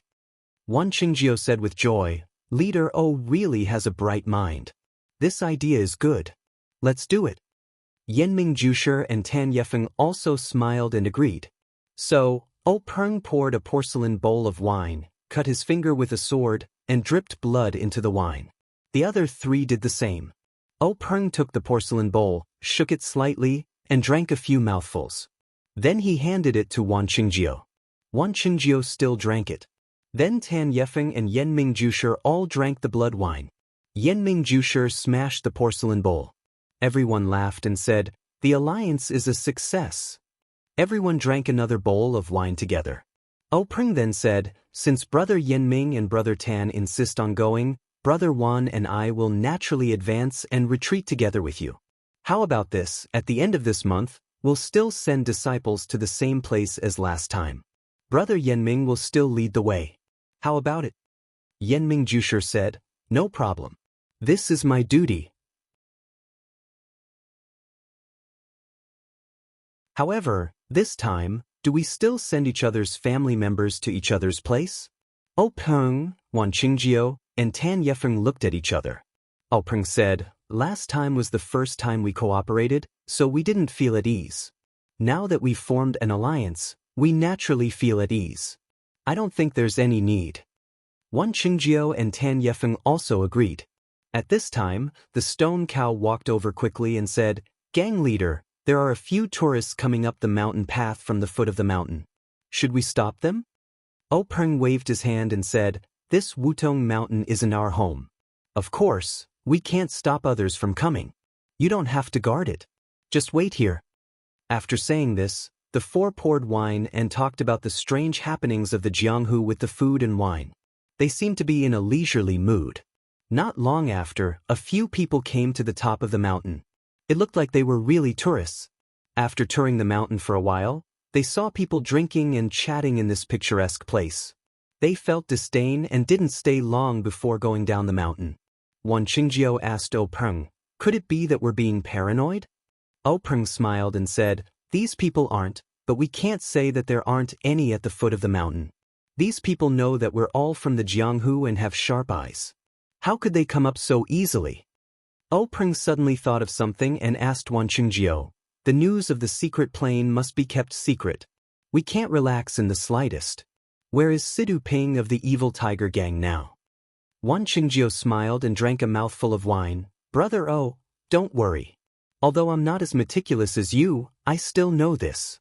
Leader Sidu hasn't left Wanjian Peak since she returned with my disciple last time. I've already ordered an elder to accept her as a disciple. Moreover, I've also sent a few capable men to Lu Town. Leader Situ won't be Leader Situ anymore, but Wanjian Peak's Situ Ping.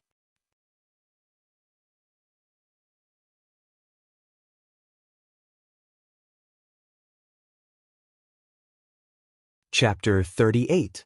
O Peng asked curiously, what do you mean? Wan Qingjio smiled and said, if Sidu Ping wants to cultivate my 10,000 Swords Peak's martial arts, she naturally has to stay in the 10,000 Swords Peak for a long time. This 10,000 Swords Peak is quite far from Lu Town, so it's naturally inconvenient for her to deal with the matters of the gang. As her martial uncle, I naturally have to do it for her. I have already sent the elite disciples of the gang to Lu Town to take over her evil tiger gang. This kind of small gang, I am only taking care of it for Sidu Ping's sake. O Peng heard this and only smiled. Brother Wan really is working hard for your disciple. However, in his heart he said, this old fox, he's still trying to act innocent after taking advantage. Wan Qingjio also said, isn't it to protect our secret, otherwise, why would I be willing to take over this kind of shit? Everyone said, then it's really been hard on Brother Wan, let's drink a bowl. After that, everyone no longer talked about the secret plane, but talked about the blood of the pugilistic world, romance, and everything else. Only when the food and wine were finished did they split up and go their separate ways. However, they all tacitly agreed not to talk about the treasures they obtained in the secret plane and the improvement of their martial arts. Far away, in a secluded mountain village between Lu Town and Pingyang City, in the same manner that took up a lot of space, there were two people sitting in a large hall in the north. One was a skinny young man, and the other was a middle-aged man whose hair was a little white. They were the evil tiger gang Sidu Liang, hall leader Sidu Liang and Zhao third brother, hall leader Zhao. The two of them were currently drinking tea with their brows furrowed. Hall master Zhao drank a mouthful of tea, but did not seem to be able to taste the tea's fragrance. He heavily placed the teacup on the table and asked Sidu Liang, Hall master Situ, it's been almost a month since there's been any news of the gang leader. We don't even know if he's dead or alive. What should we do? Sidu Liang said unhappily, Hall master Zhao, what are you saying? How can you say such inauspicious things during the new year? Hall master Zhao immediately said embarrassedly, I'm not in a rush. I take back what I just said. As he said that, he spat on the ground to show that he was taking back what he just said. Then he said, Without seeing the gang leader, no one had a good year. Who knows what our future will be like? Situ Liang comforted him. Although the gang master isn't in the gang, aren't our evil tiger gang's members still here? Everything should be the same as before. It's not like we've wiped out the gang. Hall Master Zhao chuckled and said, Hall Master Situ, you're also saying inauspicious words. Situ Liang was stunned for a moment, then he also spat on the ground and said, Take it back, take it back. This is truly annoying, making me speak without thinking. Hall Master Zhao said, It's fine, it's fine. Isn't everyone worried about gang leader's safety? Situ Liang continued, In the past, there have been situations where gang master went out and didn't return, but there would still be news coming back. Furthermore, the time he went out was only a few days at most. Now it's been so long. Could it be he really?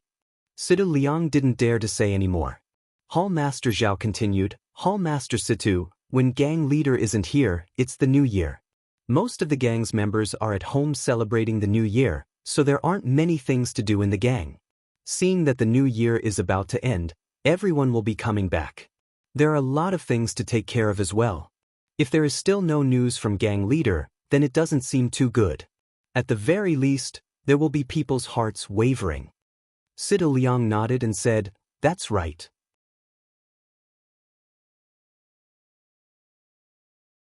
We need to have an agenda so that there won't be any large fluctuations. Just as they were talking, someone came to report. Reporting to Hall Master, there are 7 people rushing towards us from 10 li away. It seems like they're from Jianghu. Situ Liang was stunned. He looked at Hall Master Zhao and said, At this time of the year, who could it be? The gang that we're on good terms with already came here before the new year. How could they know about this place if they're not familiar with it? Could it be that they're just passing by? Hall Master Zhao said, Perhaps. However, could it be that they're here to cause trouble for us? Situ Liang shook his head and said, The numbers aren't right. If they're here to cause trouble, how could a mere 7 people be a match for our entire evil tiger gang? Although most of the gang members aren't in the gang, there are still a few dozen of them. Hall Master Zhao was also confused and said, Then why are they here? Situ Liang said, Let's just wait and see. We'll keep an eye on them first and see if they're here for us. However, we need to make preparations to welcome them. Someone, notify the brothers in the gang to make preparations to welcome the guests. Also, prepare signal fireworks. If there's a need, notify the brothers that aren't in the gang to come back and help. After half a cup of tea's worth of time, another person came to report, reporting to Hall Master Situ, those 7 people are about to reach the entrance of the village. There isn't a large group of people behind them. Situ Liang stood up and said to Hall Master Zhao, Let's go. This road in our village only allows people to enter and not exit. It seems like they're here for our evil tiger gang.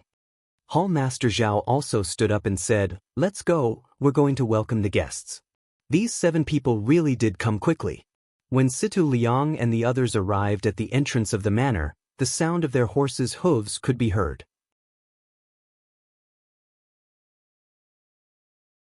Looking from afar, the 7 people were all dressed in black and their faces could not be seen clearly. Only when they got closer could everyone see that the 7 people were of the same height, but they were all different. The one at the front was a young man with delicate features. He was as skinny as Situ Liang, but he carried a large sword on his back. They only saw them arrive at the entrance of the manor and dismount together. Their movements were very nimble and uniform.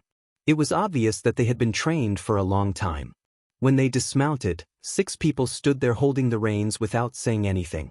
The young man at the front threw the reins in his hands to the person beside him and walked forward himself.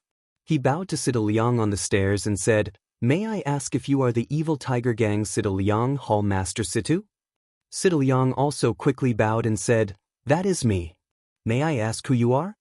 The young man said with a smile, This one is Chu Xiang Feng of the 10,000 Swords Peak.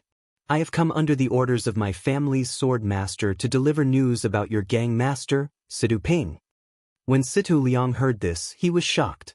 This 10,000 Swords Peak was not something the evil tiger gang could afford to offend. When did the gang master have any relationship with the 10,000 Swords Peak?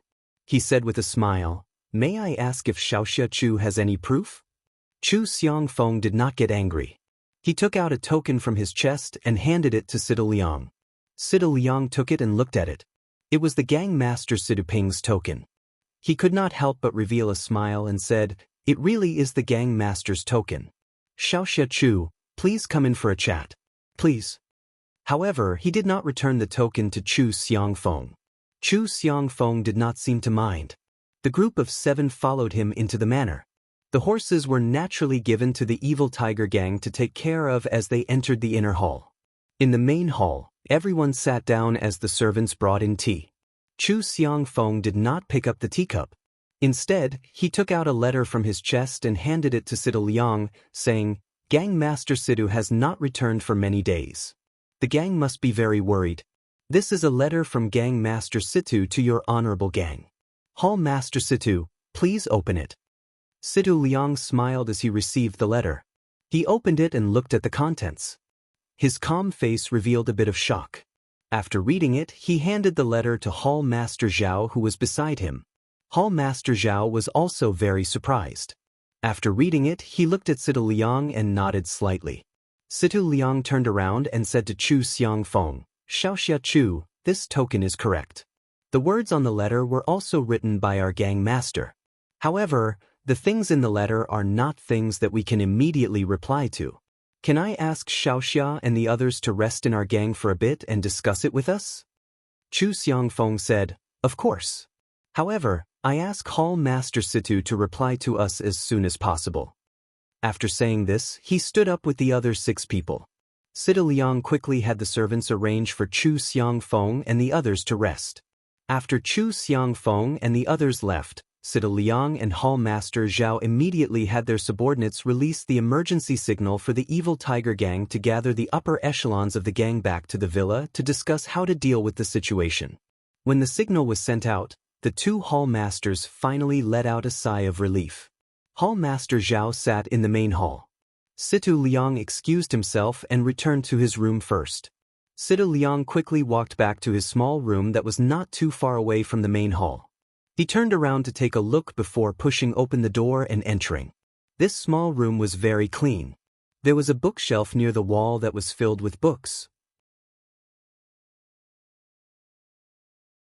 There was a desk near the window that was filled with brushes, ink, paper, and inkstone. Sida Liang walked in front of the desk and sat on the chair as he looked outside the window. The tree branches outside the window had already turned green and were swaying in the spring breeze. They were full of life. Sida Liang's eyes, however, swept past the signs of spring and looked at the white clouds floating in the sky. After a while, he shook his head and rubbed his temples. He took out Sida Ping's tablet and used the light coming in from outside the window to carefully examine it. Suddenly, he stood up from the chair and placed the tablet on the table. He quickly walked in front of the bookshelf and gently took out a few books. There was a small box behind the bookshelf. Situ Liang carefully placed the box on the table and opened the lid with one hand, revealing a small porcelain bottle inside. Then he skillfully picked up a brush and opened the lid of the porcelain bottle. He dipped the brush in some liquid and picked up the tablet with one hand. He used the brush to carefully brush a part of the tablet. Sure enough, on that small part of the tablet, 3 words gradually appeared. It was actually peaceful endurance. When Situ Liang finished tidying up the things on the table, the words on the tablet had also disappeared.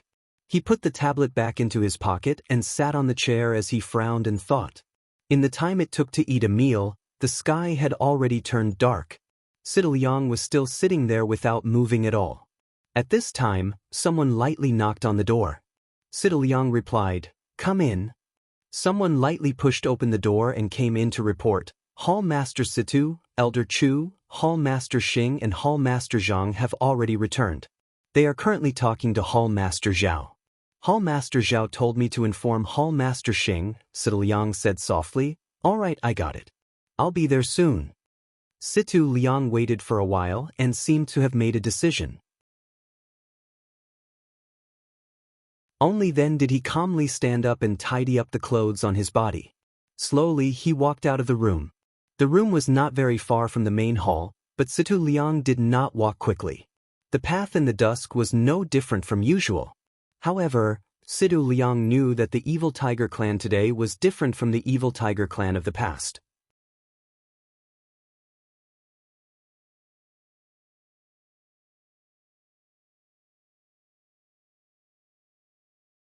Chapter 39. When Sidu Liang walked into the hall, there were 3 people whispering to each other. Hall Master Zhao silently sat in his original position and drank tea. It was as if he hadn't moved at all since Sidu Liang left. Sidu Liang's footsteps caused the 3 of them to stop talking. The 3 of them exchanged glances. The white-haired old man did not get up from his chair, but the other 2 stood up. One of them had a medium build and looked like a very capable man. The other was a slightly taller build and had a clean face. He looked like he was in his 40s or 50s. They walked to the center of the hall to welcome Sidu Liang. The 3 of them greeted each other. Sidu Liang asked, "Hall Master Zhang, Hall Master Xing, how was your New Year's at home this year?" The rich middle-aged man said, "It was all right. New Year's with my family is naturally interesting. Compared to Hall Master Sidu staying alone in the gang, I feel a bit uneasy." Sidu Liang waved his hand and said, "I am alone. Isn't it the same wherever I go? Do you want Brother Zhang, who has a bunch of wives, to stay with me? I heard that Brother Zhang just found a young concubine before the New Year's."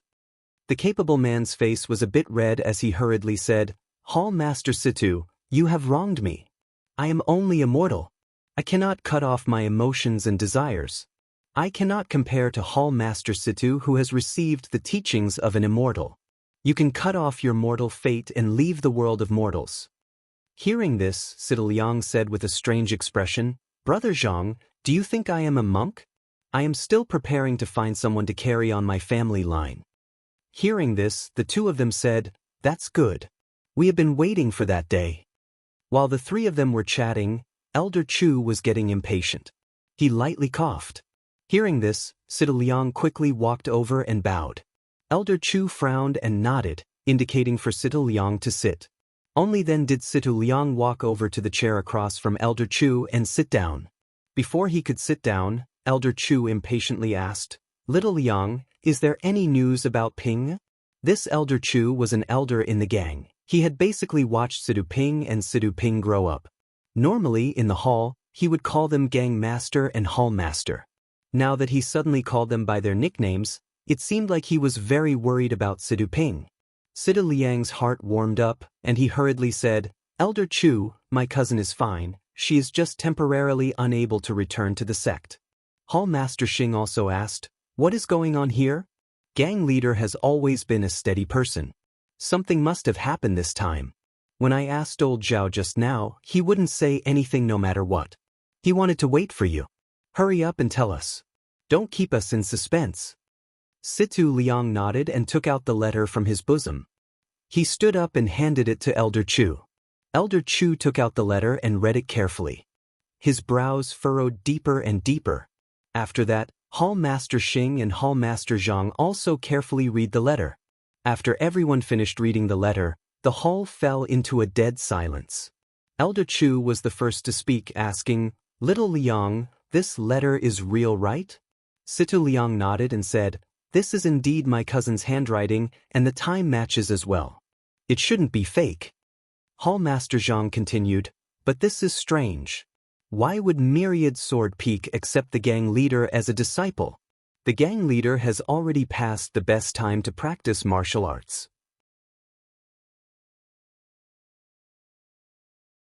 Now that she has joined the Myriad Sword Peak, how can she stand out?" Hall Master Xing also said, "The most suspicious thing is that the gang leader actually allowed the Myriad Sword Peak disciples to temporarily manage the gang's affairs while she is away? What does this mean?" Situ Liang also said, "If gang leader joins the 10,000 Swords Peak, then we will naturally become a branch of the 10,000 Swords Peak. To our evil tiger gang, this can be considered a blessing from the heavens. However, the gang leader can't come back immediately. Could it be that she needs to cultivate high-level martial arts?" Elder Chu frowned and said, "Our little bit of power to the Myriad Sword Peak is like a piece of meat on a fly. Why would they care about it? They even let a few disciples take over? Aren't they placing too much importance on it?" Hall Master Zhao was silent for a while before saying, "There are too many suspicious points in this matter. We should at least let the gang leader come back and give a detailed explanation. Just by finding a few people and a letter, they want us to give our hard-earned territory to others. Isn't this just child's play?" Sita Liang gave a bitter smile and said, "Then what should we do? Can we not endure it?" The word endure seemed to be especially clear. The rest of the people did not say anything. That's right, what else could they do? In front of absolute martial arts, any schemes or resistance would be futile. However, seeing that everyone was silent, Elder Chu asked, "Where are the myriad sword peak disciples?" Sita Liang said, "They've all been arranged to rest. They should have finished eating dinner by now." Elder Chu said, "Then let them come over for everyone to meet and discuss the details." Sita Liang nodded and sent people to invite Chu Xiangfeng and the others. Not long later, the 7 people from the myriad sword peak arrived at the main hall. The people from the evil tiger gang came forward to greet them. After greeting each other, they sat down. Elder Chu said warmly, "Xiaoxia Chu, we are in a remote area here and are lacking in things. I wonder if you can get used to it?" Chu Xiangfeng quickly said, "Elder Chu is too courteous. My generation has traveled the Jianghu and it is normal for us to sleep in the wilderness. There is nothing we can't get used to in your gang." Elder Chu stroked his beard and said, "That's good." Then he asked, "Can Xiaoxia Chu explain in detail the situation of our gang leader Situ?" Chu Xiangfeng smiled and said, "Senior Sister Situ is very fortunate. She was coincidentally chosen by our Myriad Sword Peak's Elder Yunfeng and taken in as a disciple. She is currently cultivating in seclusion at the Myriad Sword Peak. Elder Yun is a famous expert in our sect. I'm sure that Senior Sister Situ's martial arts will improve even further and enter the ranks of the Jianghu experts. As for the details, Chu is not too clear either. Everything will have to wait for Senior Sister Situ to return and ask her in detail." Chu Xiangfeng's words were watertight, and no one was able to get any clues from him. Seeing that no one was speaking, Chu Xiangfeng smiled and said, "Chu is here on orders from my master to temporarily take over the affairs of your gang. May I know how the discussion went?" Although these words were spoken to the crowd, Chu Xiangfeng's eyes were fixed on Elder Chu, who was sitting at the head of the table. Elder Chu saw Chu Xiangfeng's gaze and was about to speak when someone else spoke first. "Young Hero Chu wants us to listen to your commands with just a letter. How can we be convinced?" Chu Xiangfeng turned his head and saw Hall Master Xing. Chu Xiangfeng asked, "Hall Master Xing, what do you think we should do?" Hall Master Xing said, "No matter what, you have to get past me first and let me experience the swordsmanship of the Myriad Sword Peak." Elder Chu hurriedly stopped him. "Hall Master Xing, you can't be so rude." Chu Xiangfeng replied, "It's fine. It's a little inappropriate for us to make your faction obey our orders so easily. Since that's the case, I'll spar with Hall Master Xing for a bit. I'm sure that you'll be convinced of our superiority." Sita Liang hurriedly said, "Xiaoxia Chu, Hall Master Xing, since we're all on the same side, let's not go to the practice field. Let's spar in the hall and not harm each other. Is that all right?" The two of them nodded in agreement. Hall Master Xing shouted to the outside, "Bring my weapon over." Not long after, someone brought in a steel spear that was 8 zhang long. It was Hall Master Xing's famous weapon. Hall Master Xing received the spear with one hand and shook it forcefully. The tip of the spear drew a few arcs in the air, and the long body of the spear emitted a woo-woo sound. The members of the evil tiger gang couldn't help but think to themselves, even though Hall Master Xing's figure has become chubby, he hasn't dropped his martial arts. In contrast, the members of the Myriad Sword Peak didn't seem to have noticed the commotion at all. Chu Xiangfeng unsheathed the large sword on his back and walked to the center of the hall with one hand. Hall Master Xing looked at Chu Xiangfeng and muttered in his heart. There were many swordsmen in the pugilistic world, but it was rare for one to use such a large sword.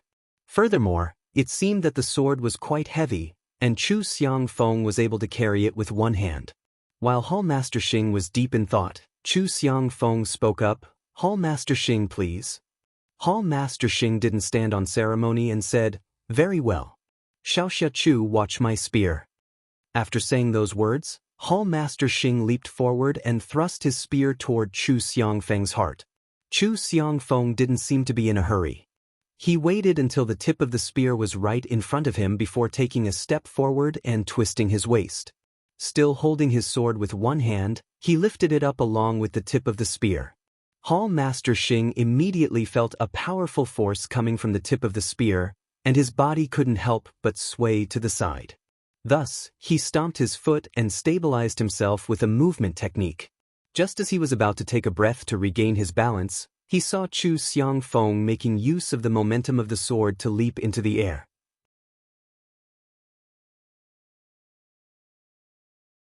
After reaching an extremely high point, he grabbed the hilt of his sword with both hands and swung it down toward Hall Master Xing. Hall Master Xing was shocked. He only knew how to stab and hack with a sword, but who would have thought that someone would actually use it as a saber? Grabbing the tip of the spear with both hands, Hall Master Xing raised his heaven-burning form to meet the attack head-on. In the blink of an eye, the sword and the spear collided, and a loud "Quang Dang" sounded. Chu Xiangfeng's sword bounced off the shaft of the Damascus steel spear, and Hall Master Xing was forced to retreat 3 steps. Barely managing to stabilize himself, Hall Master Xing saw Chu Xiangfeng swinging his sword once more, making use of the momentum from the rebound to slash at him once more. Hall Master Xing couldn't help but feel bitter. There was no time for him to change his stance, so he could only raise his heaven-burning form to meet the attack head-on. However, with another "Quang Dang," Chu Xiangfeng's sword bounced off the shaft of the Damascus steel spear. This time, however, Chu Xiangfeng didn't follow up with another move. Instead, he stood there leisurely with the tip of his sword pointed toward the ground as he stared at Hall Master Xing. On the other hand, Hall Master Xing was forced to retreat 4 steps. This time, he wasn't able to hold onto the Damascus steel spear anymore. His legs went soft and he fell to the ground. Unable to hold on to the Damascus steel spear in his hands anymore, he tossed it aside. When Hall Master Xing finally stood back up, he realized that the webbing between his thumb and forefinger had been torn. A wave of fear welled up in his heart as he muttered, "I wonder how much strength is hidden in that skinny body of his. What a godly strength. It's fortunate that it was a sparring session, or else I would have been killed by the other party's attack."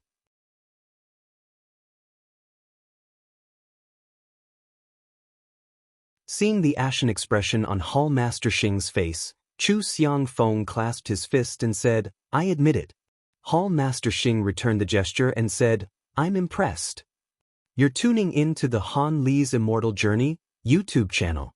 Don't forget to subscribe and join us on this journey to catch the most captivating stories.